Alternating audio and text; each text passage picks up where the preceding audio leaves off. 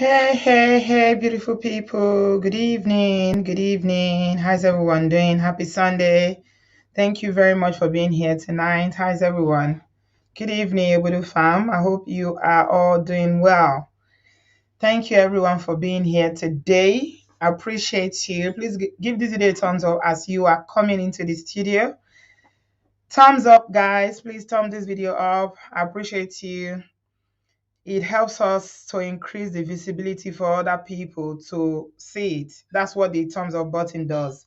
The thing about the live stream is that for some reason, live stream don't get as much exposure on YouTube like the normal videos.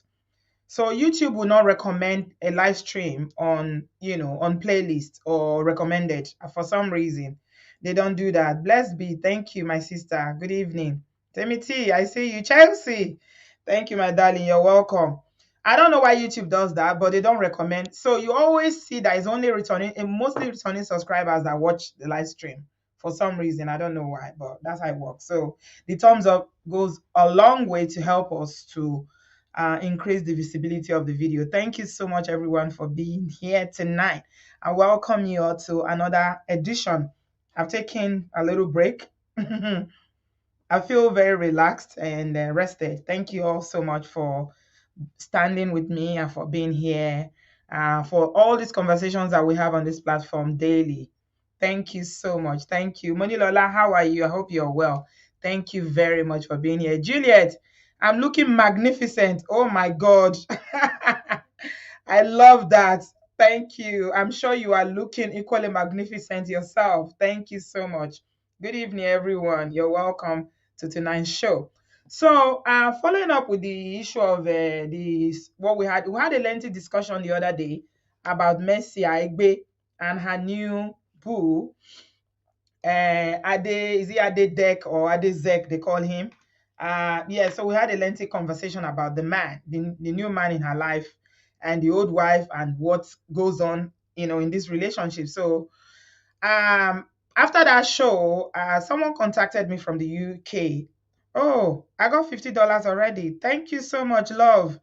Oh, I appreciate you. God bless you. Please, guys, use the use the dollar sign, yeah, to support us. If you want to support us, God bless you. Let's support Auntie B always. She's always since she's always a live stream. Thank you. These live streams are not easy. I'm telling you, they are not. The short videos are easier because you just do it back, 30 minutes, 20 minutes, you are done. But this one's, but we can't have a conversation if it's only I'm the only one talking. So I push myself because I want us to talk. This is what we are all about. Thank you. Yeah, we are all about promoting the awareness and having this conversation. A lot of people listen to the conversations that we have, and it helps them to make decisions about their own lives. It's not everybody that can come forward. It's not everybody that can share. It's not everybody that some people are so into a lot of difficulties in their relationship that they don't know what to do. But when they listen, it helps them.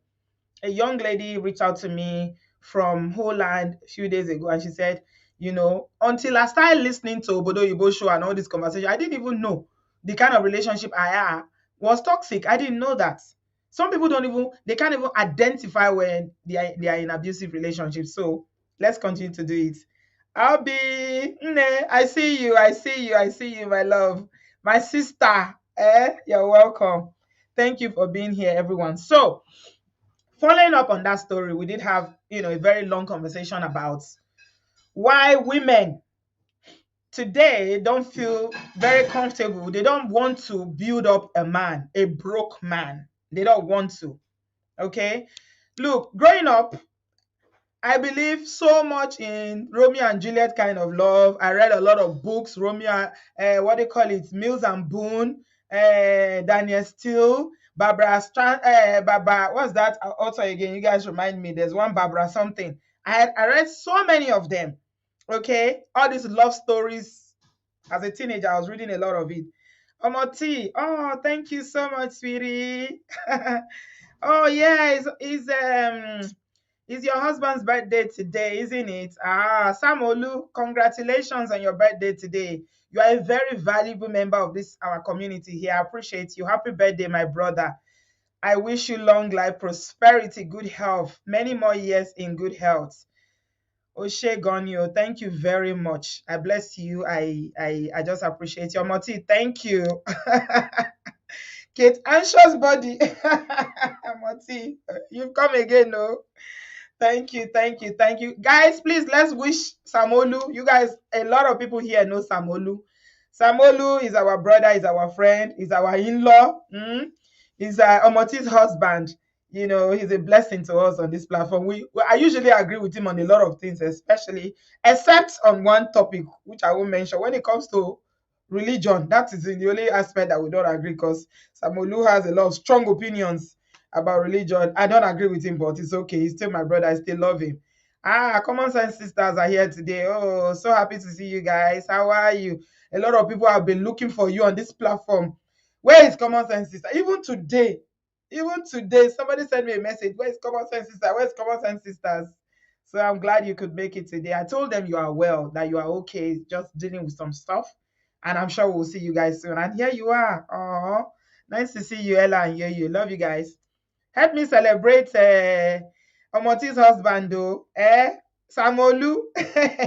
Our very own Samolu. He's a feminist. Let me tell you, Samolu is a feminist. He's always fighting on the corner of women. He sees women as equals and he treats us with a lot of respect that we deserve. And it's all about equality for him. That's one thing I love about him. He doesn't see us as some substandard human being that need to bow to him because you are his wife.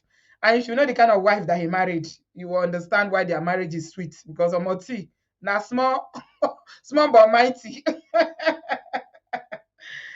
Thank you all so much. So, going on now with the story, enough of the chit chat because of time. Samolu will celebrate your birthday. We'll have to find time to come and celebrate you. We'll celebrate it, okay? Thank you. Thank you for being so valuable to us. We appreciate and love you and your family.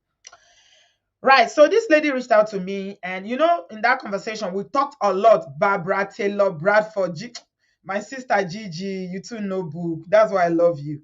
You know book too much. You are so smart. Barbara Taylor Bradford, Daniel Steele. How many of you read those books when you were growing up? In secondary school, I filled this my head with a lot of junk, man.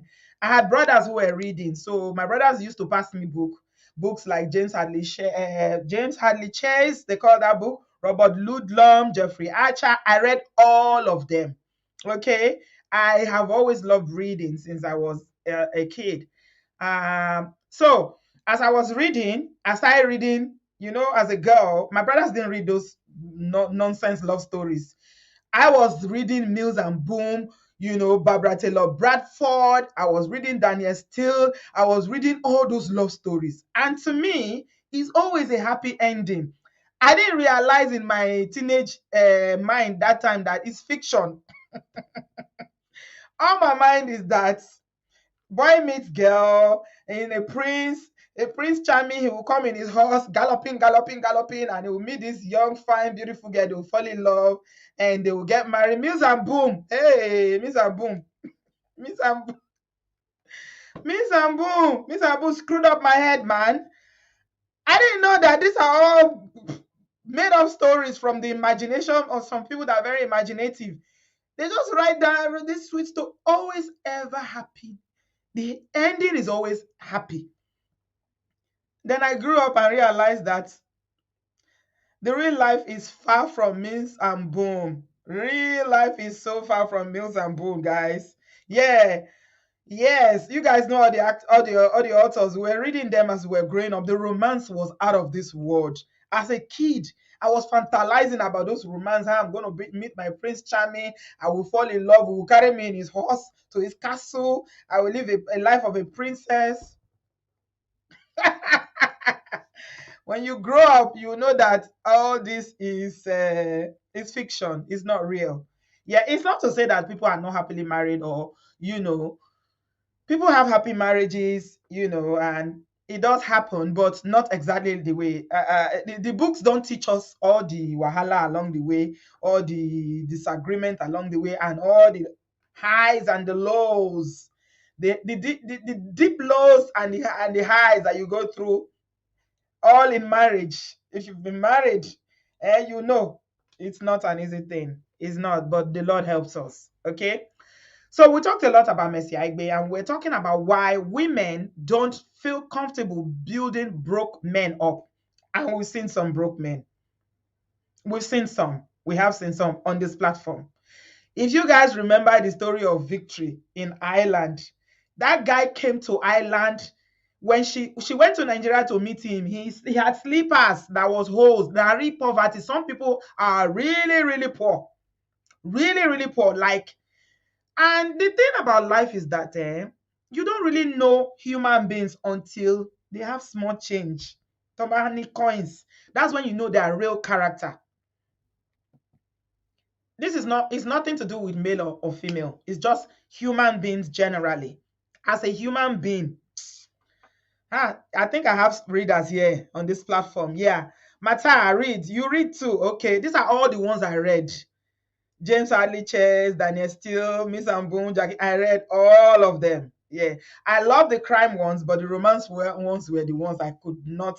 I still have, if I go into my book, my book shelf now, you see Sidney Sheldon there. You will see some Jackie Collins there. I still have some Jackie Collins in this house. Yeah, so life is far from all those, life is far from Mongo Park. The books didn't teach us about Mongo Park. The books didn't teach us a lot of things, okay?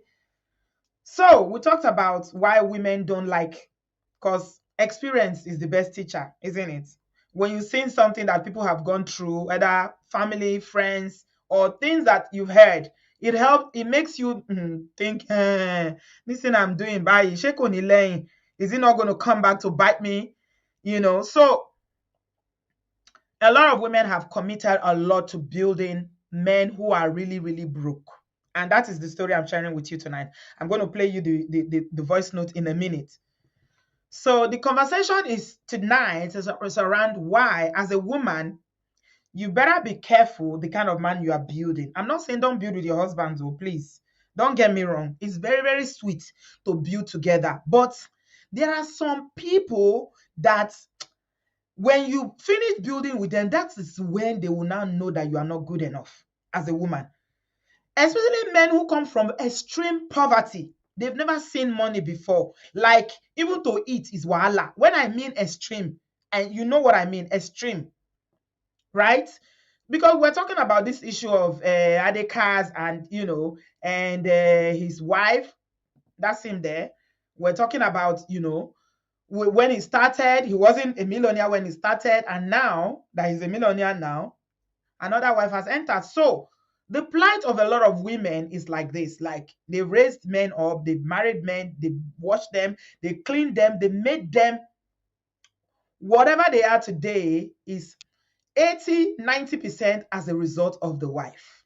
You guys remember the story of Mrs. Daramola? How many of you remember the story of Mrs. Daramola? I respect that woman so much.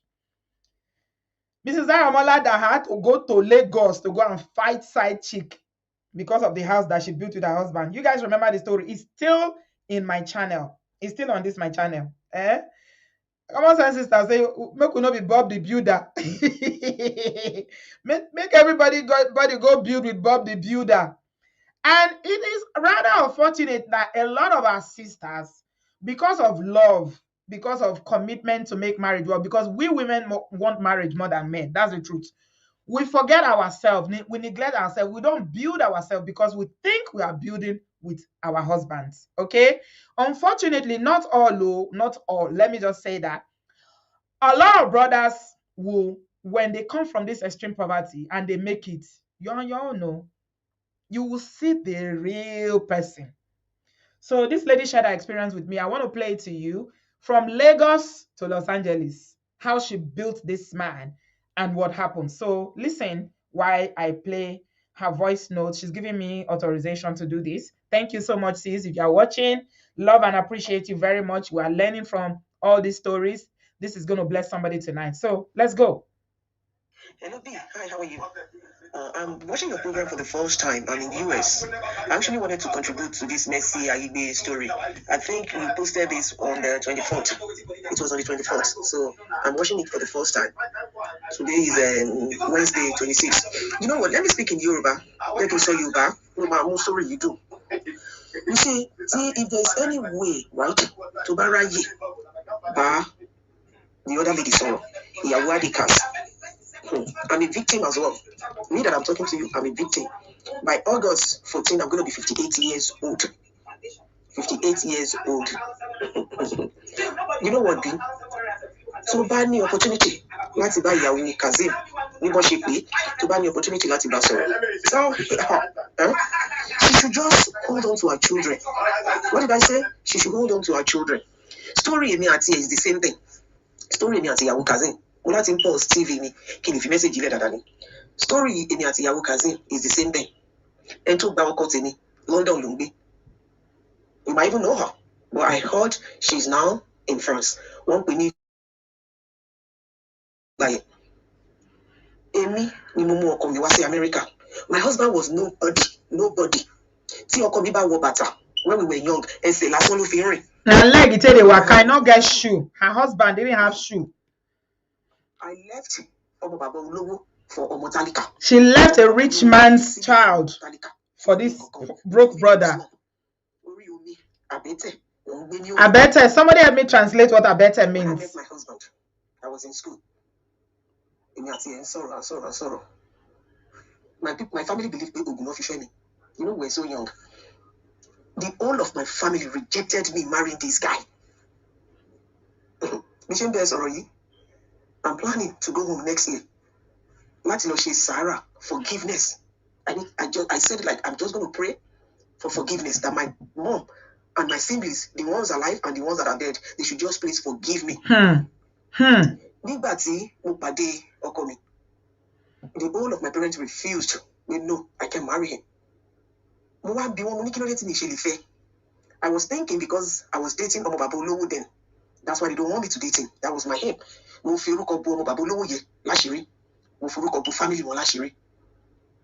And when I was young, this guy that I was dating back then, the father would be number 2 or number 3. The person she was dating comes from a very influential home because she comes from a rich home as well. But she left that guy for this, the broke one. It sounded like one of the third richest family in Nigeria at that time. She left that one because of love. And the parents kicked against it. I mean, you can't even, I'm even talking about marriage. You can't date him. No. One man roomie. My mother had a cold room. Big cold room. Anti-idea. You know, frozen food. We have a very big cold room. So that's her mother's business. Her mother was into cold food business. Come and buy from us. Yeah. So, cold room. I buy 1 box of the eja that I would take in our cold room. Mama told you other cartons of food if the family of my ex did not see me, they will not eat. You see how poor they were? Without her, the family of this man she married cannot feed. That's how broke they were. When my ex came to our store, our cold room, sorry, Iran. You know, I want your now. Because it's some money for the first time. I'm the youngest in my family. We're 6, so I'm the fifth child of my mom. To cut the long story short, eventually I got married to him because even if I wasn't with him, just go out and I'm coming back. So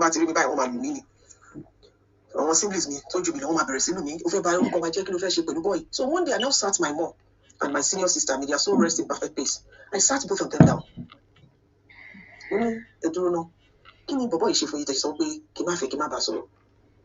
you know what he told me? I think that was what really her family told her when she asked them why they didn't want her to marry. They told her that rich men's children should marry rich men. Poor people should marry poor people. But she kicked against it. She did not agree. She said, if a rich person doesn't marry broke person, how would they become rich? You can marry him. We started the journey. Thank you, Amber. I was brought abroad to America. So they just have to look for a way. America. My brother came down to Nigeria just to come and take me to America. Do you know what I did? Hmm. Me. When I Hmm. got to the airport, I got my boarding pass, I got everything. Hmm. I was at the boarding gate. In fact, I was at the boarding gate to get into the plane. My brother was there. Do you know what I told my brother? She said she wanted to go and ease herself. At the boarding gate, this her sister escaped just because of this guy. So my brother was like, Boarding gate to enter plane. She deceived her brother that she wants to go toilet. She ran. I'll wait for you. So,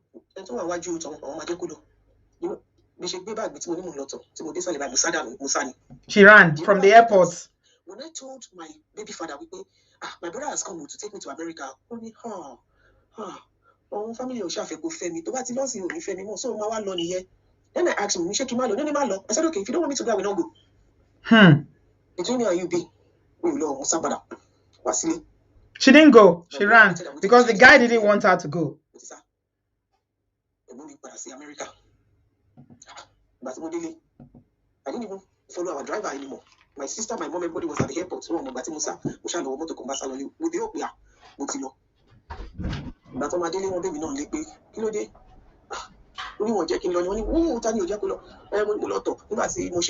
were like, come on, what's going on? That's not one. The money that was given to me, $200,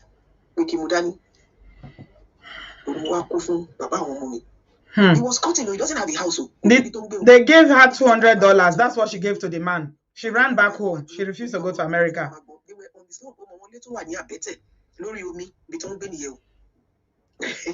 They live in a house that is slum. The boy's father, her ex-husband lives in a slum. Slum.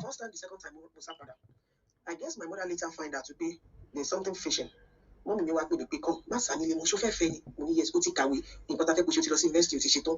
massa, the mother finally gave up when she kept running away. Several attempts to take her to America. She kept running. So the mother said, you want to marry him? She said, yes. It's okay. They agreed. So we went to the registry. They married. It was my own immediate brother that followed me. You know the funniest thing? We have almost 5 cars in our house. My parents did not give me 1 car on our wedding day. It was a taxi. That should ring bells. She took a taxi to the registry because the parents refused to give her a car. I got pregnant. What's in plans? They called my brother.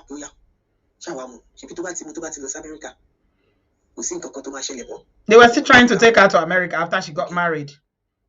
I called him. Hey, man, woman in Los America, I only came low. So my mom convinced him to take away Los America. I need be more his own.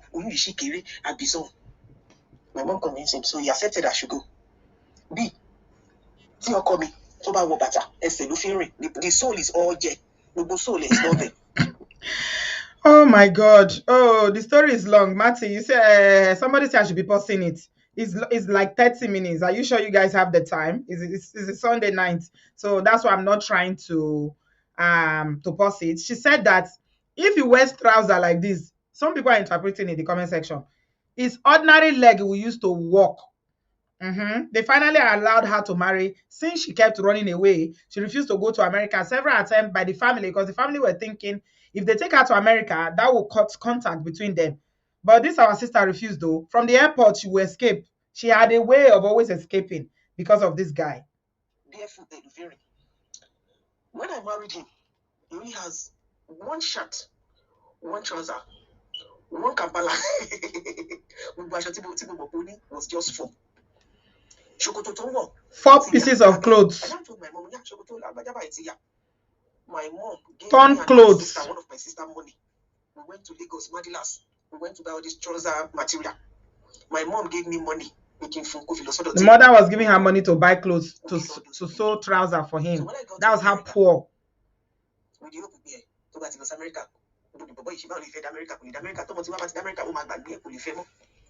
Guess what I did? He was the first person I sent money to when I started working. owó iṣẹ́ mi tí mo kọ́kọ́ gbà báyìí òun ni mo kọ́kọ́ send owó yẹn sí mo ní here this is the money o fún dáàdi ẹ lówó. The first money she earned in the US, when she finally went, this grinding machine sent to the man. àfi lo ata so income àlè máa wọlé fún Hmm. òun náà kò ti ń ṣiṣẹ́ and I was sending money to him. After 3 years tí mo dé America I found a way I sent for him pé kó máa bọ̀ America. 3 years later she sent for him to come to the US. Mo ní kó máa bọ̀ America ó wá sí America o. I sent him to school. She sent him to school in America when he got there. I was working, he was working. I was working as a nurse. When I got to America, my brother sent me to school. I did my LVN. And I was working 3 jobs. I would send money to him, taking care of myself here too. She never bought anything for herself. She will do a shopping of a full suitcase for him to make him look good. 3 months. What's the plan? After she had her first baby, she took the baby to Nigeria after 3 months. They said, no, you can't see your child. So he called me. I was so mad at my mom. Why? She bought money. She didn't That means that's a daughter. Only no. I brought him to America. We became very, very rich. We need big store, American B. We for everything. Only shop Taken beauty supply, American B. I live in California. They became very successful. She now started doing business. She had a massive shop in Los Angeles. They don't know about my store. Stella Obasanjo, whenever she comes to America, comes to Los Angeles, she usually comes to my store. She said the former first lady of Nigeria, the late Stella, used to shop in her shop in Los Angeles. That's how successful she was. Eventually, this guy started having extramarital affair in London. He started having affairs. The lady name is called Kudi. She lives in London. I had a twin. Only my first child was a girl. My second child was a set of twins. I never knew anything. Only extramarital affair. I must send the $500. See girl in London. You'll be sending $500 to the girl he met in London.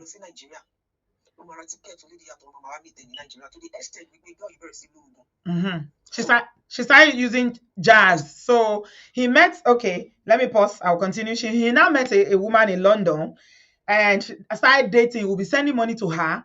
He will say he's going to Nigeria. The woman will go and meet him in Nigeria. And she started jazzing, using jazz. She started using jazz. Okay? I should raise the volume a little. Can you guys not hear? Uh-oh. This is the highest volume, oh, my people. Raise the volume of your thinking, of your device. Yeah. Okay, let's continue.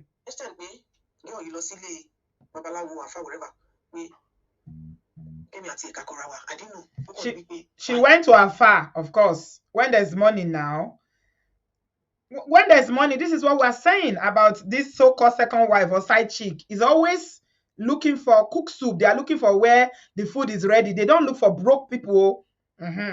It's people that are successful they look for. So this side chick now went to Babalawo or Afar to go and do jazz that this woman, our sister, her marriage should be broken.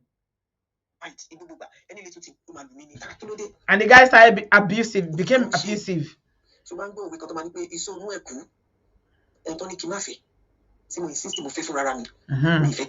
was ashamed now. She cannot tell her family because they told her not to marry him.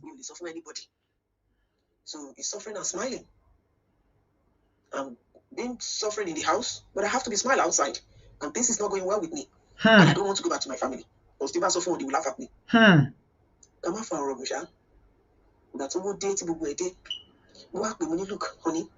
Let's go back to Nigeria. Money in my own town. When my mom, brother, that's my uncle, called me, yeah, there is a land, Kiwara. They told her to go and buy a land. She told the husband, say, no, it's not her, it's the husband that will buy it. She said, no, he said, no, it's your hometown, I'm not buying a land there. You don't want it? No problem. I will buy it. So she said, okay, if you don't want it, I'm going to buy it. So she bought it. And she built a house there. To pay that money. So my mom balanced it up for me. My ex went to Magodo to buy a land. True, Obirin. Do you know what happened? They collected that land from him. He went to buy a land in Magodo, but lost it. 419. I sent money to him. And she sent the money to buy the land. About this house. My brother built house in Magodo, and that's where my mom actually wants us to build our own house as well. And you know, if first of all, not know you, he went there through a girlfriend. At the end of the day, that land was collected from him. He left again. He came back to America. He left again to Nigeria. Another trip. I don't know if Oloralesi Aja through ex-girlfriend then, and to ferry. Parents, you know, actually, this lady I was telling you, she's even older than me. He meets to fair before me, to dates before me. Let me put it there.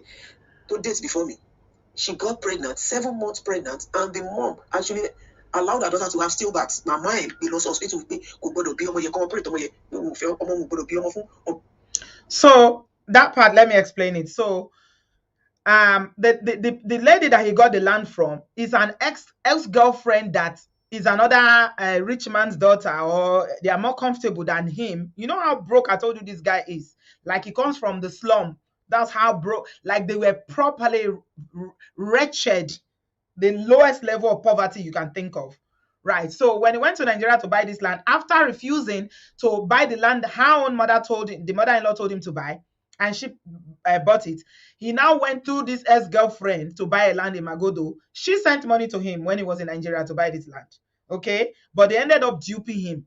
There was no land. They've collected the land. So she's saying there that the parents of this ex-girlfriend, it got so bad that when this girlfriend, the ex-girlfriend got pregnant, the parents said, you must not marry him. So they can't go come up belle for him in desperation, so that the girl will not marry him.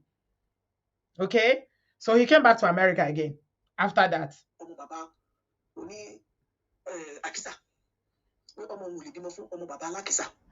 Because that auntie then, the father was a chairman of a local government. The family say you can't marry him. He's from the slum. Eventually, my dear, we went to Nigeria. We had a very big house in Nigeria. Mansion Lako. You know what? Let's go home. Nigeria. So they decided to relocate to Nigeria after they've made so much money in America. When they got to Nigeria, this man showed me his true color. He showed her his true color. Start messing around. He was messing around. Eventually, if she can do it, it's a karma. Somebody said it on your show with me. It's a karma. And if she can actually do it and be patient, at the end of the day, she will laugh. At the end of the day, my husband ended up marrying Kudi Creation. Lady down, so I don't know how. Paris. My ex, I don't like calling him my husband actually. Baba won mommy, not to buy to see Paris. America. He now married. He married this ex, the side chick that was messing around with. He now married her. She couldn't come back to the UK anymore, so she got stuck in another country, in France. She couldn't come back to the UK anymore, but they now married each other. You know what? Go to America and go and bring all your money in America. What money? I don't have any money again. Was he asking her to go and bring money from America? Credit card. Go and bring credit card. All the money she's made since she's been in America is with this man. Remember, she got to America 3 years before she even sent for him. She said at a point she was doing 4 jobs. She was a nurse. She did business. Everything was under the control of her husband. She said, I will give my patient to this guy. Take it from me. Money, but business. Money is okay. Immediately, I left my own house. Even before I left my house, I was sleeping on the floor in my living room. I couldn't sleep in my own room. In Nigeria. I was sick. I had an attack. For 3 good months. I couldn't walk. I couldn't talk. Now they are dealing with her spiritually. This guy never asked me, what is wrong with you? This guy never tell me, sorry, and we're living in the same roof in Nigeria. Eventually, when I got better, when I said, you know what, enough is enough, I accepted Mabinu because OTD, suffering and smiling. I don't want people to know. I still have other siblings. I still have other siblings. I'm suffering in that marriage. Eventually, when I was going to leave, I left with one blouse, one jean, and one lace. She tried to leave Nigeria. Back to America. To come back to America. I came back to America. She said they attacked her spiritually. She was sick. She couldn't walk for months. She was sleeping on the floor while this man was carrying on with his new wife right under her nose. I started all over. She went to America again and started all over. I was in Nigeria for good 10 years. I did not renew my license. This one hit me.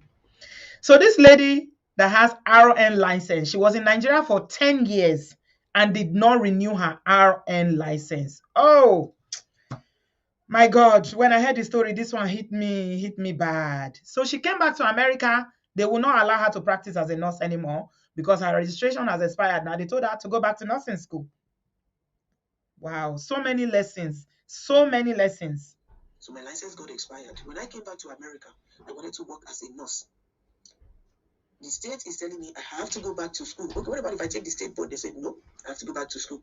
Why would we go back to school? My dear sister, a business owner, now become a caregiver. But this thing happened in 2016. This is what I actually want you to tell this lady, a DOT wife, or whatever they called her. She should hold on to her God. She's a Muslim. I can see how she's covering her head. I'm a Muslim as well. She's a Muslim. She should hold on to her God. She should continue praying. At the end of the day, my ex will be telling people that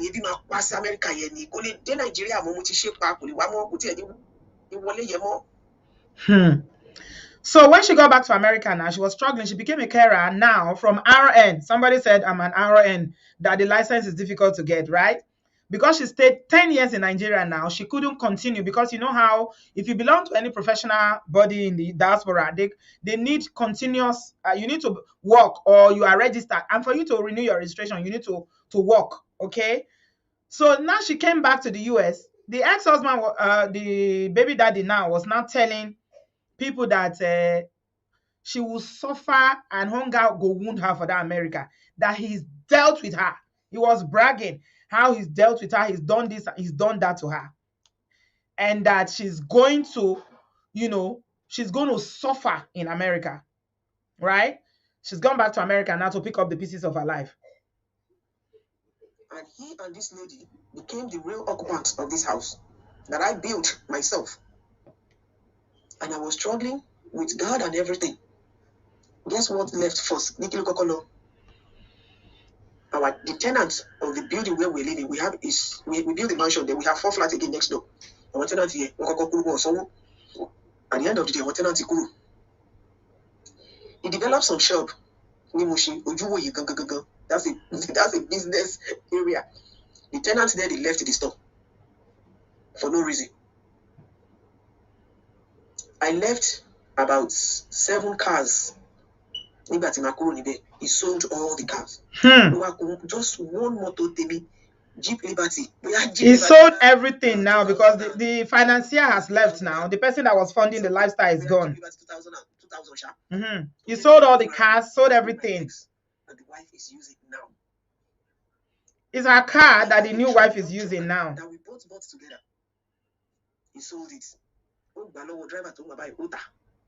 If this lady can just be patient and just hold on to her God and her children. That's my prayer then. I will be crying to God. I did not cheat on this guy. I don't have a boyfriend. She needs to search her conscience though. I did not cheat on this guy. I don't have a boyfriend. I truly love this guy. He will be measuring the guy name. No, if Jamie, you won't love me. You need a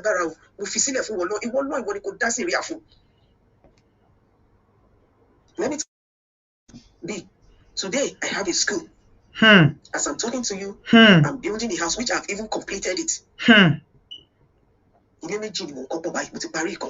Now God has restored her. She's got a school now. She's got 2 houses. She's finished one, and the other one is almost completed. So the God of restoration has visited our sister now. Everything she thought she lost in America, in Nigeria, by going to Nigeria with this man for 10 years. And he basically married another woman and started shaming her. They even, witch hunted her, cast a spell on her. She was ill. She had to drag herself back to the US to go and start from the scratch. After 10 years of living in Nigeria, she started all over again. But you see, God, he never sleeps, he never slumbers.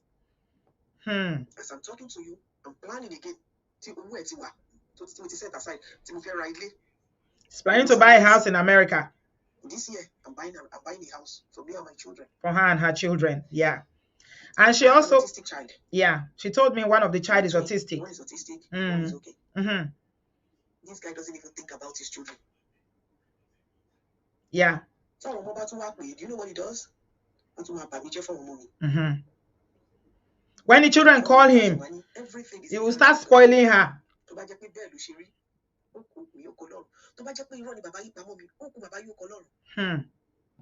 He has got a partial stroke.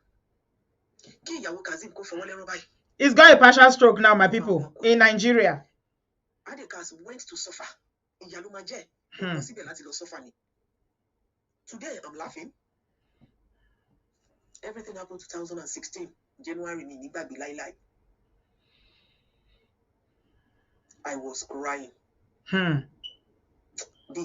If you have the opportunity to talk to Adika's wife, please just give her my story. If I have a number, I will even call her and lecture her, advise her. She's in America. She had it all. And what unfair is about any American visa, American passports. To the American passport, they are running after them. They are running after you because of your American passport and the small change in your pocket. If you didn't have those things, these women don't want you. They only want you because of what they can get or what they think they can get. I have nothing to offer them. They have nothing. This lady, I'm telling you, she lives in Paris. I don't know her. If she's standing, I don't know her. She lives in Paris. She can't even pay her rent. She lives in abroad. She doesn't have a place to stay in Nigeria. What type of a life is that? It will be really unfair. I so much enjoy your program today. Yeah. So I'm just going to leave it here. I think we've taken enough of that. Thank you so much, sis, for that. Yeah. So she basically gave me a word that if I can get in touch with Adeka's wife, which is the what's his name? The man that Mercy Aigbe married now, the first wife in America. She's just encouraging that woman, saying, I had the same journey with my husband. And I'm married, and I'm sure that, Adekas is not even from a poverty background as much as her own husband, because she said the man was living on the slum. He had no shoes. Her own mother was giving her money to go and buy, material to sew trouser. They basically raised this man up, and that is after her parents tried everything to convince her not to marry this guy. And you know what this lady said at the beginning of the story really it made me feel so. I feel for her. She's saying that she's planning to even go to Nigeria to ask for forgiveness. Her parents are no longer alive now, and some of her siblings are no more. She's going to ask, do some, I don't know what they call it, like a peace thing to say, please forgive me, appeasement, to appease them, because she didn't listen, because she was falling in love. Love is good, though. I love love. Love is so sweet. But in this day and age, when we don't know people's intention and their hearts, you don't know who loves you. And especially restitution. Thank you, Gigi. You are giving me words today. Thank you so much. Yeah. To go and do restitution. Please give this video a thumbs up if you are enjoying the story. So we are not here. I'm not here based on this story, to discourage women. If you are married, that you shouldn't build with your husband. You know the kind of man that you are married to. This message is particularly for people who are not married yet. If you are single and searching, please use microscope to search properly, especially if you are stepping down. I used to criticize women that date. Oh, they say, I don't want anybody that is not in my tax bracket. I used to look down at them and say, what's wrong with you? Are you a gold digger? It doesn't matter if you love somebody. The things you should be looking out for is their vision, and if they're hardworking. If they got the vision for the future, you can see they might not have money now, but you can see that this guy has vision. You ask him questions. Where do you see yourself in 10 years? He has a plan for his life. You will, guys that you people that will be millionaire in 10 years, you can tell from today if you interact with them. They have a clear plan. Even if things don't go the way they plan it, they will diversify, they will re-strategize. You know, when somebody is driven, and they are not just driven, because some people are driven, but they are lazy. Oh. They are so driven, but all their drive is for somebody else, to be the one that is going to be the one funding those dreams of theirs. They are not following it with hard work. If you are driven, I need to know how you are going to achieve those dreams. Tell me, what are you doing? Not just your job, your ideas. What are your plans? These are the questions that you should be asking. And unfortunately, use binoculars. Oh my God, say use binoculars. Yeah, you have to, because a lot of women have been victim. They are victim. You can hear this lady. She's planning to go to Nigeria now. That same parents that were, you can imagine Omo Baba Olowo. Omo Baba Olowo is a rich man's child. They are sending you to America because of love. This Mills Abun love. She was running away from the airport, wasting the money of the ticket. She said she ran away several times. They will get to the airport, she'll find a reason not to get on board that plane just because of this guy. Poverty written on his head. And I mean, it's not to say that it's everybody that is from a poor home like that is ungrateful. But my point is that you never really know people until they make money, until they seen money. We've seen so many women here that come to tell us about the stories about how they go to Africa to marry. They bring the brothers over here. Once they see small money, hey, the real character will come out. So we have to be very observant. We have to be prayerful that God, I mean, who can know the spirit of a man? It's only God. You can date people, or you can even marry somebody 10 years, you don't know them. Okay?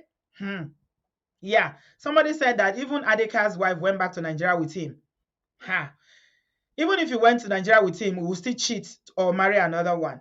Yeah. There is no guarantee. But the point is that why don't they marry when they are struggling? Why is it that they don't marry when they are struggling and that woman is standing by them? Why? Look at them. Look at this picture in the middle and look at him on the right now. This is Messi. This is him today now with Messi Aigbe, right? And that is him in the middle.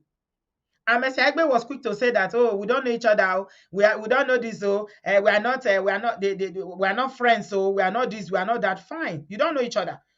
You are not friends, but you know each other one way or the other. Okay, look at them. This is the woman. This is Adeka's wife with Messi Aigbe, even if it's a party, but they are in the same cycle. Because the man is into movie production and Messi Aigbe is an actress, right? But we talked a lot about Messi Aigbe the other day, so I don't even want to talk about how today. Today, I want to talk about all these men that it is only when they have money, that's when they now remember that they are Muslims, they have to marry another wife. This sister especially, from Lagos to Los Angeles, trying to build a man up. Trying to build this Mongo Park from the slum up all the way. And when he became rich with her money that she worked so hard for, after so many bloody years, they went back to Nigeria. Do you know he's living in that house in Nigeria now, my people? Do you know, as I speak to you now, her ex or her baby that she says she doesn't like calling him her ex-husband, the father of her children is living in her house, the house that she built with her own money with his new wife. My people, I asked her, I said, my sister, at least let them go and buy their own house or build their own house now. She said, why don't you kick them out? She said, I can't fight. My children are young. They know all the afar, they know all the juju people. I can't fight. When she said that, I went cold. I just said, you know what? I think it's okay. Because fighting for property, because your leg is not as long as their own. Those people, and desperate women can do desperate things. All these side chick, the kind of waka that they waka, they go to anywhere and they will do anything out of desperation, especially when they are chasing your husband. And they think that That man now is the source of their livelihood. The man is the one that, is giving them money, is the one that is funding their lifestyle. You see how the man starts selling everything? When auntie that is funding the lifestyle is gone, they will go. They will go. Of course, the money will go down. Once the money go down, that's it. That's it. My only fear is that they will not go and sell the house, because there's nothing these people cannot do. They will sell the house. Nigeria is hard, man. No matter how much you take 100 million to Nigeria, it will finish very quickly. And if you don't have any good source of income to maintain the lifestyle that you've already established, as you're a big boy, you're chilling with the big boy. You come from the diaspora now, and everybody will expect that when you go to the club or the country club, you buy drinks for everybody. They will come to your house and expect to be fed. When they can't pay their children's school fees, it is you that will pay it. When they can't pay their rent, it is you that will pay it. When they lose their job, it's you that will give them money to sustain themselves and their family. So the expectation on you as a brother when you go back to Africa is here. Especially if you're a successful one. You are living in a fantastic, beautiful house in Magodo. Okay? They see you as, you've arrived. So, especially for this kind of brother that come from poverty, poverty has extension. Because he's made it now, doesn't mean that he doesn't have cousins, uncles, extended family that are still in that abete. How many people can you help? How many people can you save? So, you see the wahala he's put himself now. Our sister has carried herself, her children, and gone back to the US now with her children. And she's saying that even when he calls the children, he tries to say negative things against her to the children because she's not sending him money. He's living in the house with his new wife, her own sweats. So, the point of all this conversation is around why a lot of women don't want to suffer with any man anymore.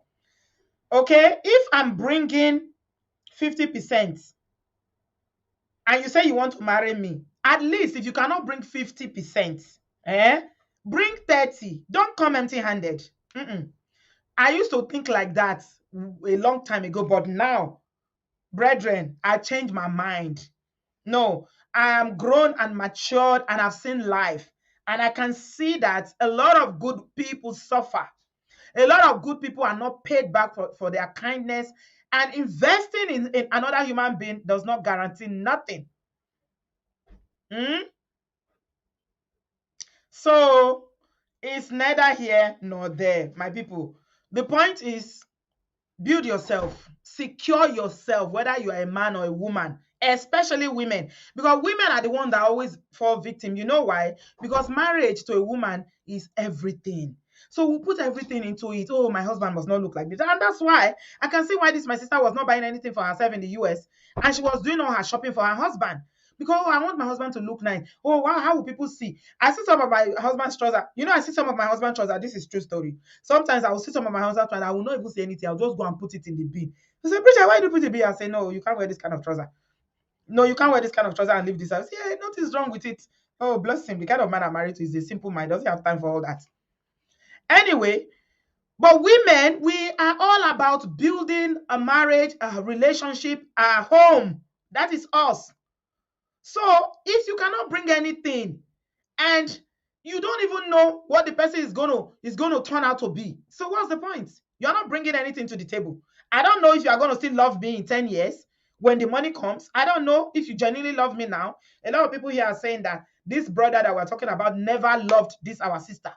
There was no love there. He saw an opportunity to step up, okay, from the abete to marry Omo Baba Olowo.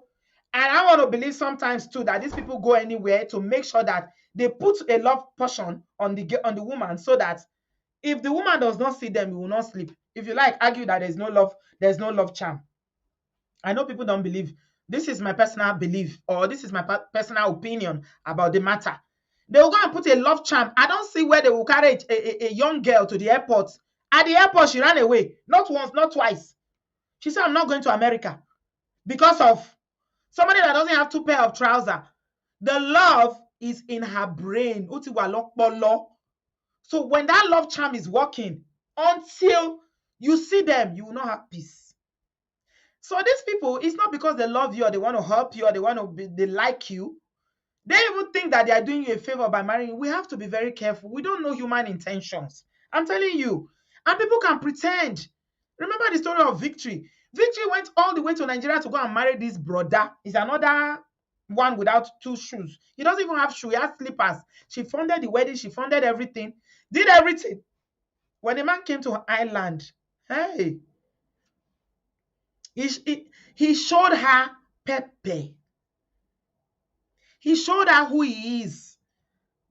As we are talking now, he's completely, if not for the grace of God, that Victory is finally building herself. She shared her story with us last year here. She's building herself now. That man, he dragged her to all the court system in Ireland.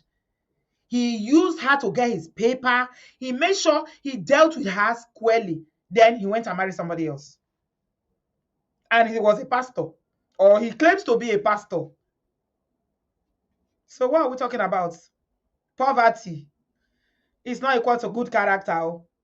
That somebody is poor and humble does not mean they are good people. All I'm saying, I'm not saying don't build your husband or don't help your husband if they are struggling. If you are in a marriage, if your husband is struggling, obviously, obodoyibo marriages before, we share the bills. Only very few people can say in their marriages in the diaspora that it's only me as a man that I'm paying everything. My wife does not pay anything, or my wife does not even buy food. Even if it's food, it's something. Food is not cheap. Some men pay all the bills. They say, okay, men who are well-to-do and they are generous, they say, okay, I pay the mortgage, I pay all the bills, you just buy food. Okay? It depends on individuals' arrangements, okay? And it depends on the understanding between them as well. Obviously, if a man that has been good to you like that, he falls, only a wicked woman will say, okay, I'm not going to help him because he's the man. No, no, no, no, no. It doesn't work like that. Choma is saying she doesn't buy anything here. Okay, you're telling us the truth, right? Because it's not everything that women say that I believe. Sometimes they don't say the truth just to cover the man. I'm not saying you're lying, Choma. But I've shared my link. If you've got something to say, it's in the comment section. If you're joining us for all, those who are joining us from the first time on this platform, if you are new subscribers, we don't do phones. Please don't call on WhatsApp. It's on the comment section. If you come on the comment section, either on your device, phone, tablet, iPad, you can't see it on television. So you need to use a device for you to enter the studio. So the conversation is around why women in these days don't want to build. They want to build up a man who is very, very broke. It's because a lot has happened. It's because of all these disappointments, and women like this, our sister, that are sharing their experiences of how they've been dealt with. So yeah, Brother Patrick, you're welcome, sir. Good evening. Good evening, my sister. Good Good to see you again. to see you, sir. My beautiful sister. Thank you. Happy Wow. Sunday. There's a passage in the Bible that says, "Can leopard change his skin?" Mhm. Yeah. And thank God for that woman. The Bible says the stone that was rejected now become the head of the cornerstone. He said it is the Lord doing and it is marvelous in our Marvelous in our sight. eyes. Yeah. He said, whoever fall on the stone shall be destroyed, and whosoever the stone fall on shall be grounded to powder. That woman don't become that stone. Oh. I Hmm. tell you, then try them. Oh. Hmm. So what I'm saying is that, make I tell our younger girls, not be everybody you feel married. Hmm. I'm not serious. I don't date girls. People say I run. I say no, not be me and this. This will not be love. And in America, when you are dating somebody or you are married to somebody, you are doing RN, the man they push you, say they go school, you no want to do anything. You better begin to find your way. I'm serious. No free lunch in America. If a man is so lazy, he's saying you go do RN, from RN, go get your master's in nursing, he just sit down there. By God's grace, I know when I went back to school, I went to university, as you went back to school in America, I have my master's now. I beg. I just tell all our young girls, run for that man. That man not be better person. All my friends, they have their masters, they're doing well. But if you see a man, we just sit down, they push you. They go home. Now they go home, they carry your money, go build house. Why not if you walk? He's the head of the home. That's a lesson for everybody. That the man is the head of the home. Make Hmm. no man no push you. Say make you they go. I not be my mind. Not be some money dey there, but women they work Mm-hmm. long hours to take care of the family. Mm-hmm. My Two wife is jobs. my wife. She's a nurse. She will call me. She mandated her to stay. Sometimes she's work 18 hours. I say, wow. They'll be mandated to work. It's not easy. She'll come. Oh, can you help me to rub my leg? So when one man just sit down there, they push woman. She no go school. They say go do am. After her, don't worry. They carry money. They go home. Now they go buy land. Forget that Uh, man. some of Forget. them go say they want do business. They want do car business. That one come up for America. Why you no Brother work? Patrick. Why you no work? Why you no work? Buy the car. Why you no work? Now you no work. Oh, wow. Small time go Hey. say, well, I don't old. I want go Nigeria. Go sit down. Go marry another wife. That's it. That's it. That's what they say. Why you guys not stay together and train our children? Children will still go to school. They go to university. You have to be there as a role model. Waiting the wrong go they go do for Nigeria. Make our women shine their eye. I waited the color. When the man says going to Nigeria, carry all the money when he's supposed to be there. I have teenagers that go to their university. Me and my wife, we are watching them. When they begin to Hmm. start their character, you know what I mean? All Mm-hmm. these are our children. You have to be there. You know, they look at you as a role model. Mm-hmm. You have to be there for this kid, not be saying one man can't go Nigeria, go sit down. You there, they work 24 hours. How will you take care of your kids? Mm-hmm. Mm-hmm. So our women, when man says sit down, you they do and they do this thing. He's a lazy man. What is he doing? And you carry money, go home, go beat now. Well, And that's I'm, what I I'm want to pretty sure. Thank you very much, Brother say. Patrick. Always appreciate your contribution, sir. God God bless you. bless you. God Yeah. bless you. I too like you, Brother Patrick. Oh my God, I too like you because they say because you be man make you support men. You they talk true, whether you favor men or not. You say it as it is, and that's just so wonderful. Thank you so much, my Yeah. brother. God Sure. bless you, Yeah. sir. Yeah. God bless you. Yeah. So that's it. I don't hear him from. He's a man of God, though. Brother Patrick is a pastor. But now this kind of pastor that he says it, he just if you've listened to him on this platform, the side nonsense. The side nonsense. He say run around from lazy men. Prestige says, you are telling my story, oh. Okay. Come into the studio, Prestige. Let's hear briefly from you. The link is in the comment section. Okay, let's move on very quickly so that we can take as many people as possible. Boss Mommy, good evening. Welcome. Hi, boss. Can you hear me, boss mommy? Okay, we're moving on. Oyi. Oyi, can you hear me? All right. Unmute yourself, Oyi. You're muted. Unmute your device, please. Okay, your device is still muted, so we'll move forward. Hi, Desire. Can you hear me? Yes, I can. Okay, finally, somebody can hear me. Hallelujah. So it's not my audio that is bad. All right. You're welcome. Where are you joining us from, and what do you have to say? Dallas, Texas. Oh, you're welcome. Yeah, good afternoon from this end Okay. and all that. So, what I have to say is it's quite alarming how a lot of men do not want to work, or they leave the woman to do all the jobs. And most of the time, women get carried away with the fact that, oh, my husband, my this and all that, and not putting into consideration of the man should take up a responsibility of doing something and not let the woman just do everything. Mm-hmm. And in this woman's case, she puts in body, soul, and mind, Mm-hmm. skeleton, blood, and everything, because working as an RN is not easy. Mm-hmm. The schooling alone before you even go into the workforce and all that, then how much more everything goes down the drain because you're married to, should I use the word, is it Nikompo? Like you now marry a good for nothing as a man and all that. But it's quite alarming. But thankfully, she was able to get back to her feet and all that. Mm. And being Mm. being human, we humans we are just naturally wicked. We are Mm. naturally wicked. You see, you help someone, the person decides not to even do the needful. I have a personal experience within siblings. the youngest, I would say my younger sister helped her elder sister in a way, paid rent, did everything, and only for her elder sister to now come and tell the younger sister to pay her for just bringing her to the US. Hmm. Forgetting that you're living in your younger sister's house for 2 years, you didn't work.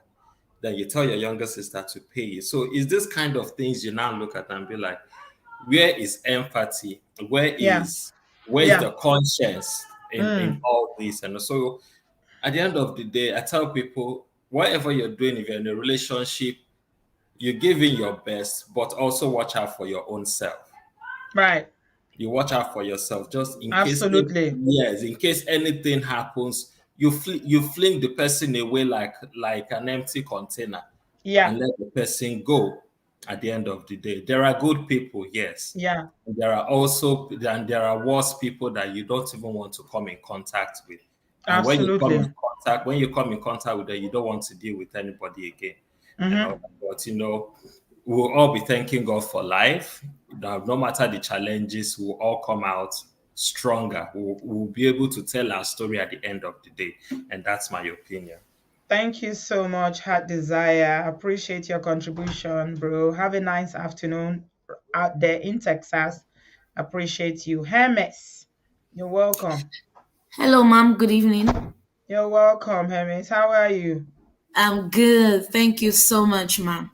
You're welcome. I've been watching your program for quite some time, but today is the first time I will be calling on this show. I really appreciate what you do. Thank you so much. The first thing I would like to say is that we women, we should know one thing straight. We should get it straight. Mm. 70% of men are polygamous in nature, either you like it or not. I'm a woman Okay. and I'm a psychologist. So I'm talking with experience and what I've seen in my field. Right. Men are polygamous in nature. You like it or not, at some Can, can point in I time, ask? it would sneak around. Mm. So Can it I would ask a sneak around. question? Yeah, go ahead, ma'am. Are women also 70% polygamous in nature? No, no, no, we are not. We are not. When a woman loves you, we love genuinely. We are with loyalty. Most women have integrity than men. But when it comes to men, they are polygamous in nature.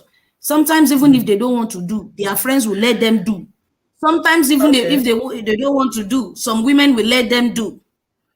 Now, Okay, I talking don't about I don't this, agree with that statement, but I'm going to allow it. I mean, it's your opinion or but I don't agree okay, with it. Let me just say I don't agree that 70% of men are polygamous in nature. Everybody is yeah, polygamous in nature. That's of my own course, personal absolutely, opinion. But you see yeah. what makes the difference is discipline and self-control. We are all Thank you, ma'am. polygamous. I can Thank you, see a ma'am. hot guy out there now. Look at my husband and say, look at I will look at the guy and say, wow, this guy is hot. If I'm not disciplined, I will say, hi, Yeah, can I have your number? And I will follow it yeah, up. Because I'm yeah, married and I've been married for so long does not mean that I don't see fine guys. I see them. yes, They are everywhere. yes, But I yes, choose not to follow up on that because yes. of self-control, discipline. We are all polygamous. That's my own personal opinion. Anyway, let's go on. Thank you, ma'am. Thank you. The reason why I said that it weighs heavily on the masculine side is Yeah, this. With yeah. what we are seeing on social media these days, Mm-hmm. before, if it was in the 90s or early 20s even, you would see that women, when a man tells a woman, I'm married, they will run away. Most women will say, excuse me, no, I don't want to do this. They will go. These days that we are, even if a man tells a woman, I have 5 wives, some girls will stay. Some women When even will stay. They when would were they agree to running do. away? Sorry, You Hermes, know, you said they were running before away. before They used it's to not run as away. before it's not as heavy as this now. Before, ma'am, you know what I'm saying. Before, even if a guy tells you before, I have a girlfriend, a lot of girls will just say no, I'm not interested, they'll just go. But these days the fact is they are ready to do it. In fact, some women enjoy to destroy homes. If you are Yeah. married and you tell them I have a wife, that is when they want the man. That Mm-hmm. is when they want to do that man. Do you also know, Hermes, that married women get more toasters than single women? Of Do you course, know I know. that? Even pregnant women. Of course, I Oh, know. Of course, okay. I know. Of course, All I right. know. Okay. So, So let's balance that opinion because as yes, women, whether you are married or not, these days it doesn't you stop know why, brothers to come after you. Auntie B, you know why I said men are polygamous in nature that a lot of women should know. These days, Mm, we still have women who would vouch for their husband to the death. He will never that leave me. He will never leave me. He will never cheat on me. They are ready to die there. mm-hmm, My mm-hmm. first sister is in this situation and Yeah, but she no, intended for her badly. yeah, That's but it's why not I all men that literally cheat though. It's not all men said, that of cheat. course, that's why I said 70. I didn't say all men. I said Mm, 70. Majority of men will do that. Trust me, Sister B, they will. It weighs on them more than us. They will do it. Now, that's what I mm, want to say. Number two, mm, sometimes we need to know this, which because I'm saying this because from the aspect of my first sister, she's in the UK. She also took him there from Nigeria to the UK, but mm-hmm, she was having girls. They had 4 girls together. mm-hmm. After the fourth child, after the man saw that my sister gave birth again, it's also another girl. That was when the relationship started fucking up everywhere. Everything just started. The whole place was upside down. The man won't sleep at home. He would travel to Nigeria. He would leave her there. Are you Everything in the just. US, Hermes? Yes, I am. Okay, okay. Yeah. So the whole thing was just upside down Because immediately. My she sister. was having daughters. Yes, because she was having girls alone. And he thinks she's responsible for why the children are turning out to be girls. That Is is the sad part. That is and the he crazy lives part. in America. He lives in the UK with her. Now they are going to Nigeria and coming Oh. back and this and that. He ended up badly for her because now he's married to another woman who bore him a son. Hmm. But my sister will tell you, he will never leave me. I will kill for him. I will die for him. I will do this. In fact, she left nursing school. My mother put her in, you know how they learn nursing in those years in Nigeria. You go and do 2 years in one hospital. You do like this auxiliary, that thing that they wear uniform. They are in the hospital, but they are doing um so the whole thing was just upside down after that period. So I learned from my sister's excuse. Like sometimes it's what goes on the side of the women that pushes them outside, even though it wasn't my sister's fault. Eh? The man Eh? went about saying a No, no, whole lot of things. hold on again. Hold on. I'm struggling. I'm really struggling here, guys.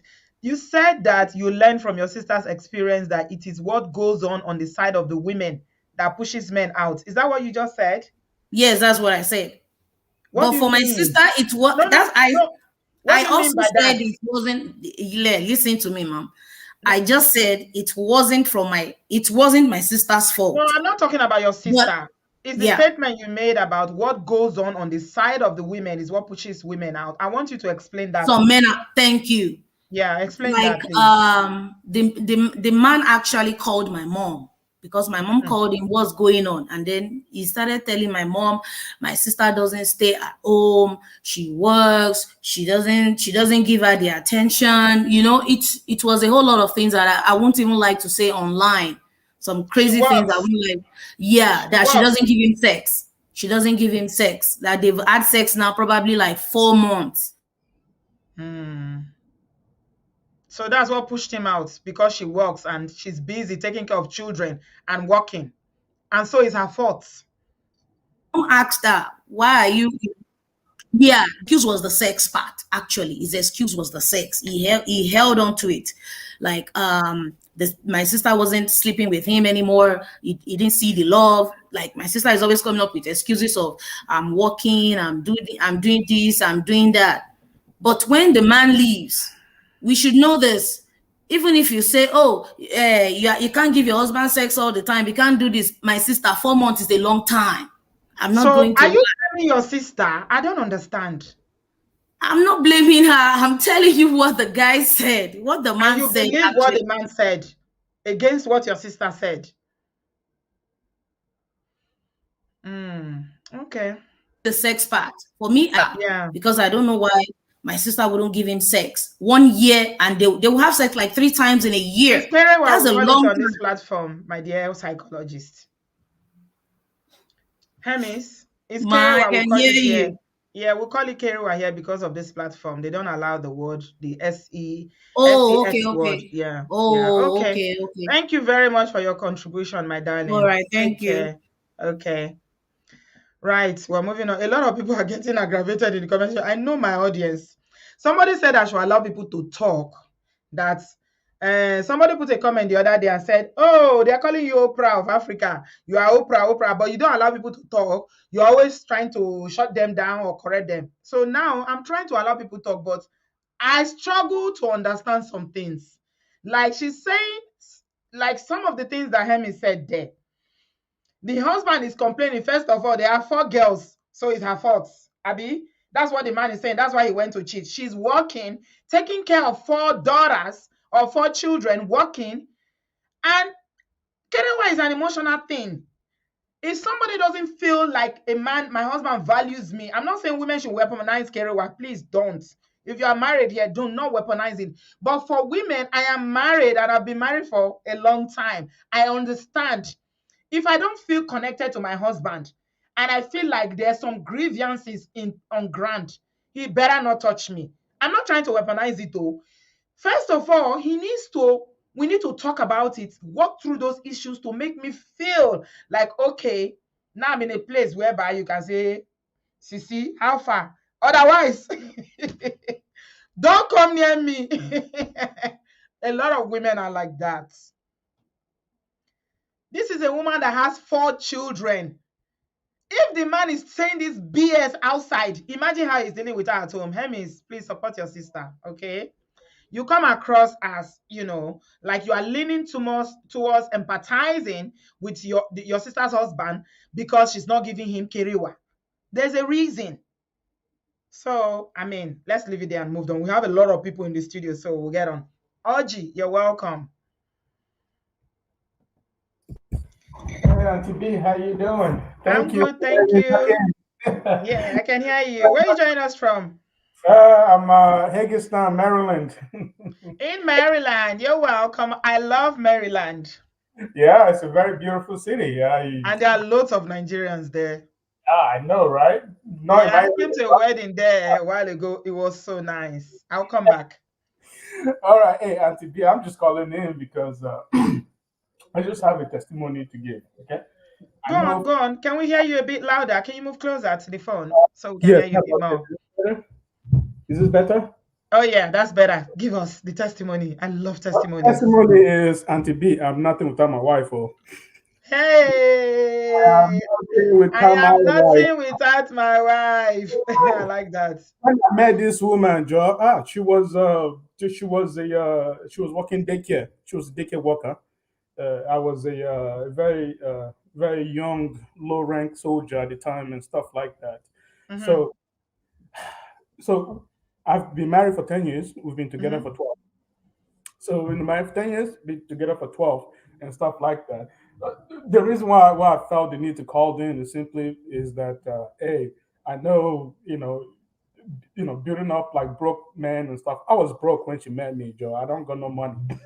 I You did have not no money. You are a broke brother. have I like how you owned up. Oh my God. But over the last 10 years, man, this woman's a blessing, Joe. Oh, I love that. The one thing where I want to emphasize is compatibility. Uh, I was 25. She was. I'm 6 months older than her, so we're both same age.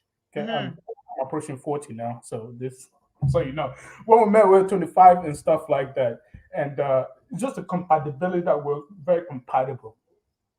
I only trust one person in this world, and that's my wife. Oh. Wow. Men like you.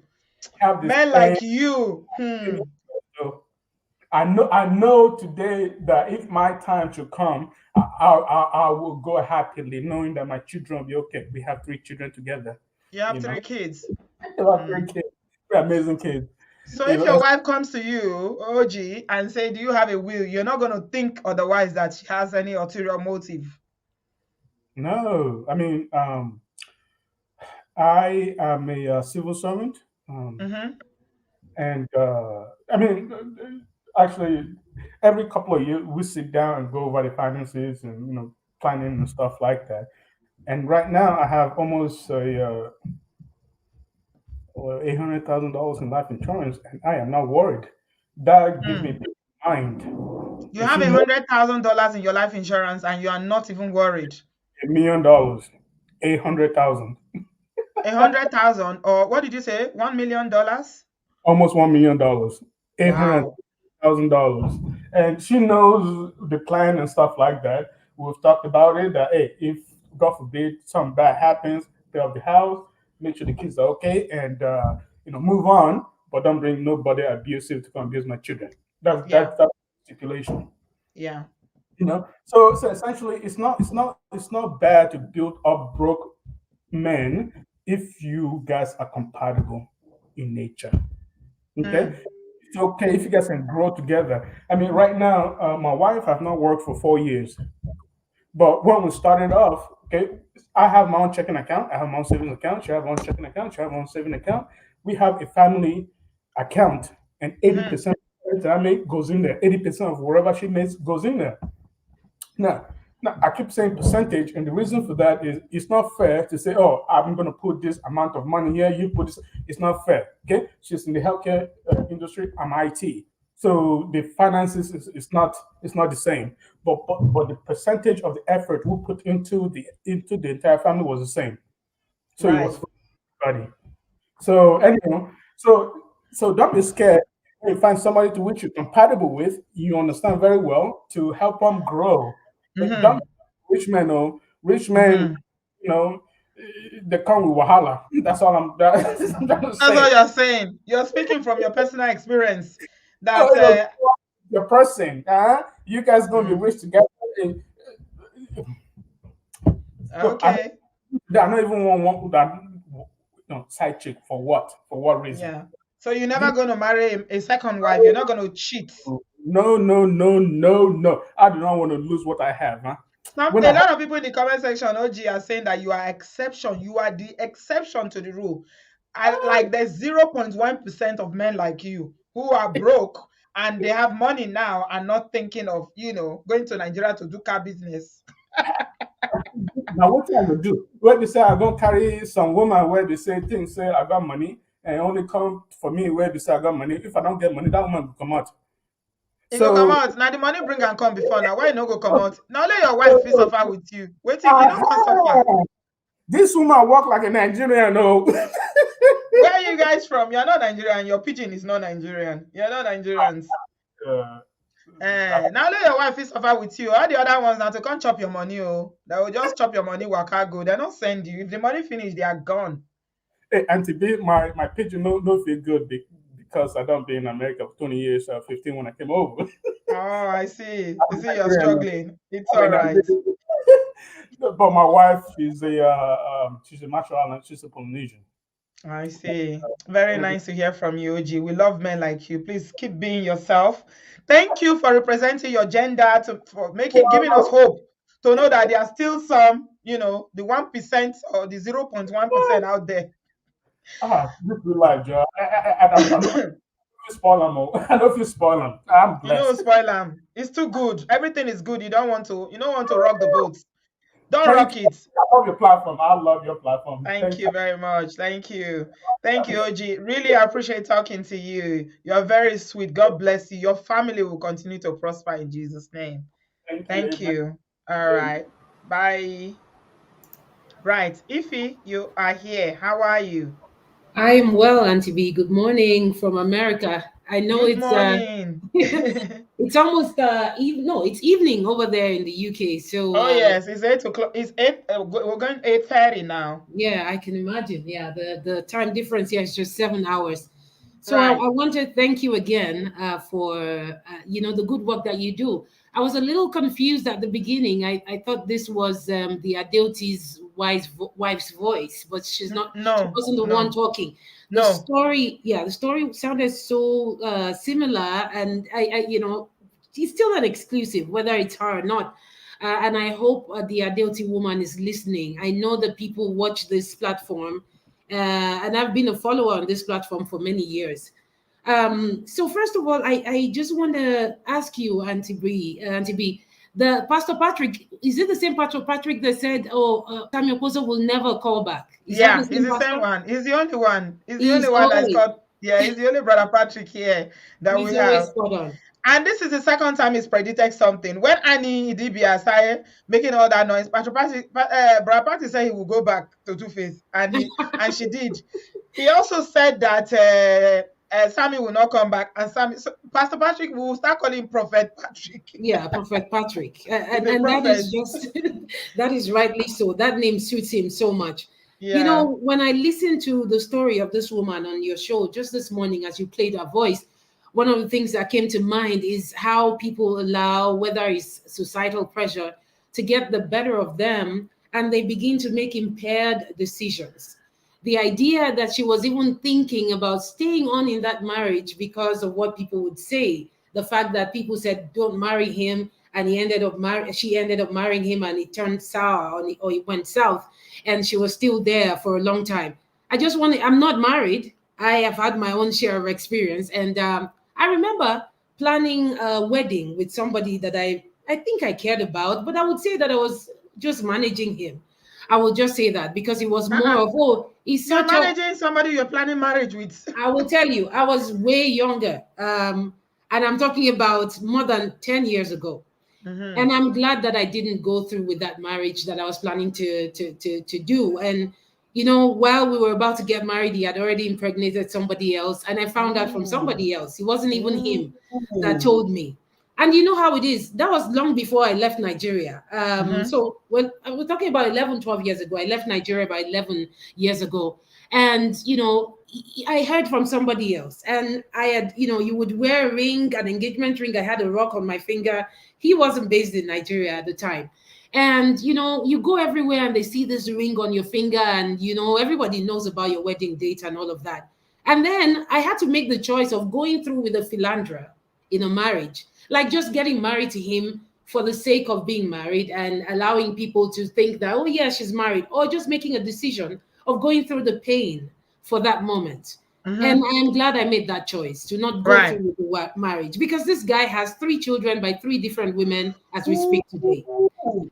And you know, when if people can think about that temporary pain that they would go through, the pain is going to be temporary. You're going to make that hard decision to save yourself a lot of future pain. Mhm. Say bye bye and walk away, instead of having to stay there for the fun of it and just, you know, wanting to please people for what they say.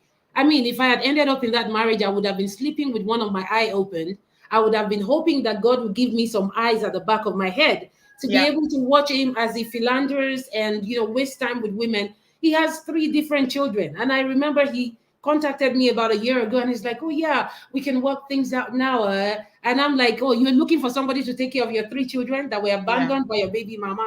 So Yeah. we should never allow societal pressure to make us go through with it. If you have made the mistake of ending up with a man that you're not supposed to end up with, you can still walk away. If you feel like you're being used, you can still walk away. Don't let societal pressure take over you. One thing I wanted to quickly add, Auntie P, you were mentioning something about, oh, we don't want to talk about Messi Aigbe today. And, you know, I'm going to just mention 1 or 2 things. One of the things that I heard or found out recently is that she used to visit this couple in Magodo. Did you not see the picture that I put there? Exactly. I Ify, saw that. I saw that Ify, picture, Auntie B. Yeah. can't you see Yeah. them together? They used That to is be so Messi. close. This is the old Messi and the They woman. exactly. They used to be On so two close. different occasions, you can see they are not wearing the same outfit. Yet she will say that Absolutely. they were never friends. Yes, absolutely, absolutely. And you know, she used to call this Mrs. Adeka's auntie, and she would, when they opened their house, they did the housewarming. Mercy was there to take a gift there, and of course, this woman's heart was so pure, and she wasn't thinking anything of it. Mercy was busy, you know, making plans and things like that. And so, yeah, I mean, this whole idea of they not being close, I do not believe that that is true. Mercy was close to this family. She was taking gifts to warm the house with them when they were doing the housewarming. So I just wanted to point that out. And I pray for Mrs. Adeoti that she would find peace. And I pray that all the single ladies on this platform would not allow any societal pressure to pressure them into getting married to somebody that they don't want to be with, as a matter of fact, or somebody who they sense might not be it. I am not ready to build up a broke man. Thank God for the last caller. He's one of the very few occasions that work out. I am not ready to build up a broke man. I didn't suffer and do so well, in school and all of that to find my way down to America just so that I can help a broke man. I'm sorry to say there are some good broke men, but I think most of them always, they show you their true colors when you've washed them up and cleaned them up, just like Mercy waited for Adeoti's wife to clean him up. What I heard was that this woman built this man, just in the case of the story of the woman who shared a story on your platform this morning. So my mom also shared a story with me this morning. I talk with my mom every morning, and she told me about how my dad got married to a woman in the village. Well, my mom, he was married to my mom in Lagos, right? And when my dad was going to the village at one particular occasion, he was like, "Oh, I need some money. I'm a little broke." And in those days, my dad was the educated one, and my mom didn't go to school. And I'm proud of what she's achieved. She didn't go to school, but she was able to raise PhDs, and that's one thing I'm thankful for. And she told me that she was doing this, these monthly contributions that they do. And it was my mom's turn. It was my mom's turn to pack the money, and it was her turn. So she packed everything. All of her friends were doing something with the money, and she gave it to my dad. My dad took the money to the village to pay the bills of the wife in the village. That's the second wife who he was taking care of. And she, the way she lives, according to what my mom told me, she just always collects things on credit, and she will tell them, "Oh yeah, my husband lives in Lagos. He will be here soon and he will pay." And my dad had to go and pay the bills of the second wife with the money that my mom gave to him. And there was something she said to me today. She said, "Be wise. Don't be as stupid as I am." May God bless my dad's soul. But my mom was actually taking care of the second wife with my mom's money, with her sweat, with all the money she was contributing. And so looking at where I'm coming from and hearing a mother tell me that every time, I don't think that I want to build up a broke man. I think we can work on something together. We'll have our things differently. I just want to thank you once more for what you do. And there's this other caller who called, and people were like, "Get this caller off." I feel people get frightened when they get connected to the studio. They lose their train of thoughts. I have a piece of paper where I'm picking my points because I don't. No, if she didn't lose her train of thought. Oh, okay. No, I don't think so. She didn't lose her train of thought. She's just, it's about our orientation and what we believe. Okay. So I think that she believes that, it's all this school of thought that believes that, oh, men can't help themselves. You see, they are polygamous in nature, especially when the wife is depriving them of kerewa. What can they do? They have to go out there. Yeah. So it's a school of thought. And there are women like that they believe that and they excuse it. But it would be interesting to know if she will have that same, if it happens to her. If it happens to her, she will take that same route that she's taking now. It would be really interesting because it's so easy for us to empathize, with the other person when it's not us as women. Absolutely. When it happens to you, I want to see what you are going to do. Exactly. That is exactly what it is. And I think I encourage women to empower themselves. I encourage women to do the best that they can. Go to school if you have to go to school. The caller who, I think it was Pastor Patrick, who said he went back to school and got a master's. I have a PhD. And one of the things that I know is that women can always go to school. Don't let anybody tell you that you have 4 children. What are you going to do with your life? Your life has ended. Don't listen to anybody. The same thing with the men as well. Women are tired of building up lazy and broke men. I think men should do better. They should go and learn some work if they have to learn it. The other caller who says he has a life insurance with his wife works in the IT department. We have a lot of data science career that are springing up every day. There is no excuse in this present day for people to be lazy, for them to sit back and expect a woman to come and pick up all their things and do all the work for them. It's not going to work. I think we should all come together and make the world a better place. And I think Auntie B here is doing everything she can on a daily basis, bringing up the stories.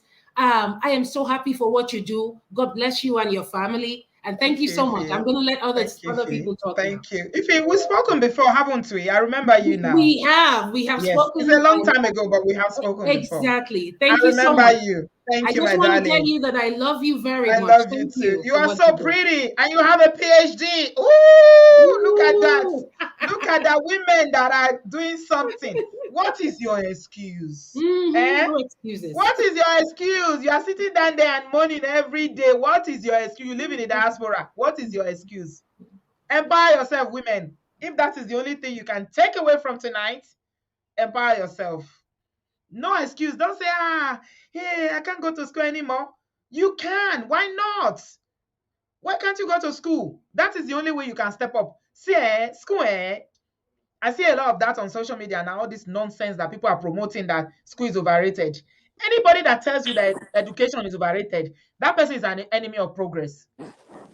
It's either you choose school or you choose Yahoo. Just choose one. Because, I mean, for our generation, I'm not talking about our kids, though. For us now, at this age that you are now, what do you want to do? Tell me what you want to do that you are going to be able to step up financially. So it's never too late. I beg, elevate yourself. Ify, I can listen to you all day. God bless you, my darling. I appreciate your call. Hello, you're welcome. Um, is it morning there? It's Evening. evening here. Where are you joining Okay. us from? I'm joining from Canada, Thunder Bay precisely. You're welcome. My best friend's name is called Aloha. Nice. You're welcome. What do you have to Yeah. say? First of all, I would like to thank you. You're doing a very good job. Even my friends in Nigeria, I keep telling them, don't you watch Obodo They said some of them will say, okay, they've watched your program and all that. It's too So long. Some people will say it's too long. yes. I know. So I know. It's not uh our fault. okay. So first of all, I'm going to come in from the spiritual aspects. You see, God created man to be the provider, the head of the family. And that being the case, a woman who starts trying to build a man is only taking a high risk. Like there are different kind of men, but I'm just going to narrow it to two. The one that has a vision and the one that's probably his mentality is just lazy, maybe from the way he was being raised. Mhm. So um if a man is not raised properly, that man could end up being the type that would always rely on a woman to babysit him. But the one who has vision, he will be striving to get to achieve his goals. Maybe he Mhm. wants to make money before he put a woman or bring a woman into his life. And Mhm. um for the men like that, many women that come into their life when they've not achieved their goals, they end up using those women. Those women get hurt because they are striving towards reaching their goals. Mhm. So the part I'm coming from now, a woman who sees a man and says that, oh, I want to build this man up, I want to do everything, maybe when he gets to his destination, things will be okay. She's just taking high risk. Statistics have shown, Mhm. it's a precedent, that most times these men do not value the women who have gone all out for them, because it is not really in their nature Mhm. for them to just stay for a woman to be taking care of them. They want a woman And they a can lot of take care of. African men actually resent women who take care of them like that. They don't like it because they feel like, oh, because you are the one doing this now. That's why you're asking me to wash plates. That's why you're asking me to hoover. So resentment will build because especially African men, they are not raised to be the one that will not provide. Nigerian men. And that's why Yes, you see building them is a bad investment. yes. So right from a very young age, I've told myself I'm not going to come and start spending my money on a man. Like I waited till I was 37 before I got married.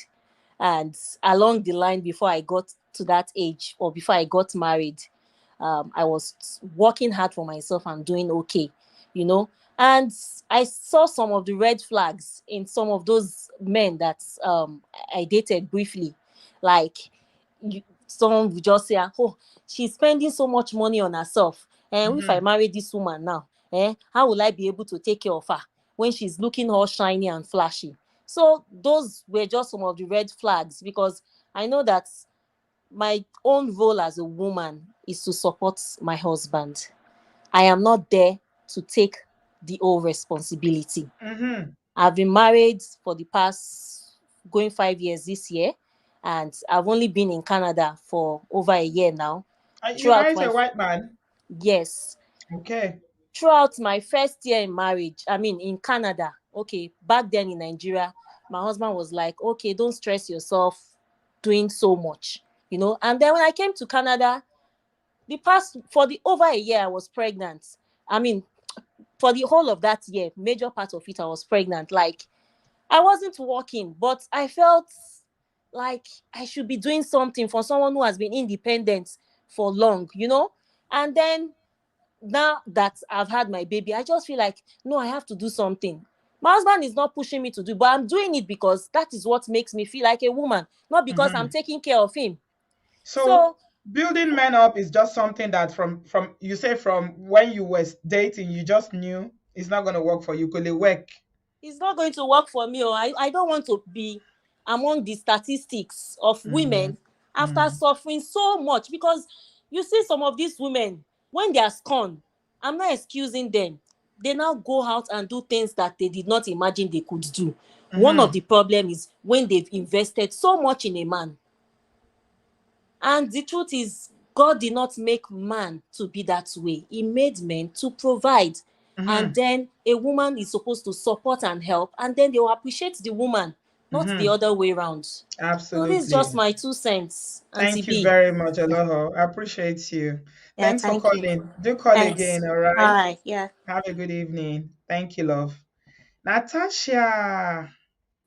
You're Hi, welcome, Natasha. How are you? I'm doing well, Auntie B. How are you? Good evening. I'm good, thank you. You're not gonna make me fall asleep tonight, are you? No. When did you fall asleep, Auntie B? That I call you because I thought I gave you joy. Your voice, your voice. I'm just teasing. Go on. No problem. So, Auntie B, this Mm, topic is very interesting, but you know me, I talk plenty, so I try not to have so much to say because I know there's other callers. But yeah. one of the things I wanted to read to you, Auntie B, there was a tweet that went viral in South Africa, right? And I Okay. didn't read part of that tweet because it's a long one. But he's this guy, it's a man who said this. He said, I can't believe my girlfriend really thinks I'm going to marry her and will live happily ever after. As soon as I get a decent job, I'ma leave her and start dating my types. The F? Hmm. People need to understand we're not entitled to be with them forever just because they are there with us when we are broke. We each have our own preference, and that doesn't make me love my current girlfriend any less. Things change, feelings change. It's a vicious cycle. He goes on and on. It's a tweet. It went viral. Like I don't remember. I just saw it on Instagram at one point. That tweet had 21,200 likes. This Hmm. and this was a tweet by a man. And obviously that started a lot of debate on Twitter and all of these things and stuff like that. But it was a visualization of how a lot of men think. Not all men, but how a lot of Mm-hmm. people think. Building a man and to be does not take you anywhere. And that is probably the first lesson that God taught me about love. Do not Hmm. build a man. I learned that the hard way, and in the short way, but the hard way. One Mm-hmm. thing I want to just bring out, I have a few points. The first point I want to say is a lot of people, a lot of men want to say they're self-made. Even those that men, and especially in Africa, you know, a lot of them, it's family, right? Like even those that are made by their father still want to be able to say, me, I did it on my own. That's one thing women should really understand about a lot of men is they want to say that I did this on my own in my own strength. They'll never say there are very few men that will now come and say it is here, I am here because of my wife, kind of like the caller before. He's so rare because he's one of the few men that will actually say I'm here because of my wife. A lot Oh of men, yes. me, I'm a big boy, I did it on my own. So Mm-hmm. that's one thing a lot of college people should understand. And then number two is I also wanted to say is a lot of men that approach you at your worst, at their worst, Mm-hmm. usually already think low of you. They Mm-hmm. because think about it. If a guy is broke, the psychology is this: if a guy is broke, right, they already Hmm. have a low self-esteem because amongst other men, they don't compare. So what they do is, so now if they're able to attract you, they must be like, you must be a low quality girl, because high quality girls don't get attracted to types like me. Do you understand? So they already think a lot of you. Number one, they usually smell low self-esteem, or they'll smell lack of self-love, or they'll smell a codependency. One of those three.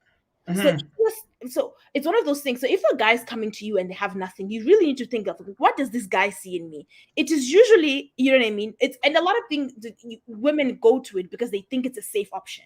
The one thing I disagree with the brother, the very, very nice brother that called in, he was like, oh, rich men bring their own wahala. That's what usually makes girls fall into this trap. They think, everybody has wahala. It's better to have a rich man wahala than to have a poor man's wahala. Trust me, because poor men they don't bring anything to the table. Exactly. So the thing about it is that a lot of women now think, oh, it's a safe option. Do you get it? No, it's not. It's not, because you don't really know most of them. You don't. Exactly. So it's like you don't really know who you're dealing with. So one of the things is, like, if you are a woman, and the thing about it's very important to know yourself and to be like, things happen in life. We all grow up in different circumstances. So sometimes you struggle with low self-esteem, self-love, and codependent. Know who you are. If you're one of those people who struggles with those three, be very careful about a lot of guys that are entering into your life, because a lot of them are coming because they can see, like, oh, I can take. They can see, like, oh, like, it's almost like a flea. They can see, like, oh, okay, I can take from this relationship. The thing about it is, if you're starting from ground zero, of which a lot of people do, right? You're all students, you know what I mean? Like, let's say, for example, you meet someone and they're both students or whatever. How do you figure out a guy with good intentions? They usually come, number one, with a plan. And usually that plan not only develops you and invests in you for the betterment of you, you know what I mean? It also invests them. They're not, if a guy comes with a plan that comes for the betterment of them at the detriment of you, that is not a guy that has good intentions in heart. That is a guy that is just coming to take and take and take.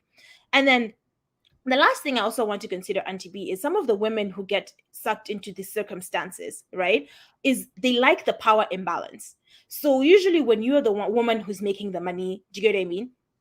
And the guy is not, it gives you a false sense of control. Like, you feel like, okay, I'm in control of this relationship.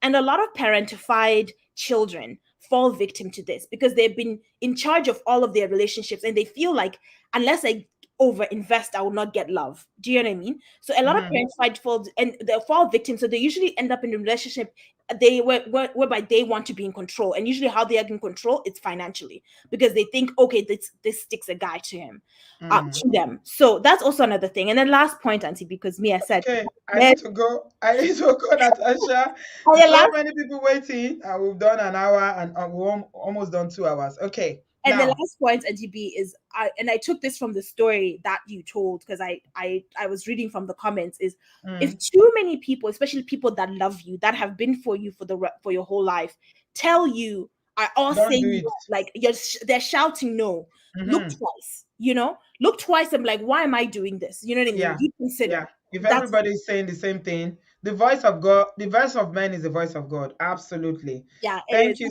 so much. I appreciate your call, Natasha. Okay. Bye. Have a good evening, sweetie. Bye. BB Greats, you're welcome. You're next. Hi, Auntie B. Hello. Good evening. Can you see this article? It is why it is unforgivable to date a broke man. Are you seeing it on your screen? Yeah? Are you guys seeing it in comment section? I'll come to it in a minute. I do my research. Oh, yes, I do my research. Yeah, I do. Go on. Oh, BB Great is gone. Oh, what happened to you? All right, let's move on. Come back if you can. I'll share the link. We're only not gonna be here for too long. We'll try not to make it long, but conversation is interesting. Lilu, hi, where are you joining us from? Good evening. Hi, Miss Auntie B. How is everybody doing? I'm calling from the US. You're welcome. I'm just calling to tell a little bit of story about what you said about why don't broke poor men marry when they're poor. Yeah. Last year, I went back to Ghana. That's where I'm from originally from Ghana. Me and my mother, we went to the market. We went to go get some stuff. And the men were talking about one of their friends getting married. So they looked at us and they told my mom, oh, do you know how you can identify a poor man? And me and my mother look at each other like, how? He said when he has only one wife, that's how you know the man is poor. Can you Okay, imagine go that to ahead. be? Yeah, that's So Ghana. this is the mindset that people, grow up learning. So once they Yeah, get a little bit of money, they said, "Oh, remember what that guy said? They only identify you as a poor man when you only have one wife. So let me just quickly do the needful and just get another wife. So they will respect me more and know that I have money in my pocket too. So I don't get yeah, all the disrespect." This is the mm-hmm. mindset that we're raised. Yeah. I don't know how that's going to change, Auntie B. Maybe your platform is going to do something in the future. Hopefully, we don't sit here 50 years from now still talking about this.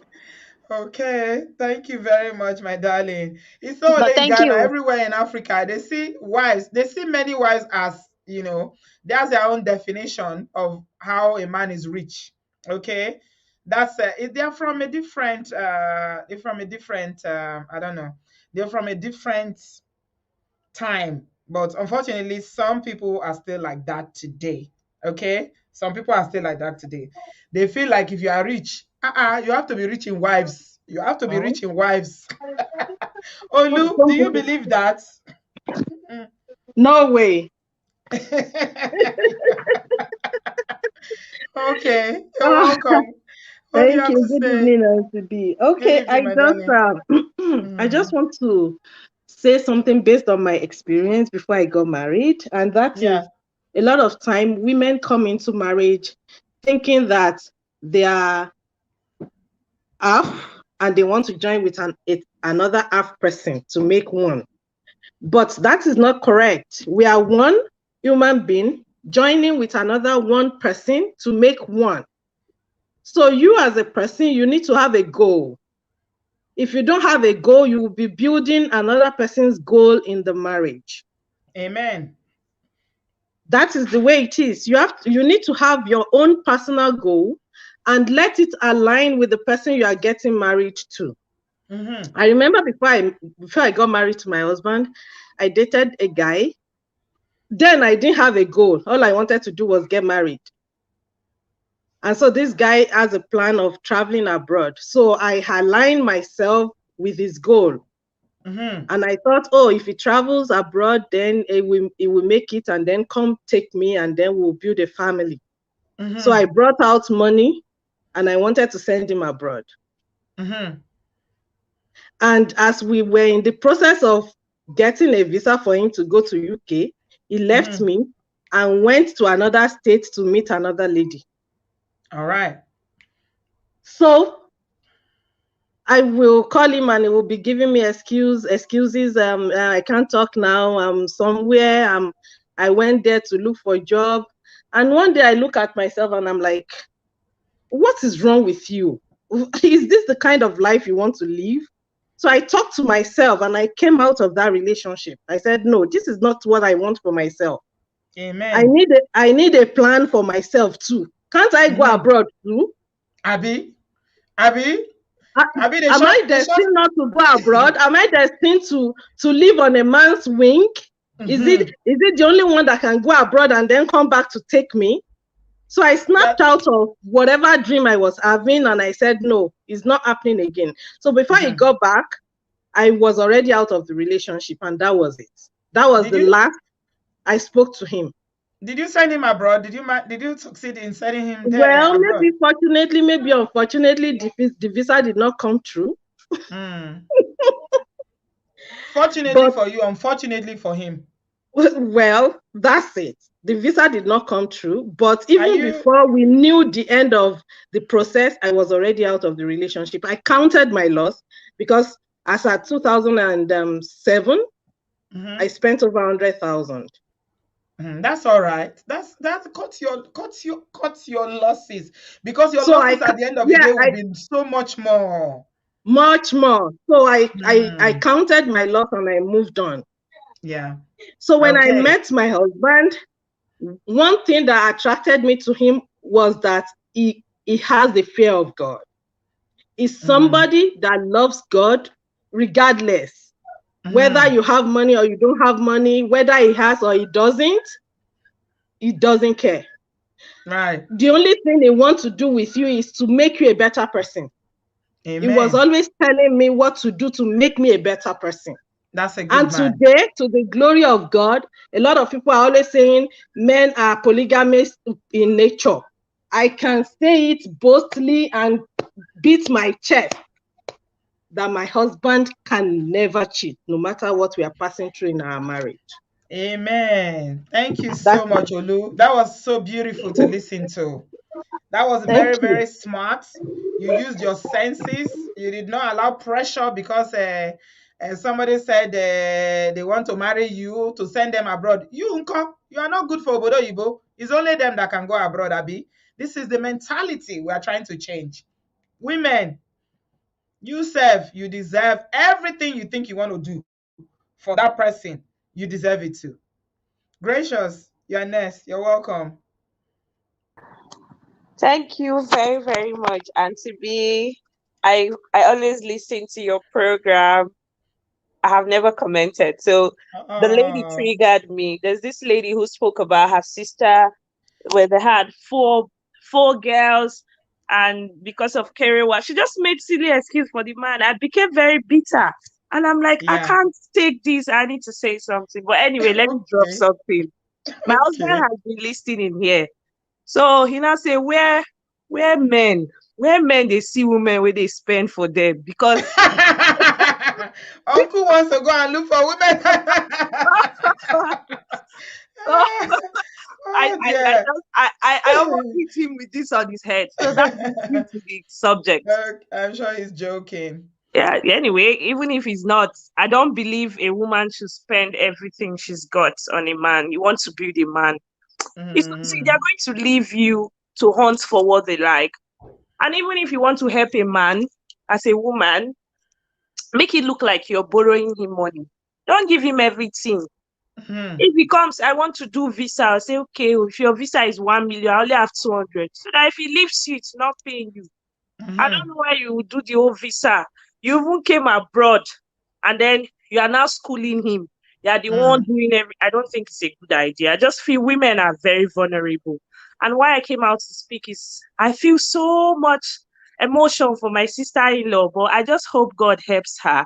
She's a Mhm. doctor here in the UK Mhm. doing her GP program. There's Mhm. this guy in Nigeria she recently went to see, and she's looking at, bringing him over. Mhm. Sometimes when I hear her talk, I want to shout, no, no, no, but I'll just hold my mouth. So A medical doctor, a medical doctor, she's doing her GP training here in the and she's UK. and the guy is behaving funny. He's not behaving funny, but she wants to sponsor him. She has intention. She has a really good heart to bring the guy here. She's traveled to go and see him. She asks me, how can he get a job here in the UK? And I don't know how to start telling her, just give him the pathway, support minimally, let She him can't show. get somebody here. I don't know. She hasn't been lucky finding someone in the UK. So I don't know. I don't know. Somebody say you shouldn't hold your tongue. You need to speak. Ah, is this the her recent boyfriend since after 3 years? I have to be cautious when I talk. Yeah. Yeah, she How has is not. she? Is she? How old is she? Is she in her late 30s? No, she's young. She's about 29, 30. And at 29, 30, she wants to sponsor somebody from Nigeria to come to the UK. Yeah, she's Mm, been in Canada and then moved to the UK to start her GP practice. Yeah, so she's in GP mm. training. She can actually do that I mean, we can't. I mean, comfortably. we can't just conclude that it's not going to end well. That it's going to be a disaster. But from the stories we've heard, I mean, if we are looking at history, uh, I don't know. I'm not holding my breath for that kind of relationship because you know why? There are a lot of good guys in Nigeria, but also because of poverty and lack of employment, you have a lot of eligible men in Nigeria, but they are desperate. And desperate people will do desperate things. Did you hear the tweet that our Ghanaian sister read out? They will Yeah, get anything to get here. When yeah. they get here and they are established, that's when you will know them. But it's not in all cases. Some men, they bring them here and they are still good men. They respect the woman and their marriage is fine. But Mhm. it's better to be very cautionary in this. She needs to take her time to know the man very well and ask around, do her investigation. Let her turn to investigative journalist. Ask people around about his character. What kind of man is he? You know, you can't just conclude because he say I love you. Anybody will love obodoyibo husband or wife. Oh. A Yeah. prospective husband and wife in the diaspora is very appealing to anybody in Africa. But we have to be careful. Sometimes it works, sometimes it doesn't. That's just it. Thank you Thank so you. much, Gracious. Say Thank you, hello to Auntie your B. husband. All Yeah, right. he'll hear. Thank you very Uh, much. Bye. And thank you for all the right. opportunity. Thank Bye. you, my darling. Bye. Okay, we're moving on very quickly. We've done 2 hours. We need to race now. Easy, you're next. Hi, Easy. Can you hear me? Okay, we're moving on. Hello, Dio. hello. Okay, Easy, you're there. Okay, Okay, quick one. Good quick one. evening. Good evening, dear. I'm just going to make a comment about how some of these men of God, in quotes, are reinforcing these women taking care of men. Mm-hmm. I was listening to this popular man whose target audience is young, the youths. Yeah. I don't want to mention names. I listened to some of his content, but the last one I listened to, I wanted to write to the comment section, the programming continues. Right. The point he said, oh, that you women, you need to work. I need to my wife. I'm very proud of my wife. In short, anytime she's the one that she has spent more on me than I've spent on her. My wife married me. I just had one. Everything he just said that on that thing, he was women. Basically, all the responsibility of a man being a man is on a woman. Oh, men Right. can't do this. Men are like babies. Men are like this. I'm like, okay, so all these programs are targeted towards women. Where are the programs for the men? Nobody is Mm-hmm. teaching men how to be men. Go and ask Pastor Funke. Ask Funke. And therein lies the problem. Nobody's teaching men how to be men. But they are telling women to do everything. These young girls of 20-something are being programmed to do everything in their power to make sure they get married and keep a marriage. Mm-hmm. That's just what I hate to say it, but the church is part of the problem. Absolutely. Absolutely. Thank you so much, Easy. You are right. The church is a massive problem, part of the programming, like you said. And when people hear something from the church, and the church, sadly, the church is even covering a lot of DV, domestic violence thrives in the church. They tell you, go and pray. Oh, it will change. They support it. They encourage women to stay. Don't leave, oh. Every woman builds their own home. Don't leave, oh. So, Auntie, let me just say another quick one. I know it doesn't have to do what we're saying, but another thing, I'm like, where would the church address gay men on the down low getting married? I know a number of pastors who knew that these men were gay and went ahead to officiate, introduce them to women, officiate the marriage. When the marriage failed and they went to report, the man told them to stay. What are you doing with a man who does not like women? That's another thing in church. They don't want to talk about it. The men that are gay but hiding under the church to marry women and frustrate their lives. Okay. All right. Thank you so much, Easy. I appreciate that. I hope it's not Pastor Kingsley. Somebody is saying, Pastor Kingsley Lokoko, I love his teaching, but have my own reservation and use common sense when listening. I listened to the latest upload this evening and shook my head. Okay, I'll go and listen because I usually like listening to him. I will go and listen to that and see what he has to say. Okay, Adewale, you are next. Good evening, TV. Can you hear me? Yes, my dear. How are you? Welcome. Yeah, I'm fine. So we're going to try to make this conversation a bit balanced. So I've heard a lot of stories similar to this, how some women would raise a man up to be weed, and then he runs off to the sunset with one side chick or one woman or marry someone else, or how some men would, with the little job they have, send a woman to school, raise her up, and then when she becomes successful, she's like, no, you're too low for me. I don't want to marry you. And then I came to this conclusion. I said that just like you can't force someone to be with you, you cannot raise a human being to love you. You cannot raise a human being to be in a relationship with you. Like it doesn't even make sense to me. It doesn't work. It doesn't work. It doesn't make sense. Because that person still has a choice. They can still leave you. That's the thing. They can still do whatever they want and leave you. So if you're thinking of raising someone, don't even do it. If you're a guy or a woman or a lady, don't even do it. Raise your own self. When you raise yourself, you would be very comfortable and you'll be the one choosing the kind of person you want to be with. you shouldn't be raising yourself. Why trying to settle for someone raising someone else? It's just, I don't know. It doesn't work most of the time. It doesn't. Yeah. It takes a very, very honest and disciplined and loyal person to be that person eventually when the person makes it. Most of the time, that's not the case. So I don't even advise anyone, a man or a woman, to raise anyone. Raise your own self. And when you're at that top level, you'd be the one choosing who you want to be with. Okay, I like this one. Let me be with this one. I like this one. Let me be with this one. I don't like this one. No, I don't want to settle for you because I can't financially support you. Things like that. You'd be the one choosing, but not while you're raising yourself, like choosing. Like it just doesn't make sense. That's all I wanted to Absolutely. say, Auntie B. Thank you so much, my darling. I appreciate you. Bye bye. Okay. BO for president. You are next.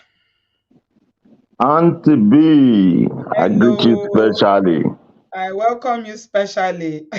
Yes, so we thank God. So sticking to the story of today on about the lady, drawing lessons from what she shared on this channel today. I know a lot have been said on other issues, but I just want to stick to this particular story. Um, there is a red flag because we continue to see a pattern of things that is continuing to happen. Like once men, if you are married abroad and you realize that your husband is so fast of talking of moving back to Nigeria, it's a red flag. Sometimes this is a difficult thing to accept because some men that are very cunning, they know how to play with a woman's brain. So they will start telling you, there's money in Nigeria. What are we doing here? Let's go there. They want to take you to a ground where they can deal with you. That is just the truth. So if you build with a man abroad, it's very difficult for the man to take everything from you Yeah. because you are in a secured environment. Yeah. If you build with a man back in Nigeria, even if you like buy that land in your name, have the title in both of your names, that man, if they know their way, they would oppress you on that. So we should emphasize on building and where do you build, you know? So those are very important facts. So most men will always force you to build back home.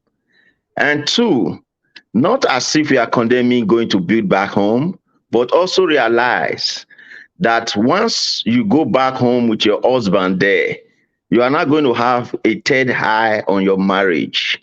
Okay? Sometimes when you are with your husband abroad, people don't really have your time. They don't watch what is going on in your home. You know, we men, we are egoistic in nature. So you can marry abroad, your husband will even carry children, go and drop them in school and come back. If he does that in Nigeria or something, they'll say, so we didn't know you are the woman in this marriage. You understand what I mean? There will always be a lot of third or fourth eyes within that environment. Then three, even if the woman is the backbone of that wealth or supporter, in Nigeria environment, anything that the man has, everybody sees the man as the owner. Yeah. You know, so there are a lot of fly girls. I call them fly girls that will smell the palm wine and want to perch there. You know, so as a woman, you must realize that before you make that decision of building with your husband in Nigeria, or whatever, make sure you have secured something here to fall back to. You know, we thank God for her life. She was able to come back and start again and regain it from this place, from the obodooyinbo. So therefore, it is very important that women should take note of this and trade carefully. And most men that are actually very lazy, a man can have vision. Vision is not the problem. You know, in fact, when a man want to do you bad thing, he will even give you a good vision. Talk big talk. You know, our vision. We go to Nigeria, we can get our own company, we can do our own this. That's a vision. But does that vision include you? That is the question. you know. So you can't just say vision without including yourself. So that is another thing to look at. I know the other caller who called was talking about the in-law and the Kerewa issue. Though I Yeah. didn't really want to go there, but because you really treated that issue very well. But I just wanted to put a note, agreeing with everything you said, because when you said it, you mentioned it, which is true. In every home, there will be times of, disagreement, unpleasant times or something, where maybe the woman might not be disposed or happy to, share that emotion, you know, Mm-hmm. carry what thing. Yes, that Yeah. happens once a while. But in a case where that becomes persistent, like for long, then there is a ground for divorce or discussion, serious Mm-hmm. discussion. Mm-hmm. Okay.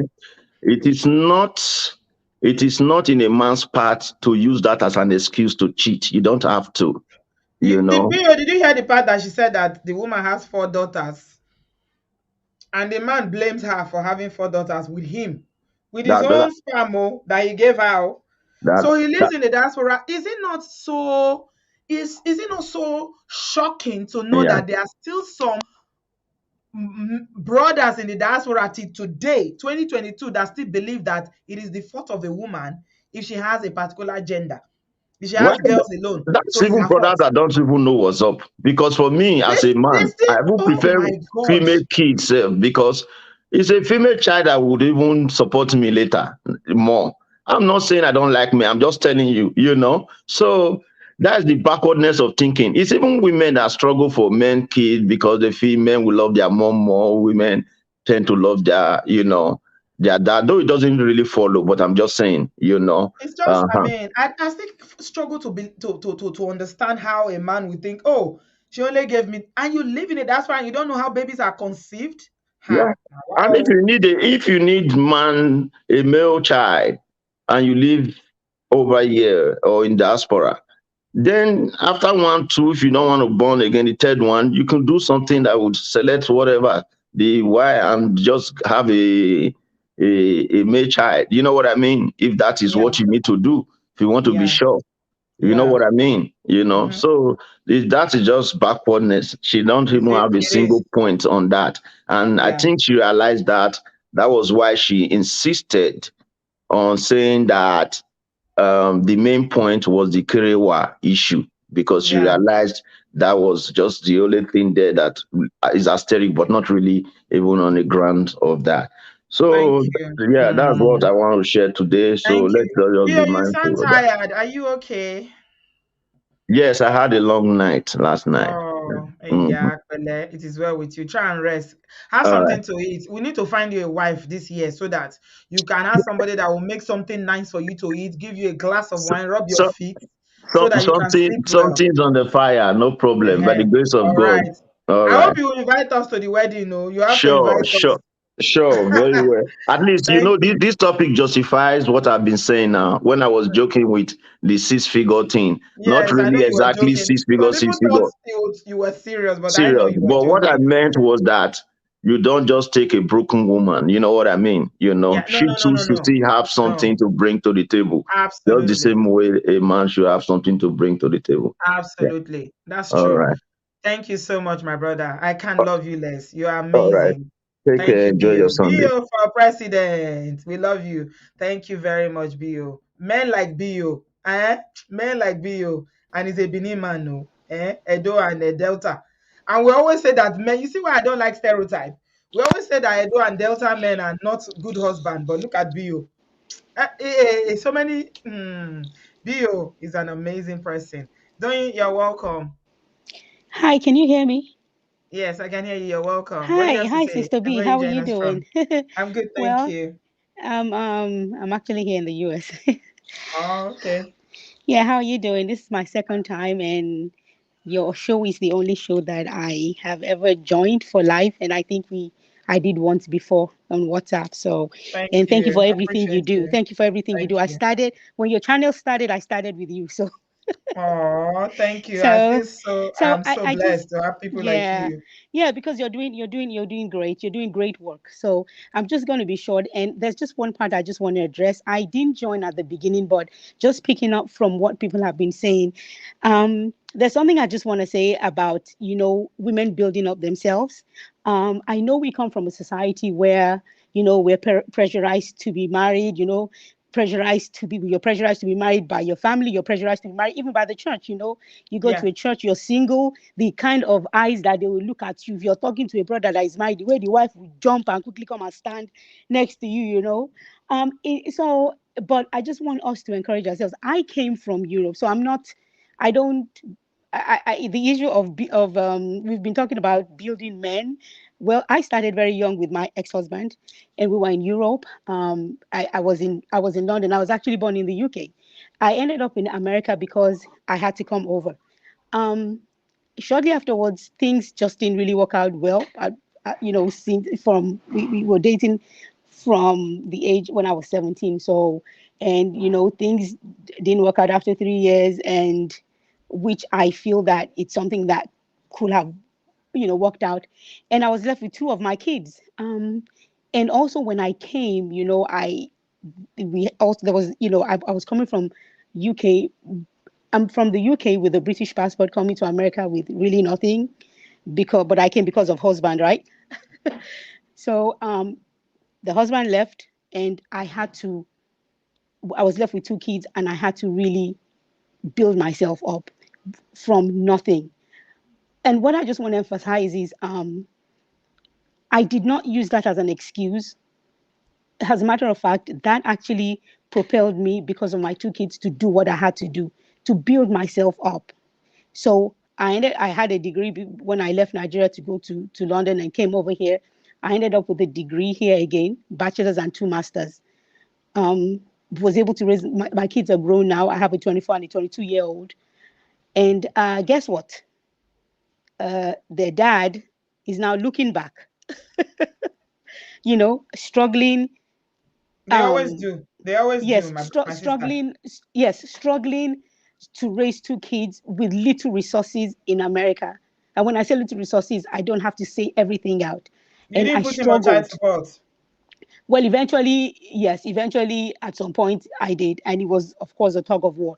My son is 24 and my daughter is 22 right now. Now, what the thing is, the kids are doing quite well. The point is, if I had not improved on myself or had used that as an excuse, he will not look back and say, oh, what they probably have said is, Onirano, look at that, look at the children, they've turned out this way. But now, because I had to improve myself, I Mm-hmm. did what I had to do, not using any excuse. Yeah. Now I can be somebody they can look back at and say, I can now talk. What if I had not? It would not have been that. So the point is, I went to school. You talked about school. It is very, Yeah. very important. I had a Yeah. degree in Nigeria. If you think Mm-hmm. in Western world school is not important, you are making a big mistake, You see, because that this is is, what has brought me to yeah. where I am today. That is Don't you? why, yes, ma'am. Yeah. Sorry to interrupt you, Danny. No, I that's was going okay. to emphasize that the reason why you find that, if you look at all the Africans are living in diaspora, if you look at statistically, the number of women doing better, a lot of brothers do very, very well. They have very high paying jobs, but they are very, very few. Okay, they are not many. Hmm. Women seem to be doing better in the diaspora because a lot of women go back to school.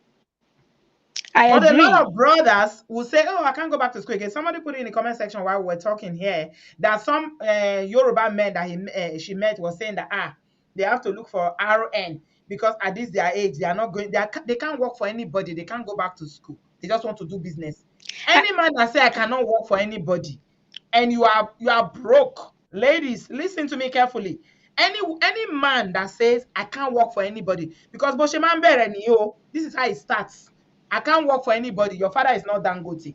Your father is not Otedola. Your father is not Bill Gates. I cannot work for anybody. But your wife can be suffering to do and go and work for another person and you will collect the money.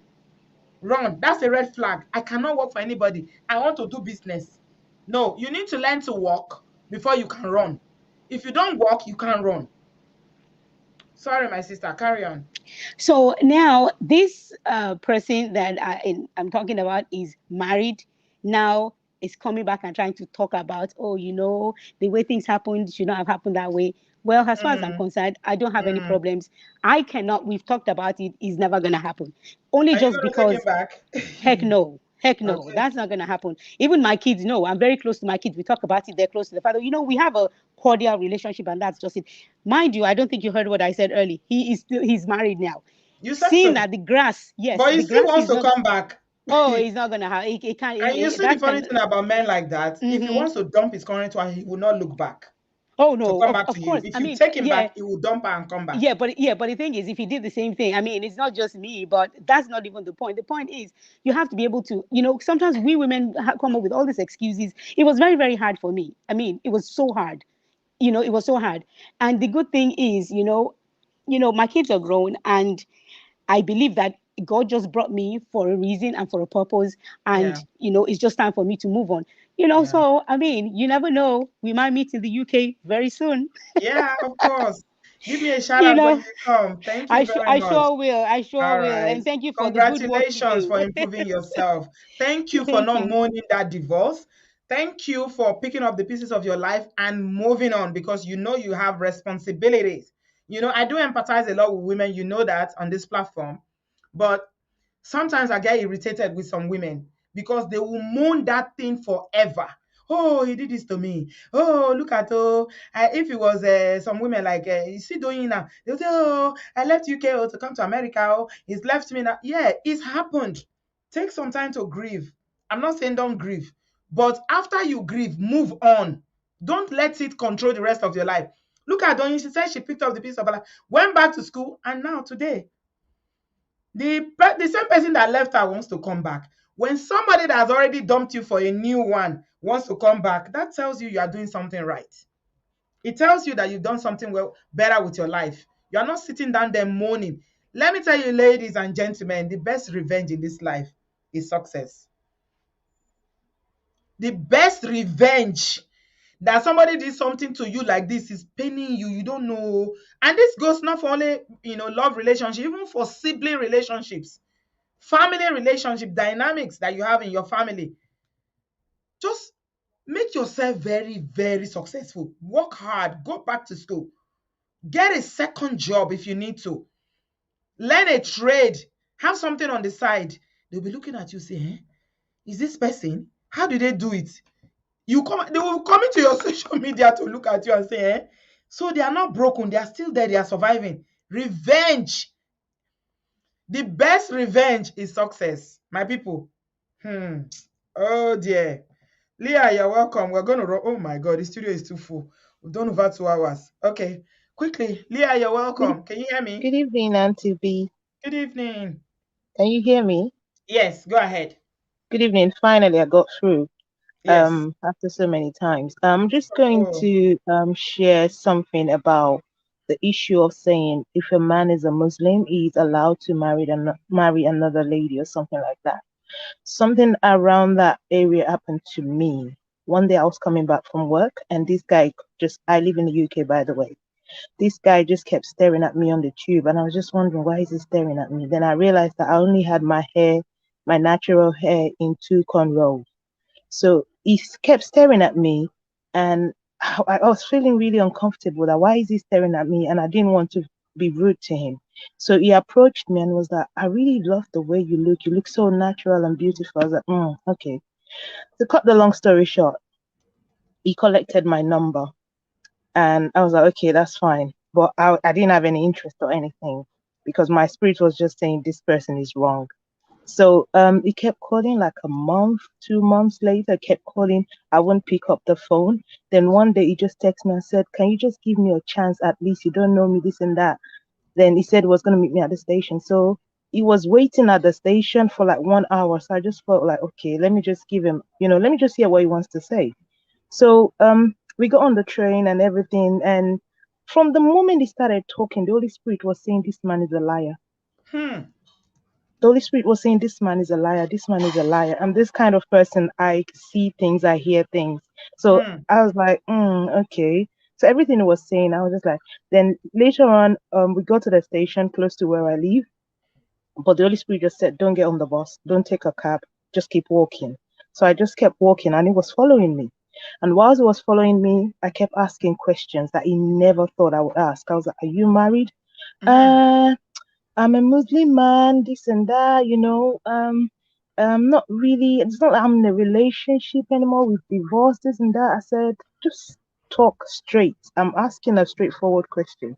Are you married? Yes or no? It's a Yes, yes or no I question. am. This and that. It kept going up and down, and was like, that's not really an issue. Da, da, da, da, da, da. It kept going on and off. I was just thinking, this man is sick. On a normal day, I would tell him off. Like, I'll just blast him off. But I was so tired. I was coming back from work. So I was just looking at him thinking, this man, there's something wrong with your head. Then he was like, I really like you. I really like the way you look. It's very unusual to find a Nigerian girl that looks so natural. I'm just thinking, who are you deceiving, for crying out loud? So he kept talking and talking and talking. Anyway, then I started asking him questions. I said, in 10 years, do you think I'm still going to look like this? In 15 years, do you think I'm going to look like this? 20 years' time, do you think I'm going to look like this? Then how old are you? Then this man lied again. Anyway, I just said to him, I said, you know what? I don't have interest in this. And I'm a very straightforward person. Then he Are just you a twisted it Muslim straight away. yourself? I'm a born again Christian. Okay, so you said you wanted to say something about Muslims. Sorry, and not Yeah, to yeah, interrupt you, but you said you wanted to say yeah. something about So Muslims yeah, allowed to marry. what he said was, it doesn't mean anything. That's what I'm going to now. So he Okay. said to me that I'm judging him because he's a Muslim. Oh, okay. So I said, I'm not judging you. I said, I'm a born again Christian. I said, according to my religion and my faith, Yeah. I don't have anything. I can't have anything to do with you. Then he started giving me scenarios. He gave me a name of a pastor in America, a redeemed pastor who was a Muslim that the wife converted to become a Christian. I Googled him. I saw it. Anyway, to cut the long story short, I just told this guy, please don't call me again. So He didn't know the if he's kind of a person. Muslim, he wants to marry a second wife, it's not a Christian that he should be looking for. He should look for any Auntie any D, Muslim just sister that just wants to wait be and second hear wife. what I found out. Just wait What do and you find hear what out? I How found many out. does he have? So I'm this type of person. I do a lot of research. Mm-hmm. So as I got home, the spirit was just like, this person is a liar. Just put his name on Google. Put his name on Google. His name came up. Actually, he told me a wrong name. But remember that he gave me his phone number. So I saw one name attached to his WhatsApp. So I Googled that name. This man is married. He's an allergy. His wife is an allerger. They've just gone for Mumra or Mecca or something like that, like 2 months. Oh my God. I was like, Jesus have mercy. And this guy kept texting me. I just texted him back. I said, you know what? There is no relationship between darkness and light. Don't text me ever again. Why am I sharing this? They will come to you telling you it's nothing in their religion, but I know who I am. I know what I Amen. stand for. So I went Amen. for that. I did not Mm-hmm. fall for that rubbish. It doesn't Mm-hmm. matter how old you are. In the Bible, it's not written that you have to Yeah. be a certain age to get married. You need to Yeah. get your brain checked. Get yourself, do whatever you want to do, achieve whatever you want to achieve in life. Be who Mm-hmm. God called you to be. You have a purpose to fulfill in life. Marriage is not an Amen. achievement, it's a phase in life. Amen. Amen. Thank you so Thank much, you. Leah. You spoke very, very well. Absolutely enjoy talking to you. You have a purpose. There's God sent you to this world for something.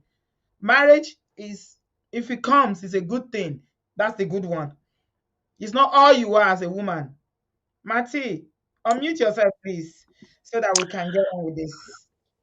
Good evening, everyone. I'm not Nigerian. I'm originally from Zambia, but I've been following this channel, I think, for about a year.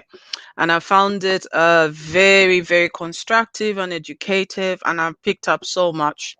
So Thank there's you. just a few things that I've noticed. I've got a large number of fellow Nigerian sisters. Since Mm-hmm. I moved from my country to here, those are the main friends that I've got. Right. And I've noticed that within the Nigerian men population, there's this demonization of Nigerian women, especially when they're trying to, go out, like, let's say, with a foreign woman. They say all these negative things about the women and all that.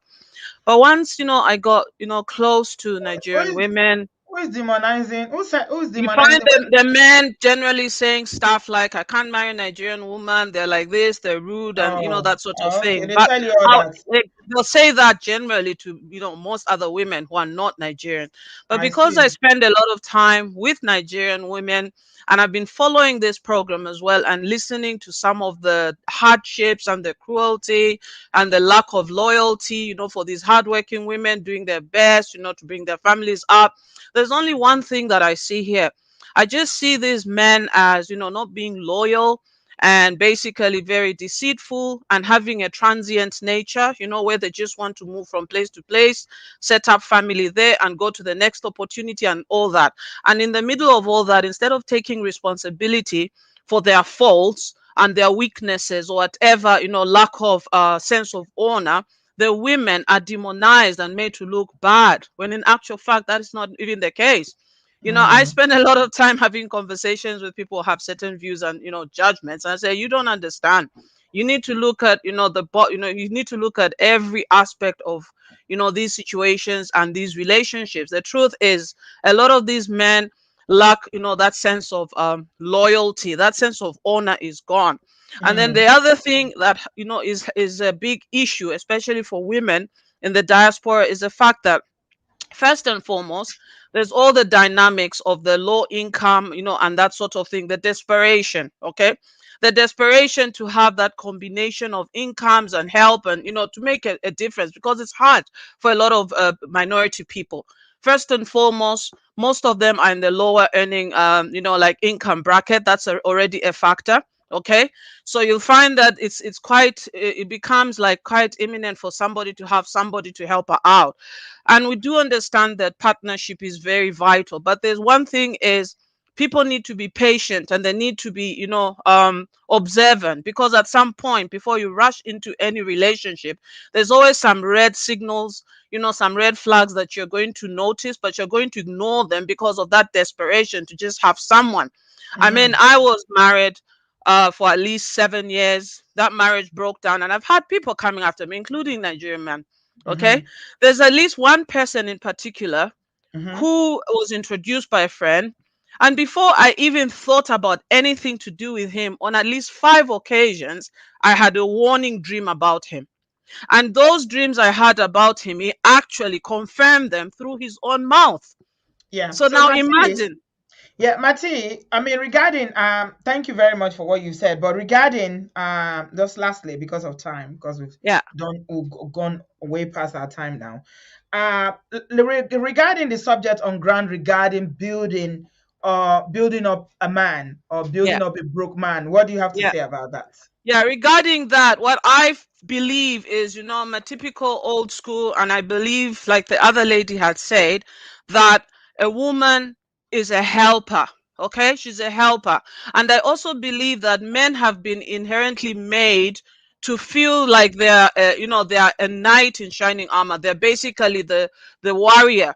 So if you, as a woman, you take responsibility for what a man was made to do, to be the custodian, you're kind of taking away, you're taking away that feeling of being your savior to a degree, because that's how men want to feel. This is why you found the woman mentioned there that when she when the husband asked for money from her to go and give a second wife, you see, because that wife was some form of this female that he wanted to take care, wanted to protect. But then if you are the one taking on that role, then it's got nothing to do.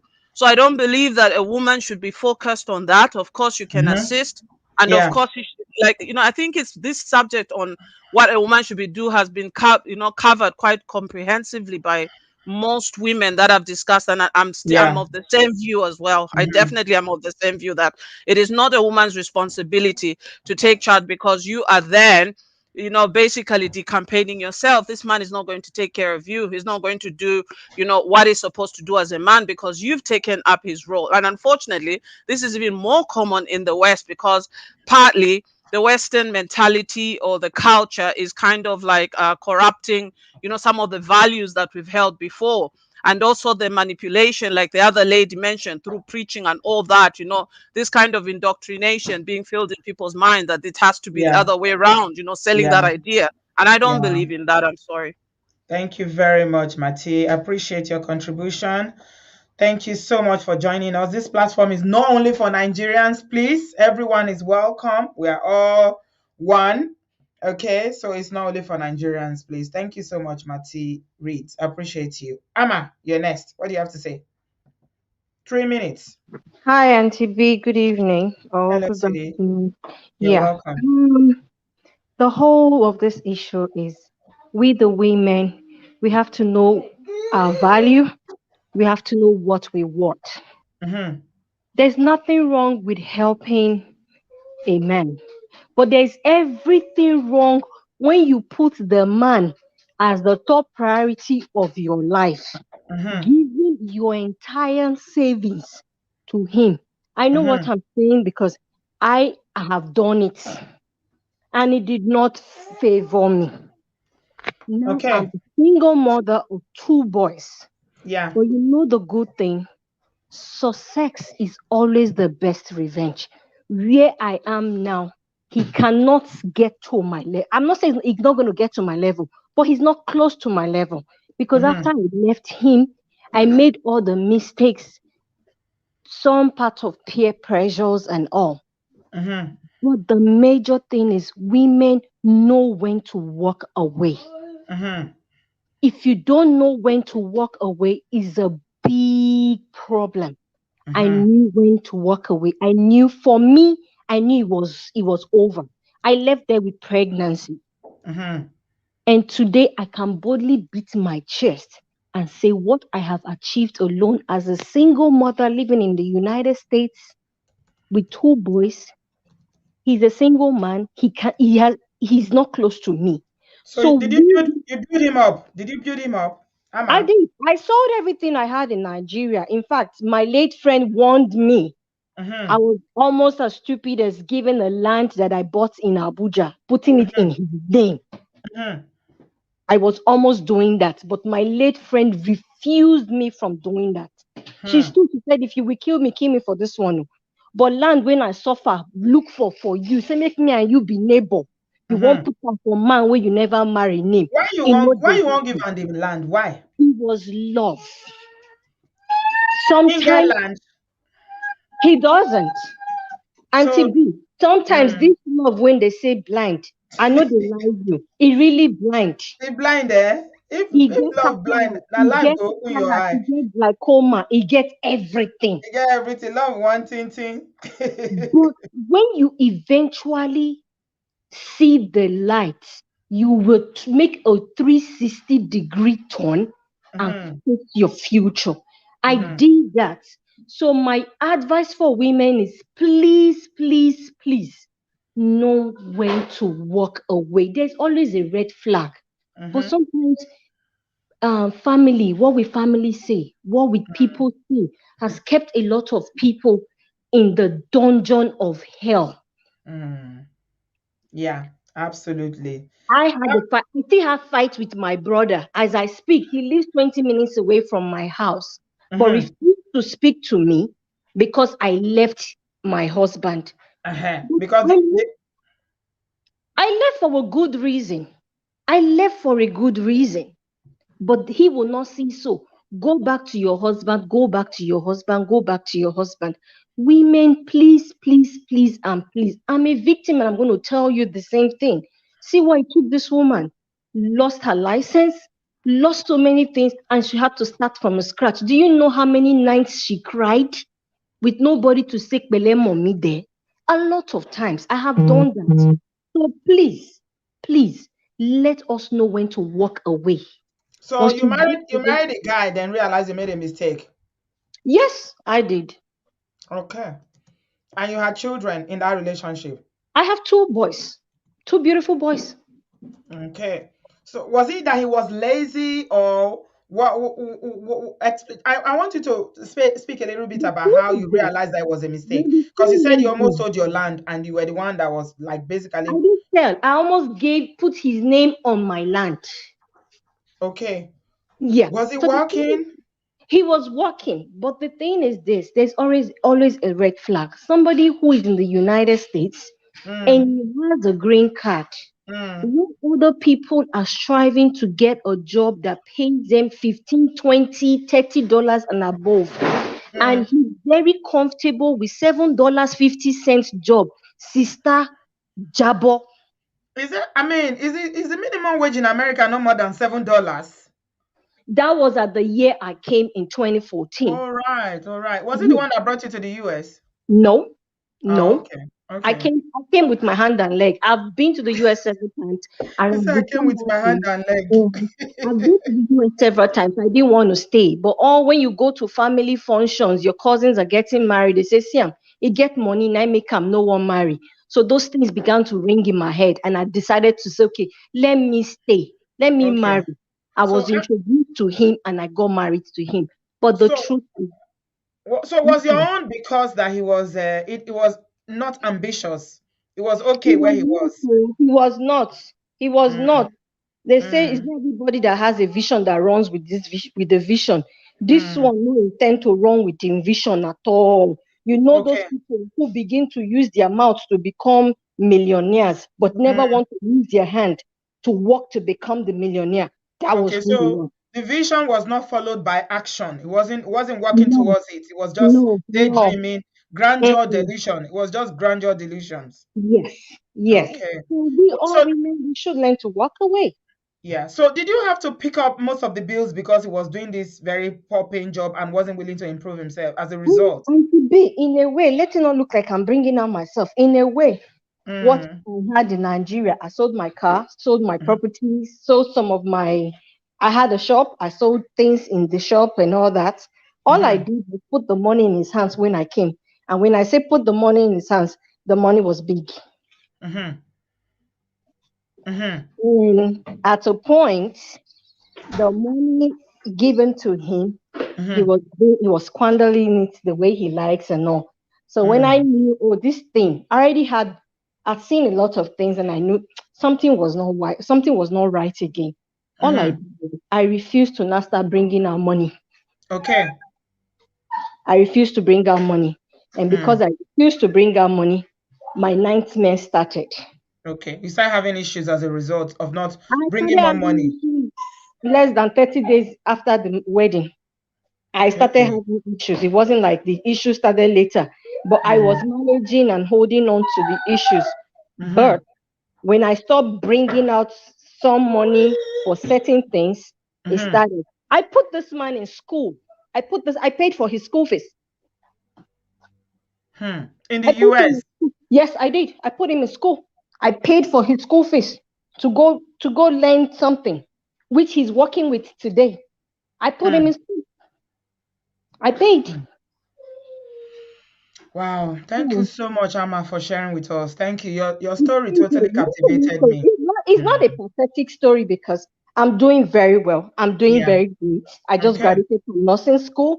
Mhm. So Oh, don't sit down. congratulations. Well Thank done. you. Well done. Don't sit down and say, oh, because it didn't work. Trust me. Yes, it didn't work. It's not the end of the life. You need to move forward. Yeah. And Yeah. when you are successful, trust me, that man will kill himself with hate for himself. Mm. Mm. So Hmm. just move forward. That's all. Keep moving. We move. Okay. Thank you so much, Amma. Thank you Thank for you. joining us, and I really totally enjoy listening to you. I wanted to get a little bit, background about why, because she was saying that he's not ambitious, but I think it goes deeper because she was now giving us a little bit more that she sold a lot of things, invested heavily in the marriage in terms of financially, but when the money was gone and she wasn't willing to bring the money. So it's about, not being prudent with what you have and not, advancing yourself, and expecting the other person to keep bringing. So yeah, I'm glad that you are okay. At the end of the day, we all have personal decisions to make, and everybody will make whatever decision that's good for them. Ade, you are welcome. Yeah, hi. Thanks for having me on.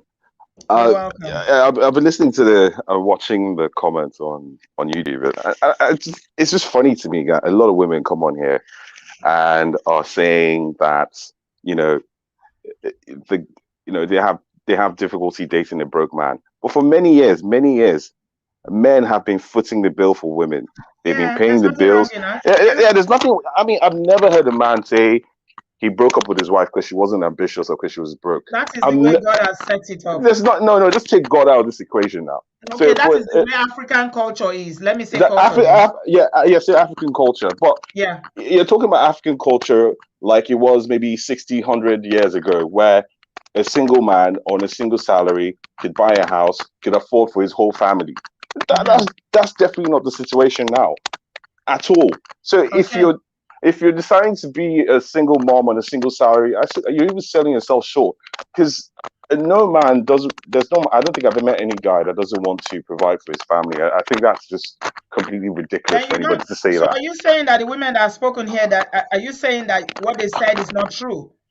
I'm not invalidating the experiences, but they're making it sound like this is the overall experience for everyone. It's not true. Like, there's a comment you made before, and you said most women are doing better than men abroad. I live in UK. I don't know one of my friends that are doing worse than any. Everybody's experience is very different. So it's difficult for you to just come out and just make all these blanket statements and say all Nigerian men are this way, all Nigerian men don't want to work. Blanket statements? No, I'm just saying, based the general conversation that we've had here. Nobody said all Nigerian men. But if someone came in, can I speak? No, I understand what you're saying, but if no, because I think you're coming out here. I already knew that you're gonna be like this before I added you, because in the comment section you were already telling me it's the only women that can speak. Why am I not allowing brothers to speak? Where you are coming from? I do it turn by turn. Actually, on my corner. Hold on. There are two people before you now, but because of your comment in the comment section, I added you because you were already making statement about how it's only women that I'm aligned to speak. No, the only reason I said that was because I hadn't heard any man's point of view. It wasn't because I was trying to. Spoken. I don't know at what point you joined the show. Yeah, that's why. Apologies for that. The first caller was a man. Brad Patrick spoke, Bio spoke, Adewale spoke. Different men have spoken. Okay, we have. I'm sorry. So we have on the percentage, we have 75% women here and 24% men. Okay, but also you didn't hear the story when we started. This is not just based on a blanket statement. We are sharing somebody's real life situation. Okay, maybe when we finish, you can go back and listen to it. But this is actually something that happened to somebody who raised a broke man and what happened. So it's not about making blanket statements, okay? Yeah, but the thing is, if you spoke to go on, I'm listening. I'm sure if you speak to many Nigerian men, they also have similar experiences where they've taken care of a woman up to a certain point, and maybe she got into nursing school or whatever. She decides, oh, this guy still is not on my level anymore. There's many situations. There's many guys out there that are suffering. You're taking care of a woman for many, many years, 15 years. She divorces you. Is it not a responsibility of a man to take care of his wife? That's the problem. It's both your responsibilities to take care of your family. And I think a lot of people mistake getting into a marriage. The primary point of you being in a marriage is to raise up a family. That's the primary point. How old are you, Ade, if you don't mind me asking? I'm 32, but that's the primary point. Have you ever been married? I'm in a long-term relationship. Listen, I'm a GP here. I make really good money, and I'm not going to say because I'm making a lot of money that my partner isn't going to work. She's working and also making really good money. Nobody's saying that nobody's going to work. But there's this overlying thing where a guy is supposed to be the one primary breadwinner. But this is 2022. Things have changed. Nobody is saying you got it all wrong, Ade. You got it all wrong. I think you came here with a mindset, and that's what you are just. It's not a mindset. I'm just saying, guys. No, you have a mindset already. There's no mindset. So why you get upset? I'm just saying. But for guys, upset. I'm replying you because you got it all wrong. I'm just saying. No. I'm not saying just. I'm not upset. I'm just trying to make you understand what the conversation is. Nobody is saying that a man should take care of a woman. We are having a conversation around women who have helped men, especially men from very broke background, and then when they become rich, they marry someone else or they step out of the marriage. That's the conversation. We are not saying that a man is completely responsible for a woman, or a woman shouldn't work, or women shouldn't contribute to the family. That's not what we're saying. No, but what I'm saying is equally, women do just as bad. Okay. They teach us All this right. bad, and a lot. To be honest, I'll be very factual with you. A lot of women are broke, don't have any decent jobs, and that's a fact. Most guys are doing better than women, at least in my circle. So I don't know where they're coming up talking about. So women said, "Oh, she's doing well for herself because she just going to nursing school." Like seriously, I could bet she doesn't even have £1 million to her name. And she's coming And, here chatting that she's doing, oh, I'm and you doing have really a well million for pounds. myself. You have £1 million, right? You are I'm 30 listen. something years I'm old. I not. think you're a junior doctor. I'm not a junior doc. I just told you I'm a GP. I don't make my money primarily from being a GP. That's what makes people. It doesn't matter. A 9 to 5 job is not going to give you that, regardless of whatever you're talking. A 9 to 5 job is not going to give you that. As long as You know what you managed to do? You turned it to a gender war now. I'm not turning into it. You're That's what 75% you've done. women on here. 75% women. I'm just a guy. So I'm just one guy that's been talking. So You are not it's the not. only guy that's spoken. Other I'm guys just have saying. spoken. It's not a gender war. What I'm saying is African women stop being lazy, especially when you leave Nigeria to come here. It's not the same African women dynamic. should stop being lazy. It's not the same dynamic. When you come to England, drop And that. is your mom lazy? Let me ask. No, my mom is not lazy. Why I'm are you just saying saying. African women should stop being lazy? That's very No. disrespectful. When they come here, I'm talking. I'm not talking the regular, woman that's come from maybe a middle class background or whatever. But So if you're not a doctor, that means you are lazy. No, a person working at Tesco works harder than me. I can guarantee you that. So that's not what I'm talking It's about. not everybody that's going to be a doctor. Most people don't want to be a doctor. No. Doctors in the UK don't even earn that good money. What are you talking about? Listen, I'm not talking. Forget the profession. No. Let's have this conversation. How much do you earn as a GP? I'm a locum, so my situation is quite different. So I earn. I want to know how much you earn because you are talking about African women being lazy and not making money. Well, how much do you earn? From my income alone, I earn close to £200,000 a year. How much? So £200,000. So it doesn't that doesn't matter. Yeah. So just allow it. What I'm just saying is, when you're coming to England or America, whatever, drop that garbage where you're thinking, oh, it's the man that's going to sponsor my whole life. You're going to have to work. You're going to have to pick up some skills. And together, when you're joining, no. I'm just talking. No. The topic of dating broke men is what's really triggering me. Like, what do you mean? I've dated broke men for years. But now, because obviously things are changing, and women have to now start, putting their own effort in. Oh my God, the whole world's dropping against us. I asked you that question. If your mom is lazy. No, my mom worked and my dad worked. My dad was an obstetrician. They both worked. It's not like there's no big deal. They both work. And you know that African women are not lazy. You know that. A lot of them are. A lot of the women I met here in the UK. Well, maybe not the ones that I generally interact with, but many people I've seen from outside. Something years old. You are talking about children that are born here. We are talking about. I'm not talking about women. Broke women. You guys are broke. It's fact. All right, I can't take any more of this. You are very disrespectful, and I'm not going to allow you to come on my show and insult me. All right? No, I won't take that. I'm sorry. I don't care if you're a GP. You are not even a GP. You're lying about your situation. I'm not going to take your insult anymore. That we are broke, okay? I've just asked you a simple question. Your mom is hardworking, so your attitude is very, very bad. Unfortunately, I feel sorry for your girlfriend. Yeah, I do feel sorry for your girlfriend. I wish her good luck with you. With your mentality, okay, it's good. No worries. We'll move on. Right, Diamond. A lot of people have entered the studio now because of our day. Oh my goodness. I thought we were going to end. Diamond, unmute yourself. Hi, Auntie. Okay. Hi. How are you doing? I'm good, thank you. What do you have to say quickly, please, so that we can get on with this? I need to end. So first of all, like I always say, thank you so much for your show, Changing Lives One Story at a Time. What I would like to say, I think I have been putting it out there in the comment section, and I would like to shout it out. Money does not change a person. It only magnifies the person's character. So which means if the person was a philanthropist when he was poor, there will be a bigger philanthropist at the peak of their wealth. Bill said the guy did not read his book. His dad helped him to be a GP. He's not a GP. He's a bloody liar. That guy has zero respect for women. It's unfortunate. Yeah. If you're a GP. It's okay, Auntie B. He just came here to ruffle your feathers. Yeah, no, I'm not ruffled. It takes more than a little boy like that to ruffle me. My daughter is 30 something years old. You cannot ruffle me. I feel I'm your mother as I'm sitting here, Ade. You can't ruffle me. Like beer. Go on, my dear. So,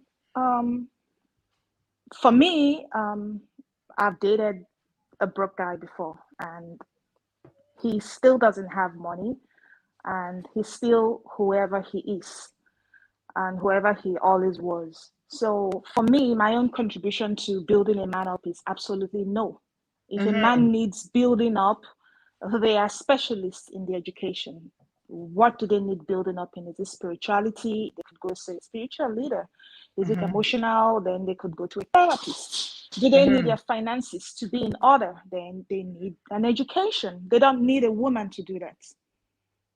So, like Bill initially talked about, whatever you have here in the Western world, you and your spouse is between both of you.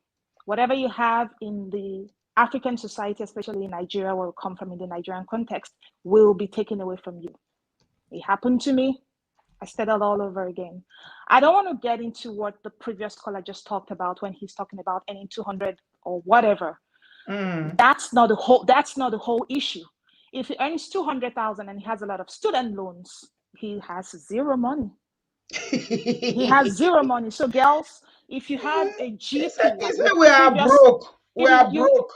if girls, ladies listening, if there's a GP like the previous caller that With earns his attitude, 200, even if he's Elon Musk, why would a woman want to be with someone like? Look at the way he his talks. attitude is He has stinking a no mile respect off. for women. He doesn't have anything. People, empty vessels make the loudest noise. Mm-hmm. He was bold enough to come today, so I applaud his courage. Every other thing he did was balderdash. So, so we still have general practitioners who think exactly like he's thinking. This Yeah. only goes to prove that you are changing the narrative one story at a time. So, ladies who are on this platform, you have someone like that who earns 100, 6 figures, 200, or whatever. Just check his credit, pull his credit, check what Mm-hmm. his debt is, check what his student loan is, check how Mm-hmm. much he has maxed his credit card, check what he's paying on his lease, his car. That's whatever he takes home is the true test of how much he has, whether he's on Exactly. negative God or bless whether he's you. on I zero. earn 200,000. So, How much do you yeah, take home? so I'm not here to debunk what he has to say. I'm just here to tell you you're doing an amazing job. Thank I you. just want to lend my voice. Don't build a man up. Build yourself up, ladies. Whatever you have is your own. It's not our own. Thanks. Thanks, Thank MTV. you so much. You're Thank you. welcome. Take care. Yeah, I appreciate you, Diamond. Yeah. Okay, we are moving on. Amaya's corner, I've got you, but I just want you to hold your breath there while I add DJ Smooth. DJ Smooth, unmute yourself, please. Well, hello. Hi. Hi, how are you? I'm good, thank you. What do you have to Uh, say? Hey, listen, this is my first time, and I'm just like trying to get a whole lot of things inside and be able to communicate. So bear with me. Okay. On the topic itself, I think there is a bit of a problem with the topic itself. And I'll not only be speaking from my own personal example or experience, I would also be talking from a wider knowledge. Just I'll make it very brief.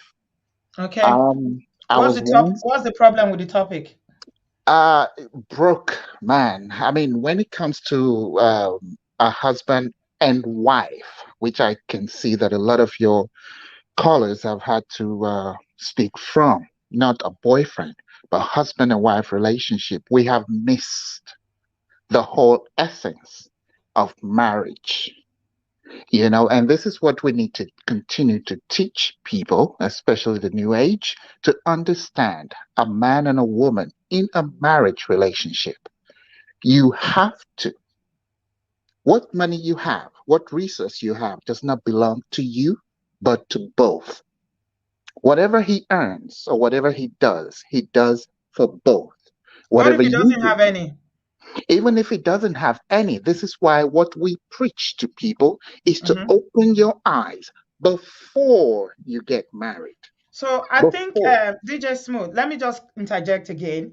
You Mhm. guys are missing the whole discussion. Okay, this is the problem I had with that day a second ago. I knew you were in the comment section and I could see your comment as well. You Okay. need to stick with the conversation. The conversation started with a story of somebody who has married someone that was dead poor. And these women that followed sharing their own personal experience. We're not just talking blanket, we're not just saying these things out of the blue. So the Okay, I got you. conversation is around you, Okay. hardworking woman, trying to make something of yourself. Should you go Okay. and marry someone who does not bring anything to the table? Okay, let me address that. I understood your topic, but let me address it.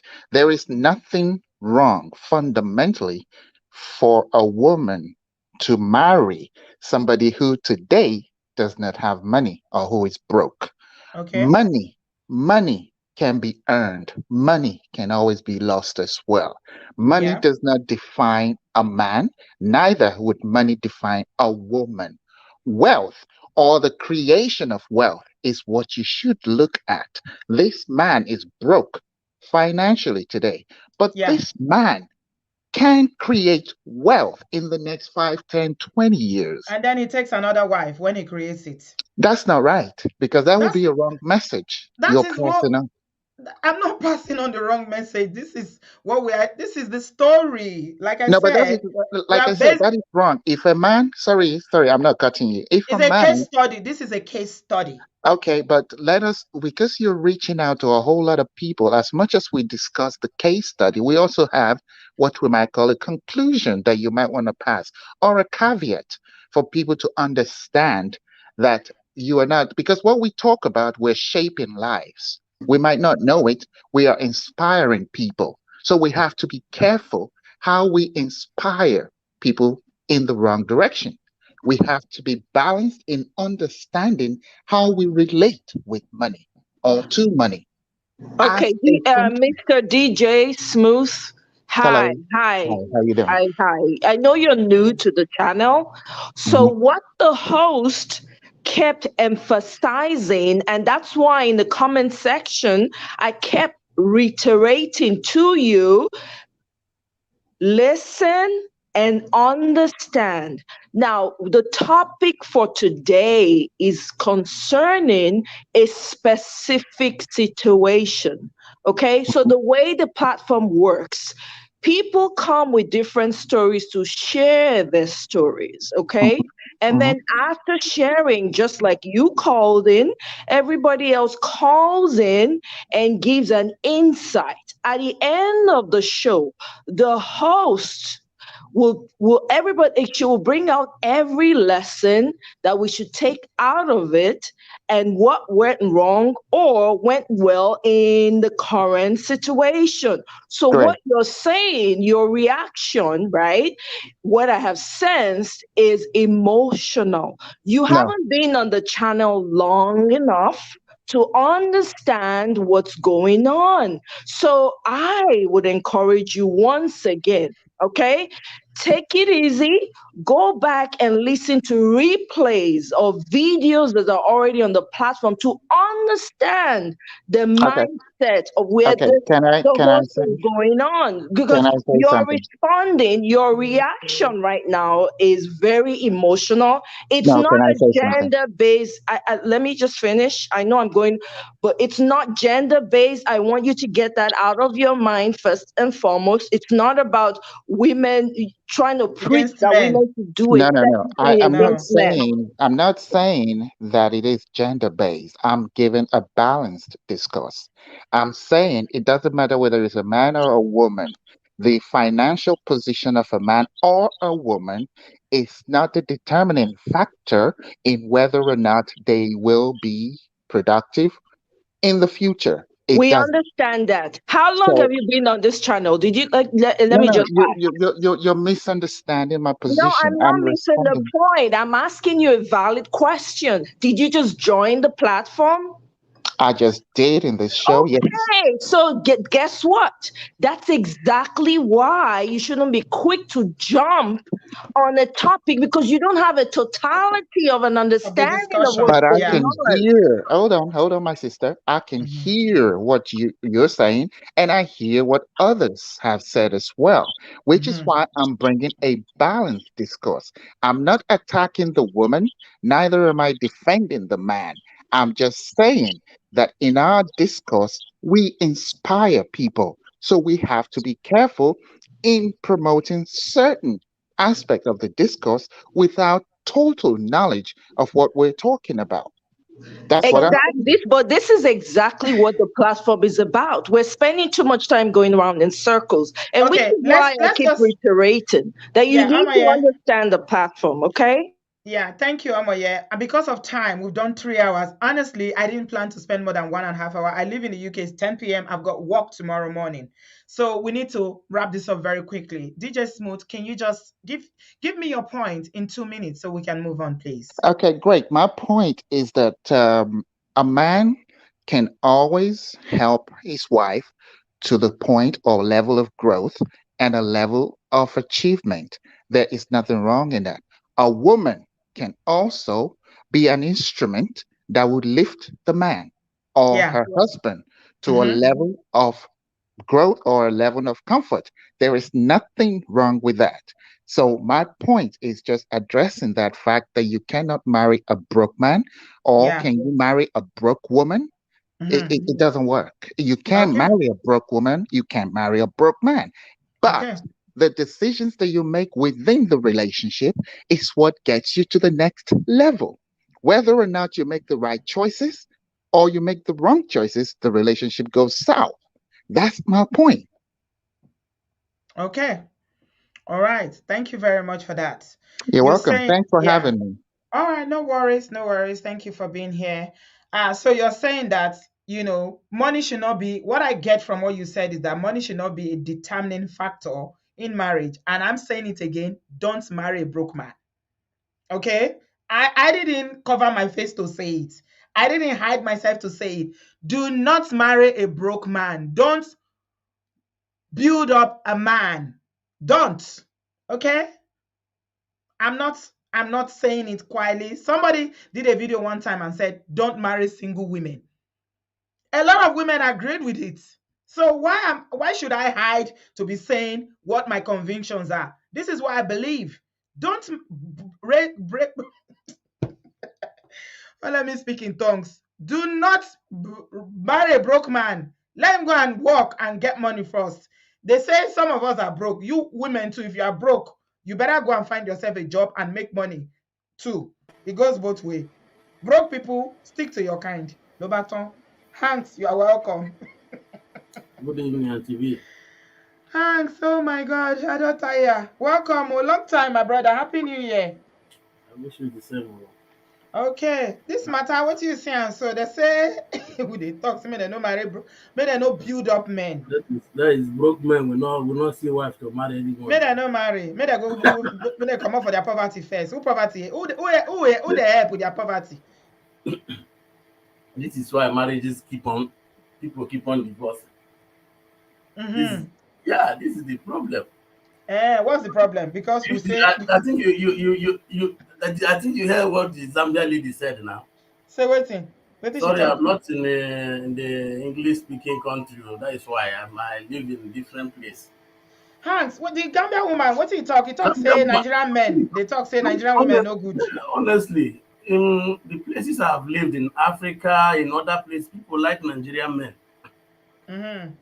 But with this discussion now, it seems as if things will begin to be difficult for a lot, for a lot of people, Oh. including our sons. We are Yes. raising our sons to be independent. Make they get money. Make they no lazy. It's not being lazy. It's not. I think it's not about money. This is not about. Open your eyes. Okay, let me tell you something that happened. A friend of mine, in school, with his girlfriend. After everything, this guy was begging this girl. You understand? This guy truly loved this girl, but because of one thing or the other, she found another guy now. Huh? Now the guy, they are married and are also divorced. They divorced within 2 years or so. So you see, okay, people are getting married to other people's husbands now. That is why all this divorce. People think that Nigerian men now are bad. What is making people think that Nigerian men are bad? Because of the discussion. When I listen to you, I listen to the whole discussion. Everything just centers on Nigerian men being evil, all those kind of rubbish. I don't, these things. So you think what we are doing here is to sit down here, we Nigerian women that are married to Nigerian men. Me as a day, so I'm a Nigerian woman, I'm married to a Nigerian. So I know just get work. Now to sit down for here, they spoil Nigerian men. That be my work. You are trying in your job. Hands, why you dey form my hand now? Why you I'm dey not form my falling hand? your hand. You know I'm me always and you would against... agree sometimes, would they disagree? Why you go talk that kind of thing? You know I'm always against talking about. We have to talk about the two genders, for God's sake. We dey talk about the two gender, but today now the topic be that. Now wetin omo here they try to talk, I feel like scratching my head out. Wetin dey worry now? Now they understand something. If we bring subject come here, now that matter we go talk that particular day. Another day we go bring another. We never do men. We don't do show for here. The last show we do when one woman delete her husband for Lagos. Not be about women with the scope for here. They talk about women, how women not supposed to do that kind of thing. You not listen to them. But what may I sense? What you are discussing now? What I listened to? The whole thing went on Nigerian men. Okay. That is exactly what If you don't like the discussion, no listen again. Lobaton. No, I'm just boiling when I'm listening to people. No listen again, Hank. I beg, no listen again. Understand me?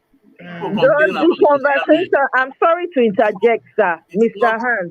Does the conversation is boiling? It's boiling. Were you boiling when we shared the story of the woman that took a man from the gutter to the US and he dumped him for you? He dumped him, go marry another one for he's living in her house in Magodo. You know, boil that time when you hear that one. Look before you marry. That is what I'm saying. Because we keep on having divorces every day. When you don't look carefully before you get married, this is what happened. Then later you come to obodooyinbo and begin to complain. He dumped me, he did this, he did that. What for you? I think say you be get hurt before. Now I know say no, you know I'm always we're not supposed to talk like this. Somebody we talk story of woman where we say they almost delete him. In house they from Agodo. Now somebody else they stay there, another woman they stay there. They talk say you supposed to look before you marry. So now her fault say he pity poor man marry him. Carry him come up to carry him go America. Now what you go talk here? This Mercy Aigbe says something. I think you see the sister spoke to you. Which sister was talking something about Kerewa, or is it not the sister, or I don't know. When you were telling her to support the sister. Have a good evening. I gotta go. I beg. When I don't waste my time again. I know fit. I don't get power. I'm tired. I'm going to Mercy Aigbe sister. Now my Aigbe uncle. Midwest, welcome. Good evening, my sister. Are you hearing me? Good evening, my brother. Yeah, this is my first time to contribute to your program. But You're welcome. Apparently, I'm triggering a lot of men out there because I thought they no marry. I go talk calm. Put it on loudspeaker. Do not build up a man. I go talk. I'm not taking it back. Okay, my sister, I will use I'm from Edo, so and I think you are also from Edo, so or maybe you are from, but you say you grew up in. I think you are from Edo also. Okay, the thing is this. I'm calling you from Sweden. I brought my wife from Nigeria to Europe, and by the grace of God, to God, all the glory to God, and we are still together today. Amen. And what I want to say is this.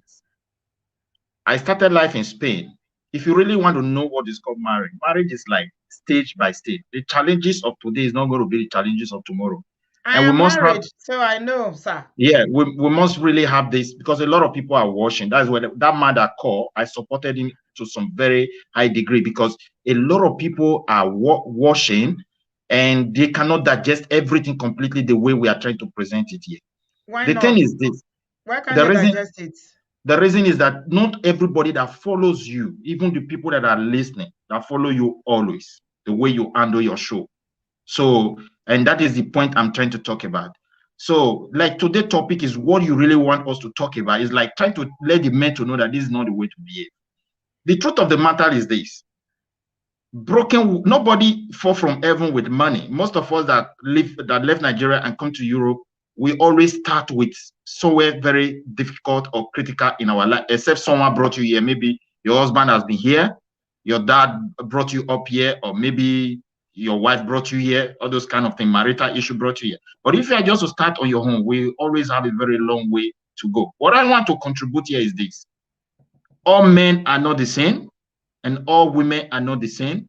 We're not raised in the same houses. So what I want to tell people is that just watch carefully, look for men that have God-fearing. And there are so many things also with women. So when a man lost, it's like we have lost our tradition. That's a different topic entirely, and culture. So we are now in the middle. We are not like Oibo, we are not like Africans. And that is the greater problem Nigerians are facing in their marriage today. So, and Christianity is not like a social gathering. But however, if you watch carefully, you can still encounter someone that fear God, who have conscience. Because these are things that... What do you mean? What does it mean to fear God? Okay, I will use myself as an example. When I arrived Spain, I left my wife in Nigeria. I met a culture that my people have established, which was, to me, was very, very wrong. So I never participated in those kind of lifestyle, because I do believe, because I fear God, I know through God's revelation that this thing is going to have a lot of problem in my future if I allow self to take over me. So I guide myself with the principles of God. So when I mean fear of God, when I was there, I always remember I have a wife and I have to focus on my future. And I work hard and God did it for me. I got a document and I brought them. But when they came, few years later, there was a very big economic crisis, because different challenges come.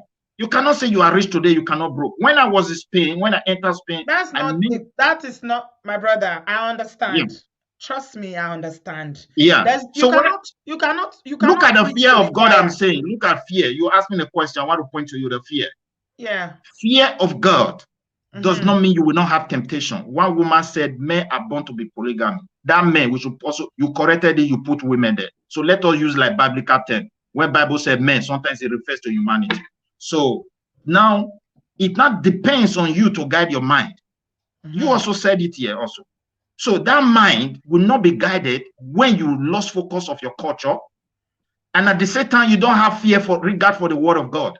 So this is the real problem that is killing African marriage, both men and women today. People like before, if you marry a Benin woman, she labor for you like this. You fear you go and marry another place, another woman at home, she will go to any length with you. If you don't believe in spiritual things, you can see it working in people's life.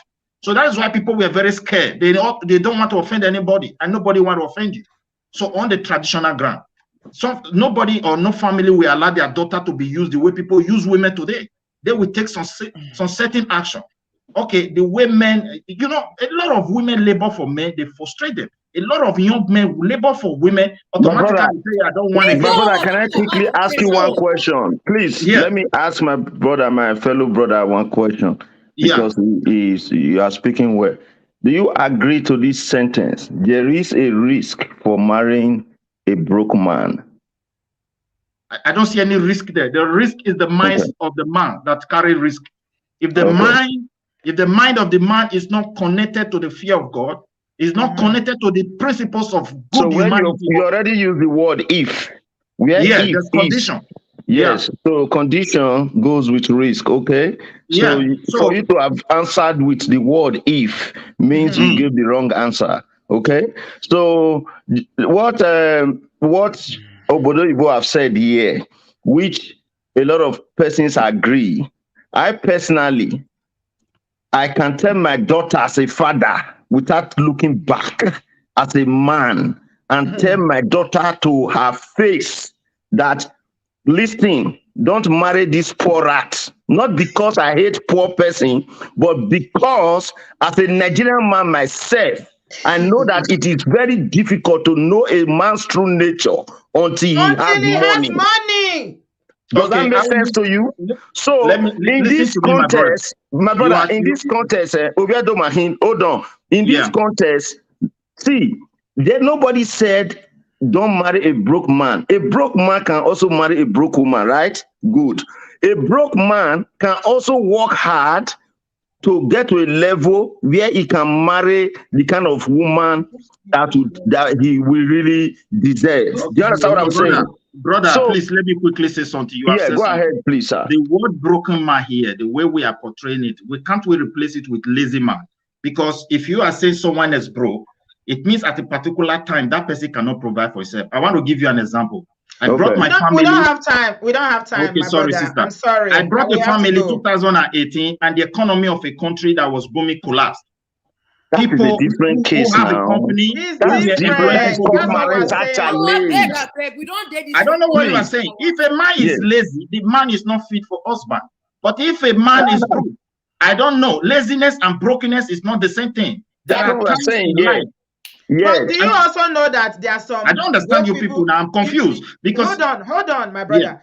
You also know that there are some poor people that are lazy. There are poor people. There are people who are poor because they are lazy. There are poor people just because of condition. They find themselves at a particular time. Yes. The Spanish who gave more than but 1,000 Nigeria was working in his company. He committed suicide because that company started by his great-great-grandfathers. An economic crisis eliminated it. He was so frustrated, took his life. So situation changed. We cannot use. I don't think we are going to be able to explain it to you, but I think I understand where you are coming from. I do understand, but you don't understand where I am coming from. What destroyed that woman? What destroyed the woman's marriage? Because it's changing the situation. What you are saying here, you are giving a clear example of a man that is married and had problems. Now had problems. That is not what we are saying. That's not what we are saying. Things happen in life. Even if you are working for Microsoft today, your work is not guaranteed. You can be off job for a while or whatever. That if you are married and there's problems that you shouldn't support your husband. No, that is not the topic. And number two, Auntie B, I really like the way you mentioned that. You know, I don't like to sound like a different man, but what I'm saying is we deal on these issues on a case-by-case basis. On this same show, a man called in, if I remember correctly, he said the wife was or is or helped him to get to where he is today. Did we install the wife? No. We also said, oh, thank God, we still have a man that realizes what the wife did for him. So nobody is saying it's a personal choice. Right? So everybody, they have right to their own personal choice. I have said it and I'm repeating it again. For me, as a man, Obodo TV or no Obodo TV, before I joined this platform, I've already had that mindset. I cannot tell my daughter, if my daughter bring a broke house to me, I'm not joking now, I am going to tell her to her face, what you think you are experiencing as love now, when this man really have money, especially when he's a Nigerian man, I repeat again, Nigerian man, then you will really know this man's attitude. So please, I don't want it. It is better you come with equity once it's equal. See, if you're having problem with somebody that you know that you supported, but not like you kill yourself on that issue, why do people, all the things we are experiencing here, why will a man in America shoot or kill the family? It's because he feels that I've done too much, or the woman feels I've done too much. You know what I mean? So if everything is 50-50 or fairly 30-70 or whatever within a certain range, you can't just take somebody from zero. That's what I'm saying here. You need to improve yourself. And when I came to America, I made sure people say, Bill never married, Bill never married. Let me tell you, because I know what I want, I try to work on my career to be at a certain level, so that if I'm talking to a woman of my own caliber, she cannot come to me and say, oh, you know what I mean? You know, you cannot just come from a low level and you want to go to a high level like that. And a reasonable woman, a reasonable man must know that this person is just acting like this. So when things change, then you will not know the true nature of this person. But if you are dealing on the same level, you know, even if I'm 70, she's 30, no problem, you know, but not As I am, I can fight for a woman in Nigeria. I'm telling you. Do you think I'm a fool? As I am today, I can fight. I can go to Nigeria and take the most beautiful girl who want to come to this US. I'm saying it on public platform and fight for that person to remain in this US. Why did I not do it? Because you don't want to take a zero to nothing. I don't need that kind of nonsense risk.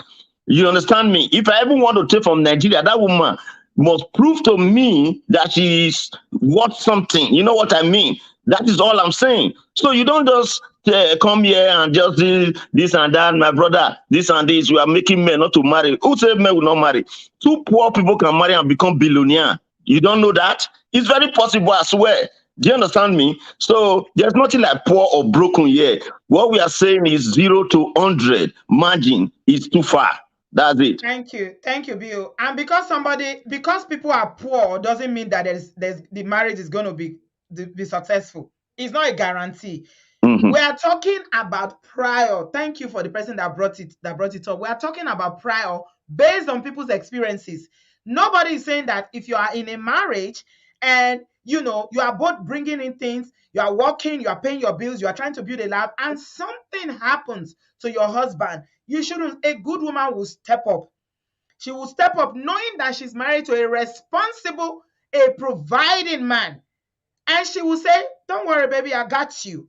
And will do everything. And people outside will not even know that they are experiencing any problem.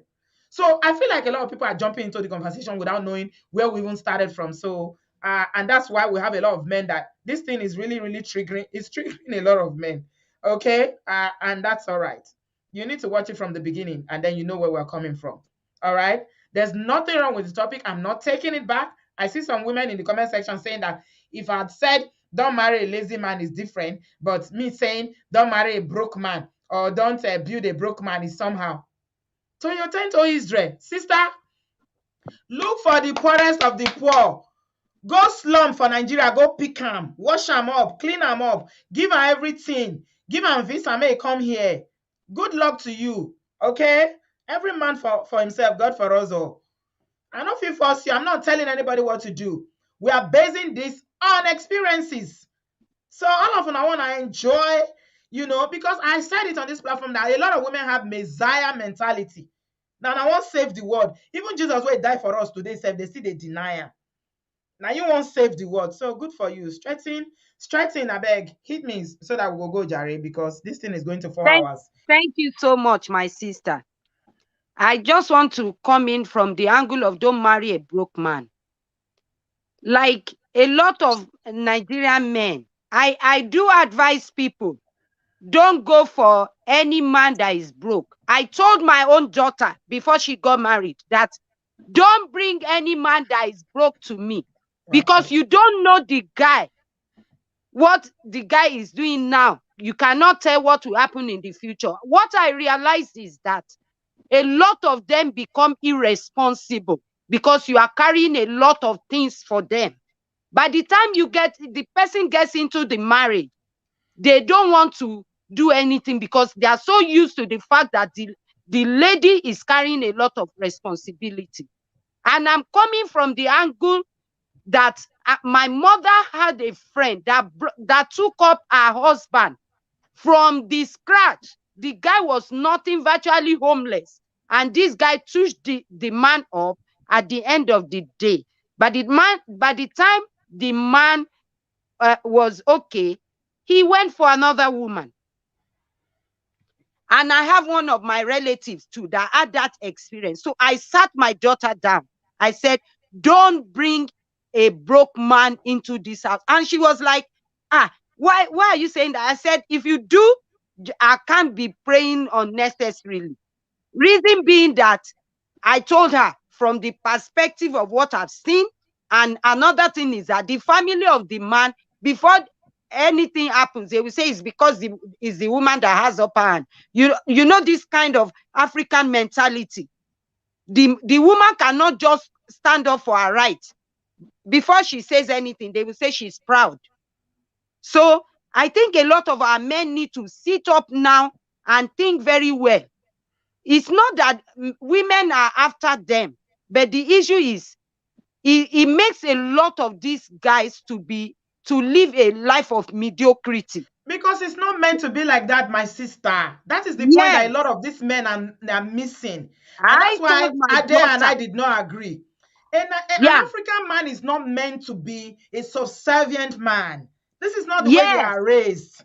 They are not like yes, Oyibo. We don't raise our sons. My you are brothers were right. not raised like that. A man, Mhm. an African man, a Nigerian man is a man's man. They Yeah. need to be in charge. They need to be the head of the family. They need to say, okay, I'm the husband. You are the wife. You know your place. I know my place. By the time you switch the role, you switch it and you become acting as a husband and he's acting as a wife, he will resent you. Yes, you are right. You're right. And I that's where I agree with you that any sensible lady should not marry a broke man. It is a risky thing. I have seen. It's not from outside. I see people that are close to me that had that experience. The guy does not want to work anymore after they got married. Thank you, So my I sister. rest my case. Thank you. Ayo, Thank are you you. here? Sorry. Oh my God, this conversation has been heated. Ayo, can you hear me? Ayo Maja, I can see you. Common Sense Sisters, you're welcome. It's been a while. I've missed you girls. Are you okay? Auntie, good evening. Good evening. Yo, how body? So nice to see you. Thank you. We're managing. We did not want to come in, but on our own. On our own. Trying to get You are minding your business. This topic trigger a lot of people today. A lot of men are angry. They should be angry because they are should saying be. The truth. Yeah, let them be angry. I don't even care. My husband is at home. He's hearing me. I will repeat. He Kuku knows my stand already. I tell him, you are the man. I am your wife. I will support you. I'm not taking your role. I will not. I don't know why there's a story about somebody's life which you took your time to play. Some people were interpreting it from the beginning. And then you come into the show, then you undermine the person's story. Mm-hmm. That's a 58 years old woman that is telling her story in the hopes to help young girls. In the hopes to help young girls that despite everything that her parents and her siblings, they put her through, they told her, don't do this. This is why we say you should not do this. And the mistakes that she has made and the lessons she has learned. Then you come here and be yanni or pata. With your small 200,000, when you say you didn't make for GP when they work. And then so it's saying that women broke. It's okay for us to be broke. It's okay. Don't marry a broke woman too. Then we should put it that way. You know what? Ella, you know what that lady said? She said her parents told her, Kolowo fe omo lowo, kitalaka fe omo talaka.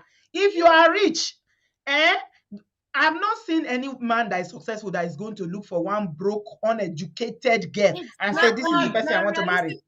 In this day and age. Exactly. And you're a man. Why are you looking for a woman to build with you? Mm-hmm. Is she Bob the Builder? Rats. That's number one. Mm-hmm. Number two, we've been on another platform. I think it was 2 years ago, where a Nigerian man also came up and he's like, oh, I'm looking for a woman that will help me see the light at the end of the tunnel.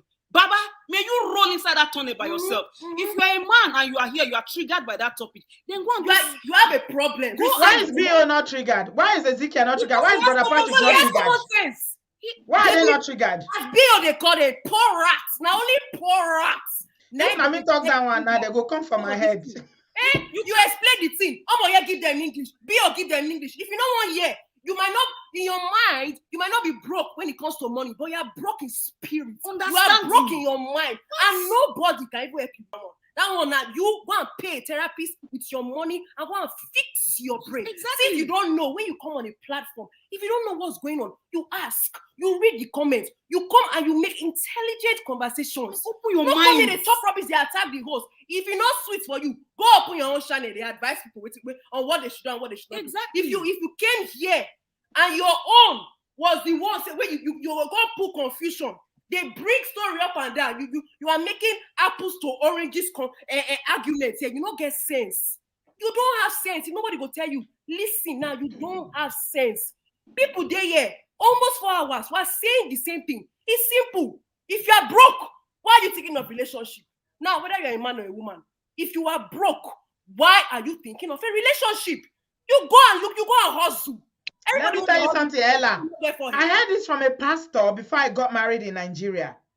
And he said that when God created Adam, the first thing he introduced to Adam was not Eve.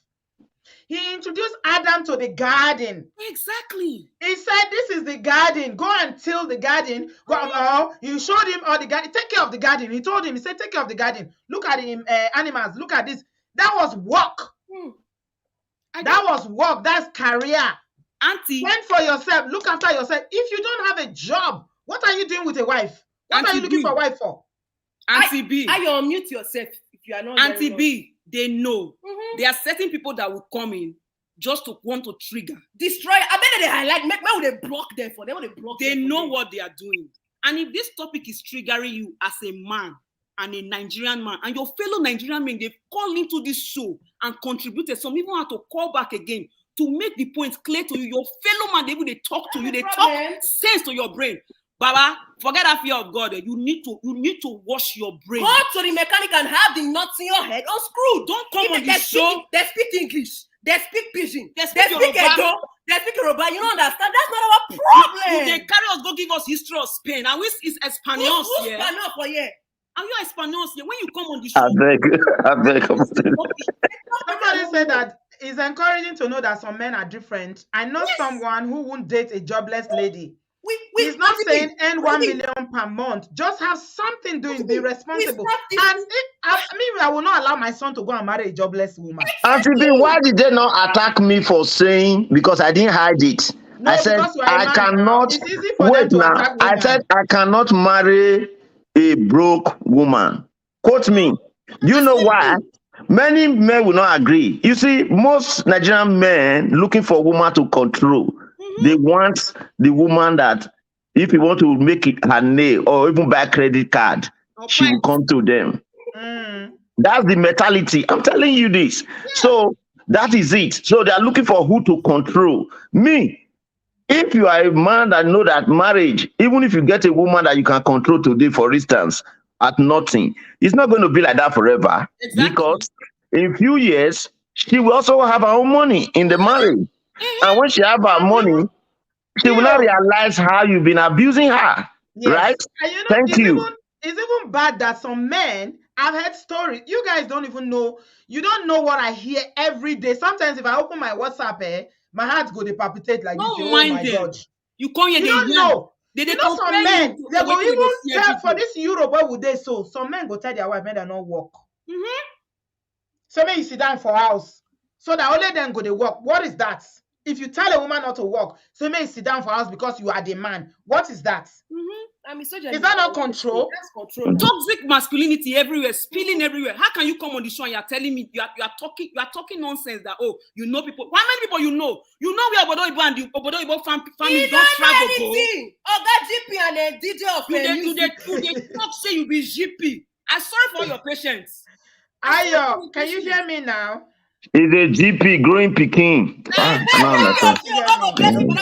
Person tell me saying a GP. Why you people taking him wrongly? Somebody says a GP. You didn't ask him the meaning. Growing Peking. That's a growing Peking. I hope you there.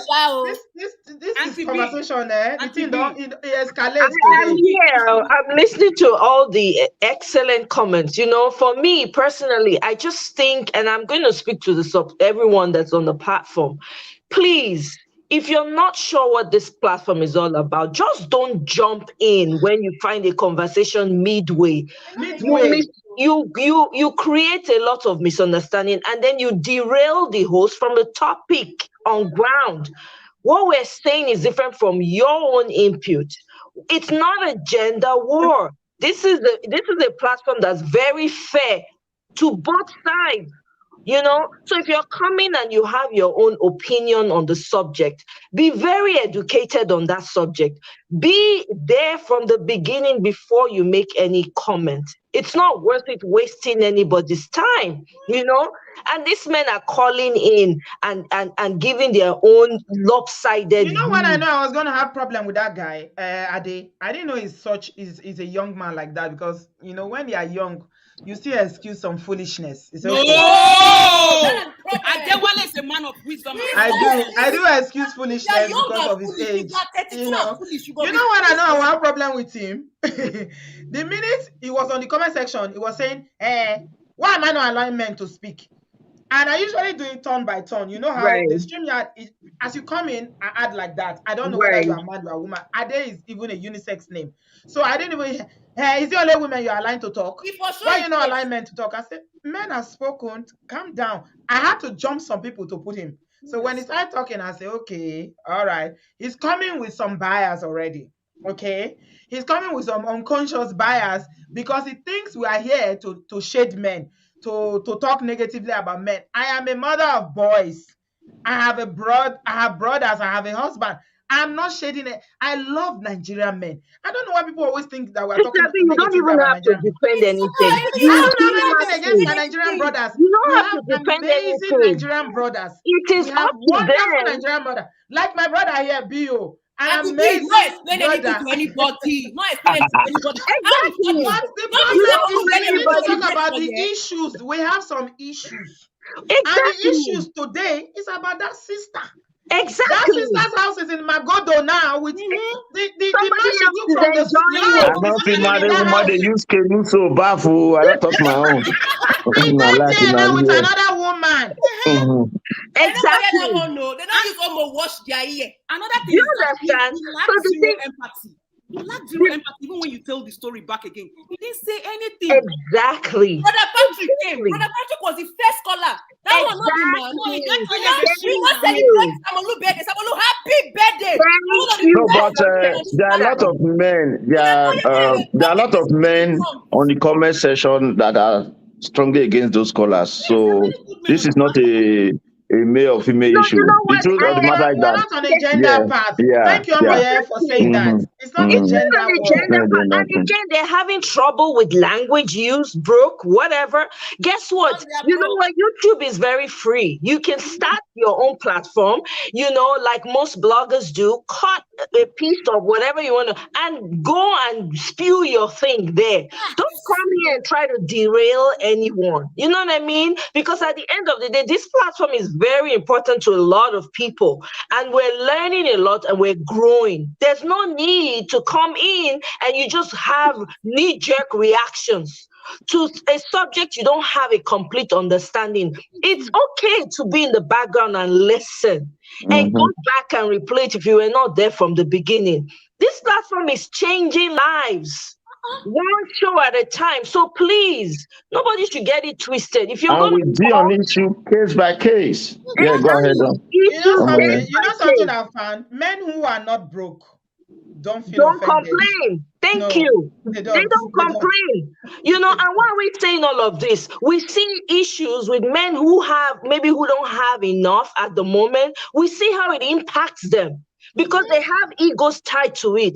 So I think as a man, you should even be happy that we're having conversations like this, because it's gonna, if you're not the type, if you don't fall into this role, at one time, nobody had money. And I understand what DJ Smooth said when he said, it made sense when he said it's not just monetary. And that's not Right. what we're addressing. I understand that. There is more inside of a person than outside of a person. But in this context, why would you train up a child, spend all that money, only for that child to end up with someone who's not going to add any value to them?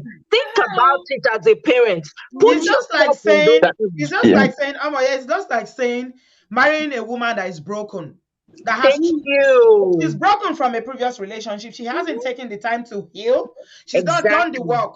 Then she will not carry all that trauma and the brokenness to a man who is complete. He doesn't have any brokenness. He's all right. How do you think it's going to play out? She will blame you for anything. But Auntie B, there's somewhere we are making mistake here, because from what I can see from those callers, I think they really did not understand the meaning of broke man.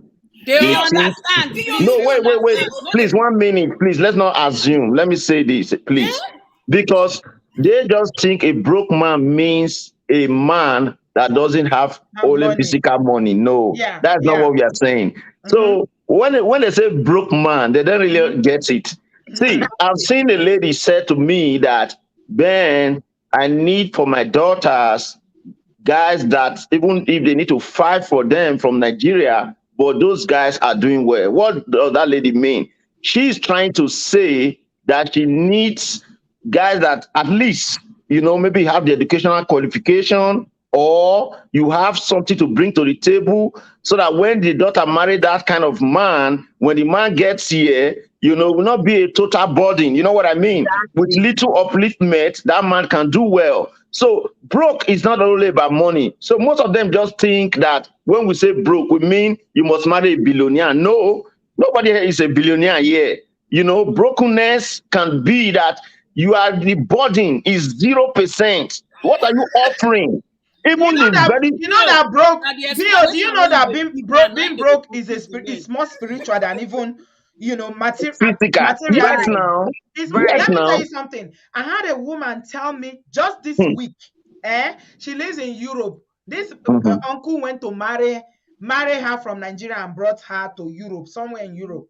They live. The man told her that they went to the supermarket and she said she wanted to buy. I think she wanted to buy. I don't know whether it's some kind of food like that or something like that. She wanted to buy. The man told her that it's a waste of money. That thing is a waste of money. What you are going to spend that money on, because you don't need it. We have food at home. He told her that your child does not need more than 4 pieces of cloth. Okay. They have a young baby. Say that baby does not need more than 4 pieces of cloth. What did they take cloth do? What is it doing with cloths?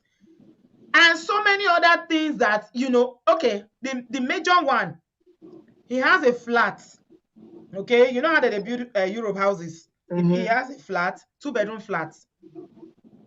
He rents the room, 1 room out. He rents the sitting room out. He's staying in 1 room with his wife and son. Now rats with that one. You see, you hear what they talk? Nigeria don't bring wife home. Maybe the subject of broke. That's a rabbit, no be rat to rabbit. Rabbits get weight. That one get busty. Anytime she can't come, anytime she can't enter kitchen, one cook. Now men they give the house or the room, the 2 room. They come, all of them come pack themselves for 1 room. They manage. Anytime she can't come kitchen, one cook. The man go say, hey. Why you go to cook when the man when your neighbor, when your tenant they cook? You be a shower? You want to sleep with her? Now you make him.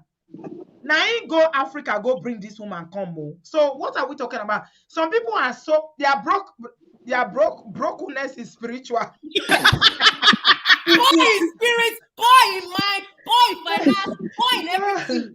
Exactly. To Nick JJ's comment, this comment that you just pinned, Sister B.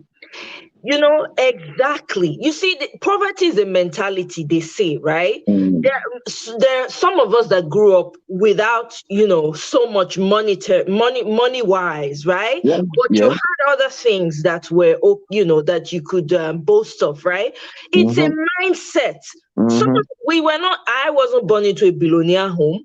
Yes. But by the time you start to improve on yourself, to your point, education and all of that, and you have doors open for you.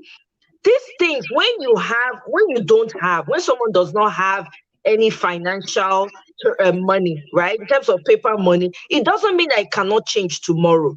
The point is, where is your mind? What is the process? What is your thought process like? What are you thinking? What do you want to do for yourself? Because a lot of times, right, when people get married, they just, how they get married back home. Okay, to the men that are saying that we're talking about men here, we're talking about men. In Nigeria, why is it that most of these Nigerian men go home and marry someone who doesn't have anything? Because they want to control. Of course, yeah. Why is it that they marry them and some of them will say, don't work, I don't want to live off your money. So whatever, I don't need you to work. Stay at home and be a full-time housewife. So when they need to deal with the woman, they will push her out with nothing. Why do they do that? Right? Because they want the power. They want to have that control. It is for the benefit of the man to know that they need to have something in order to have a family. Even the Bible, for those of us that are Christians, a man who cannot take care of his family is worse than an infidel. Hello? So what are we talking? What are we trying to argue? What the Bible said here? Now. It's not like we are hearing it on the show. Exactly. This is what the Bible said. And she even went as far as explaining it. That God first gave Adam, a job. You know what I'm Before saying? you brought So him when in. somebody say, I will not allow my daughter marry a broke man, the person is not joking. You know what he's saying? I beg, more than not play with him. More than not play with him. Auntie Don't Rito, we end up don't with see a enough. broke man, no. Broke spiritually, physically, don't. There's no Mhm. need. Life is too short. I beg, I know they Focus on broke Leo. yourself. I know they broke Leo. You did Brooklyn. Even people No, I where know they they broke broke it, they Leo. are rich. When I look for people where they Brooklyn, maybe that is You know why I think They this should be thing they equally hard like yoke with this? their fellow brokies.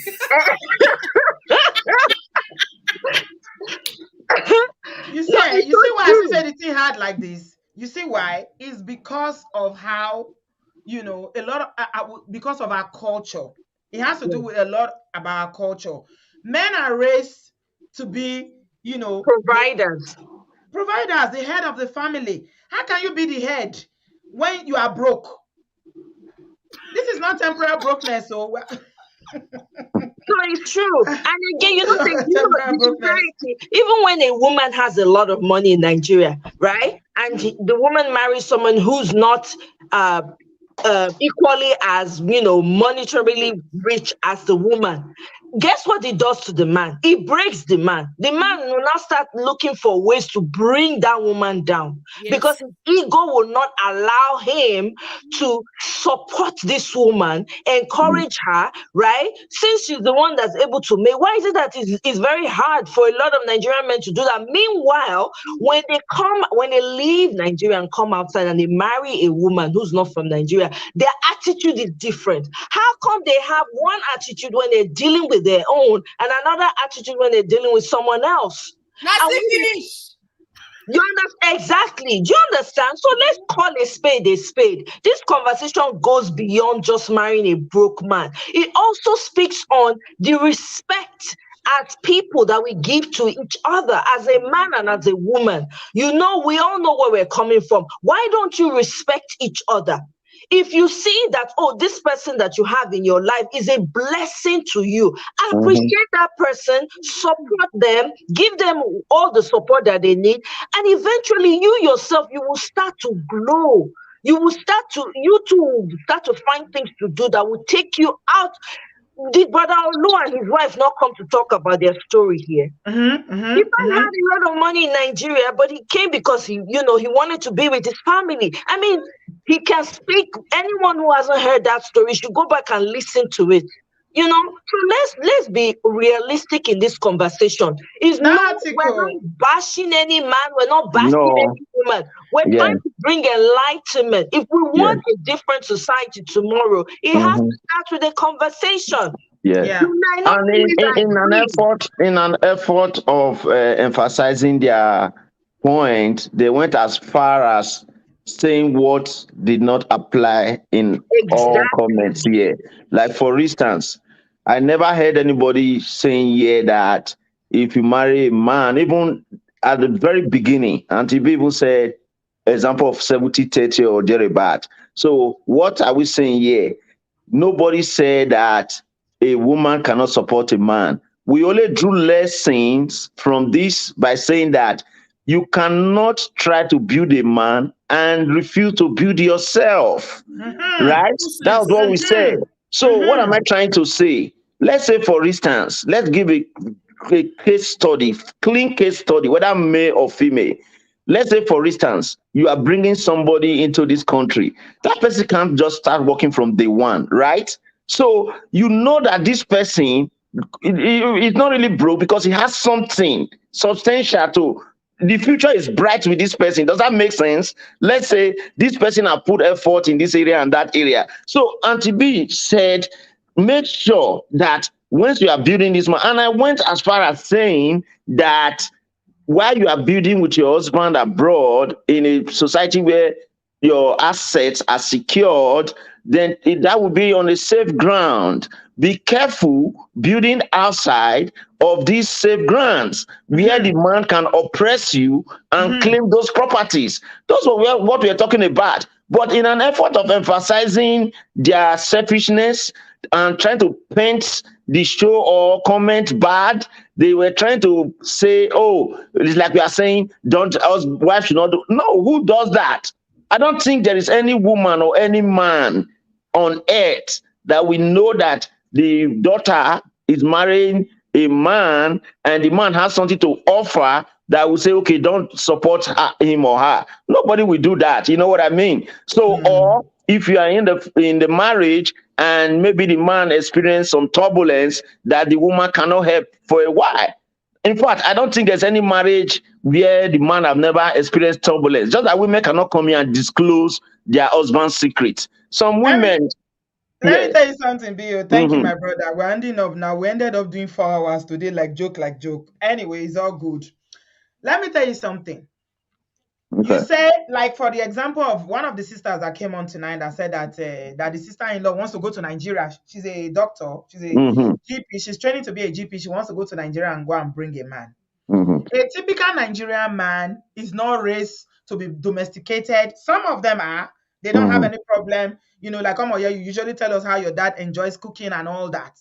But a And me lot of too, me Nigerian, too. you too, Bio, you do that. But a lot of Mhm. Nigerian men, they believe that my wife should cook, she should clean. Some clean, some don't. Anything domestic, they don't believe they should do it. Now, let's take for instance, this young lady goes to Nigeria now to marry that man. Bring the man here. He will come here and stretch his leg now. He don't arrive Obodo. She's going to go and pull a 10 to 12 hour shift. She will come back. The house will be all messy. The plates will not be washed. No dinner made. Then he will expect, because he's an African man, that you are his wife, which is your responsibility as a wife, to go to the kitchen after your 12-hour shift to go and cook him dinner to eat. Meanwhile, No. he's been sitting on that couch all the whole day, holding Mhm. remote control, flipping from YouTube to Facebook to go to Instagram to Yoruba film to Nigerian and Nollywood film, name it. And then when she doesn't do it, he sees her as being proud. Oh, it's you that brought me here. That's why you want to control me. Mhm. It's because I don't have money. It's because I don't have a job. Then, before you know it, he starts talking to his friend in Nigeria. Now so far she bring me come here because of her. I don't know say na so obodo Yoruba women they do. So he bring me come here so that na me go dey wash plates. Na me go dey wash plate for him. Then one baby will enter, two babies will enter. Just amplify whatever it is that's been going on in this marriage. Give them 5 years. She will be so frustrated. She will be feeling so damn like, oh my God, what have I done to myself? Do I really deserve this? Because now he's going to go and say, okay, I'm not going back to school. Let me go and take this security job and be doing, because his friend has not told him that, okay, you can make 20 pounds or 25 pounds an hour doing security job. Then he will go and take the job and then he gets stuck there. Okay? Just look at the power play in this relationship and tell me how this is going to work. Because what's his name? Hanks came here and said, now what did they call the divorce with this?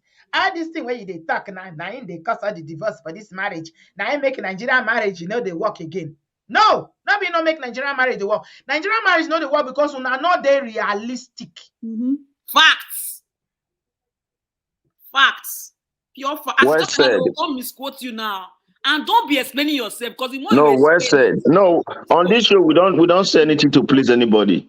Everybody says their mind. Everybody, you cannot please everybody, and you don't say anything for anything. Auntie B, go watch my banga I cook for Instagram. You go see my banga soup tutorial Correct. there. The banga soup, they boost for inside pot. So, Yeah, I I go mean, DHS onto Cali. look, in DHL are my conclusion, my background. people, I know so I still they have to know for America there and over there in the US, but Mhm.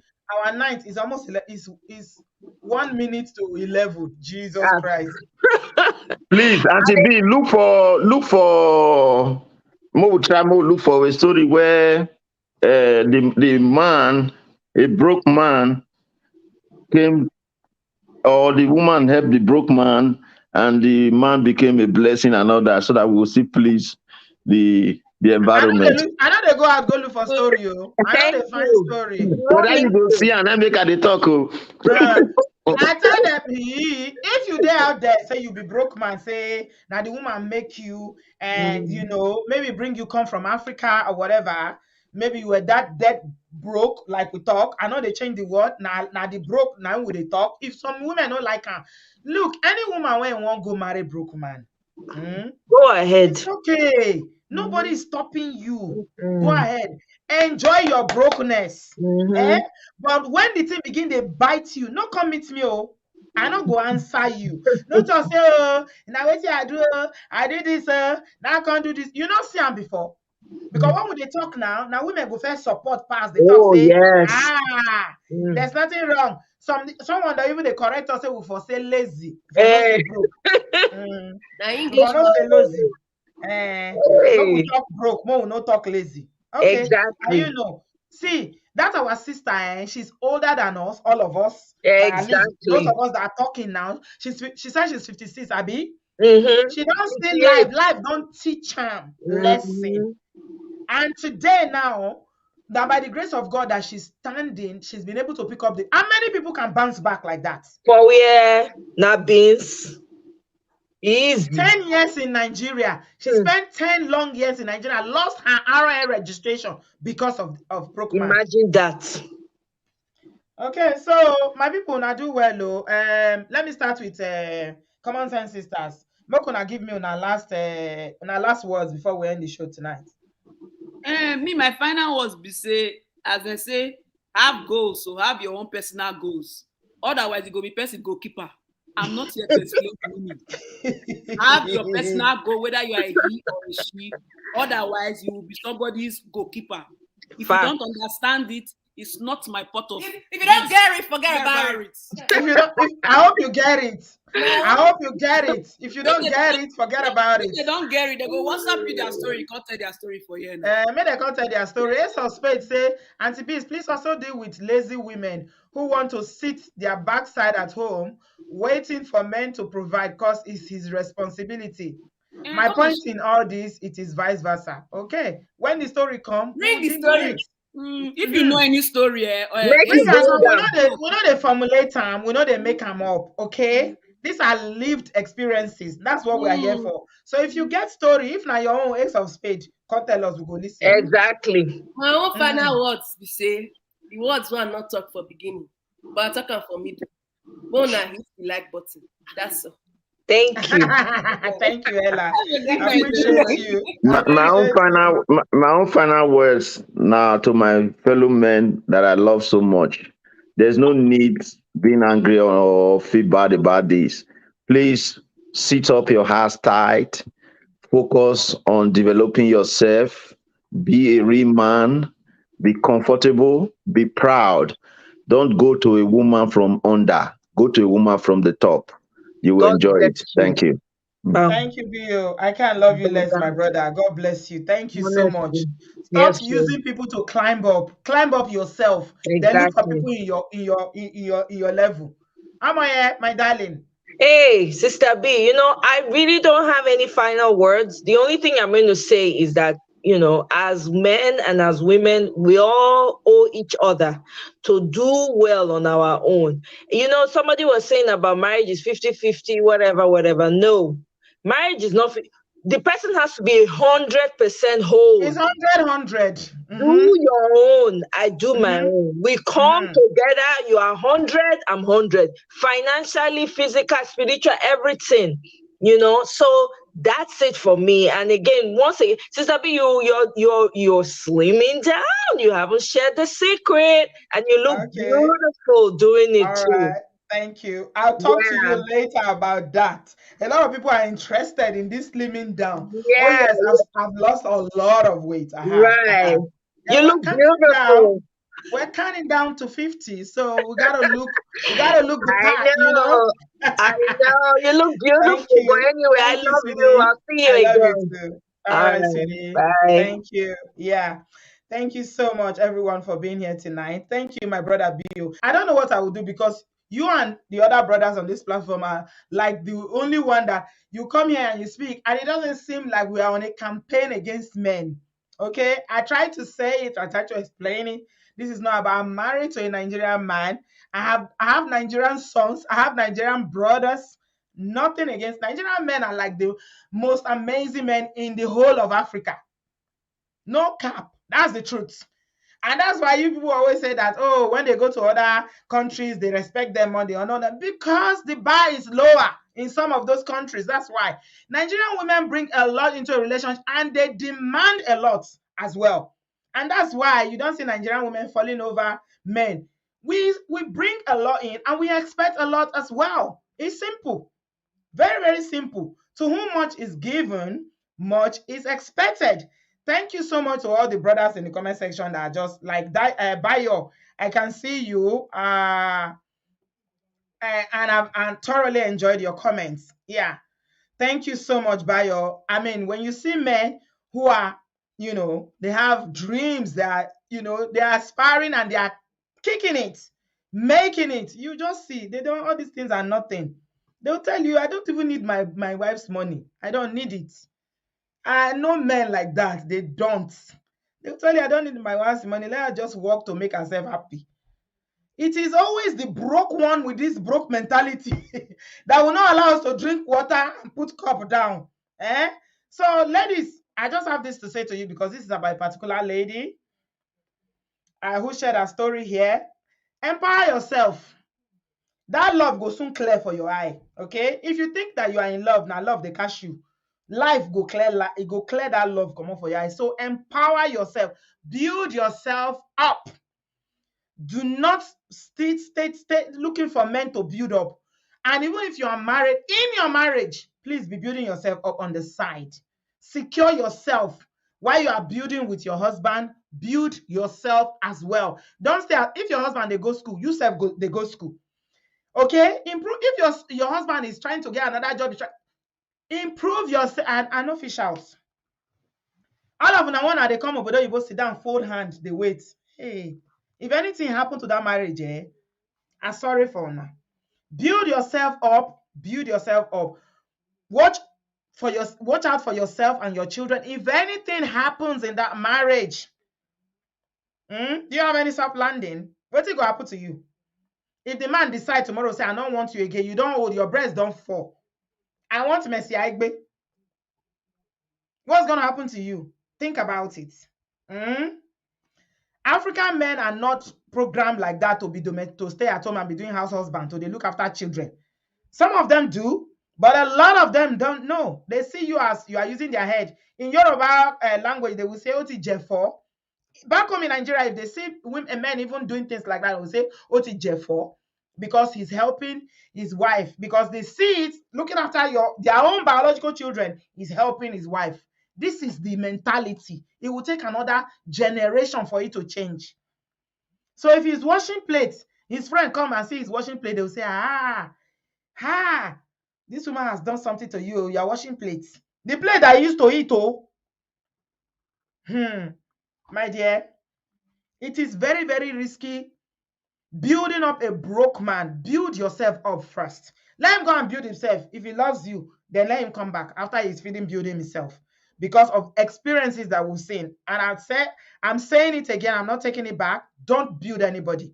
Build yourself, build your stocks, build your real estate, build land, whatever, buildable. If you have children, build your children. Stop building grown men. You are not their mother. You are not their mother. Okay? High risk is serious high risk. And according to what Bill said, if you live in the diaspora, you even have rights. If anything happens, 50-50 in marriage. If your marriage ends today, you have everything 50-50. You have the law on your side. But you see all this one when they go Nigeria, so I'm sorry for you.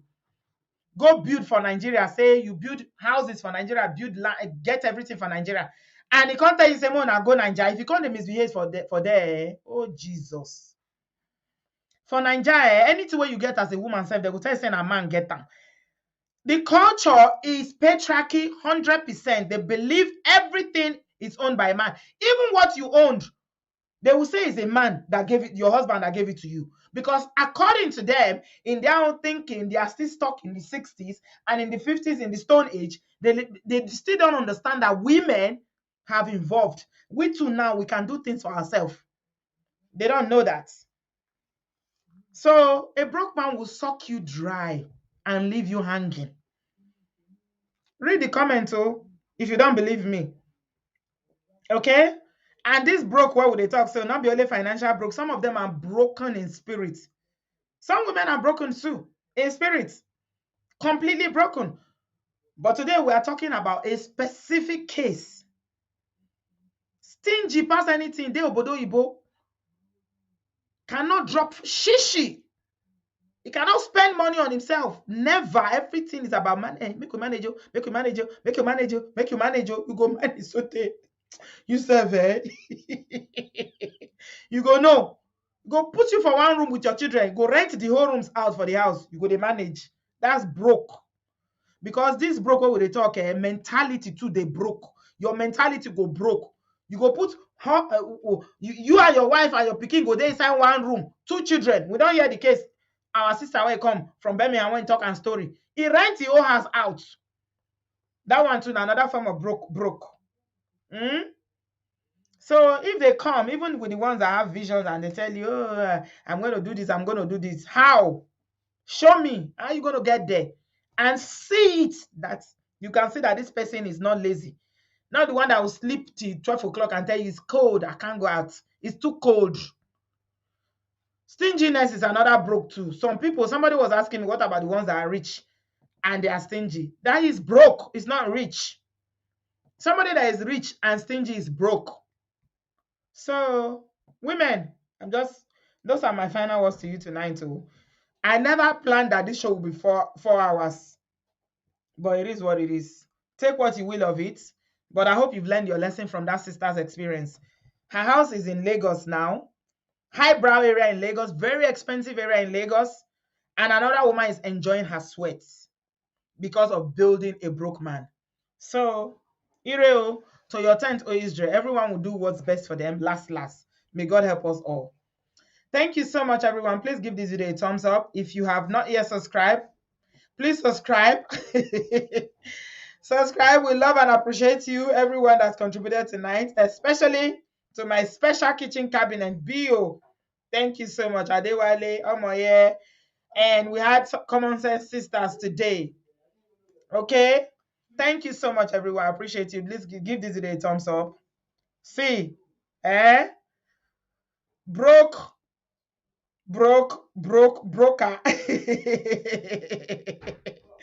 Yes, rich and stingy is broke too. They are not, he's not rich. He's freaking broke, my brother. Thank you so much, everyone, tonight. I know I'm going to get a lot of bashing in the comment section when I post this later on. But you see, I not close my talker. I not hide my face. I'm saying it. Don't build any man. Build yourself. Build your children.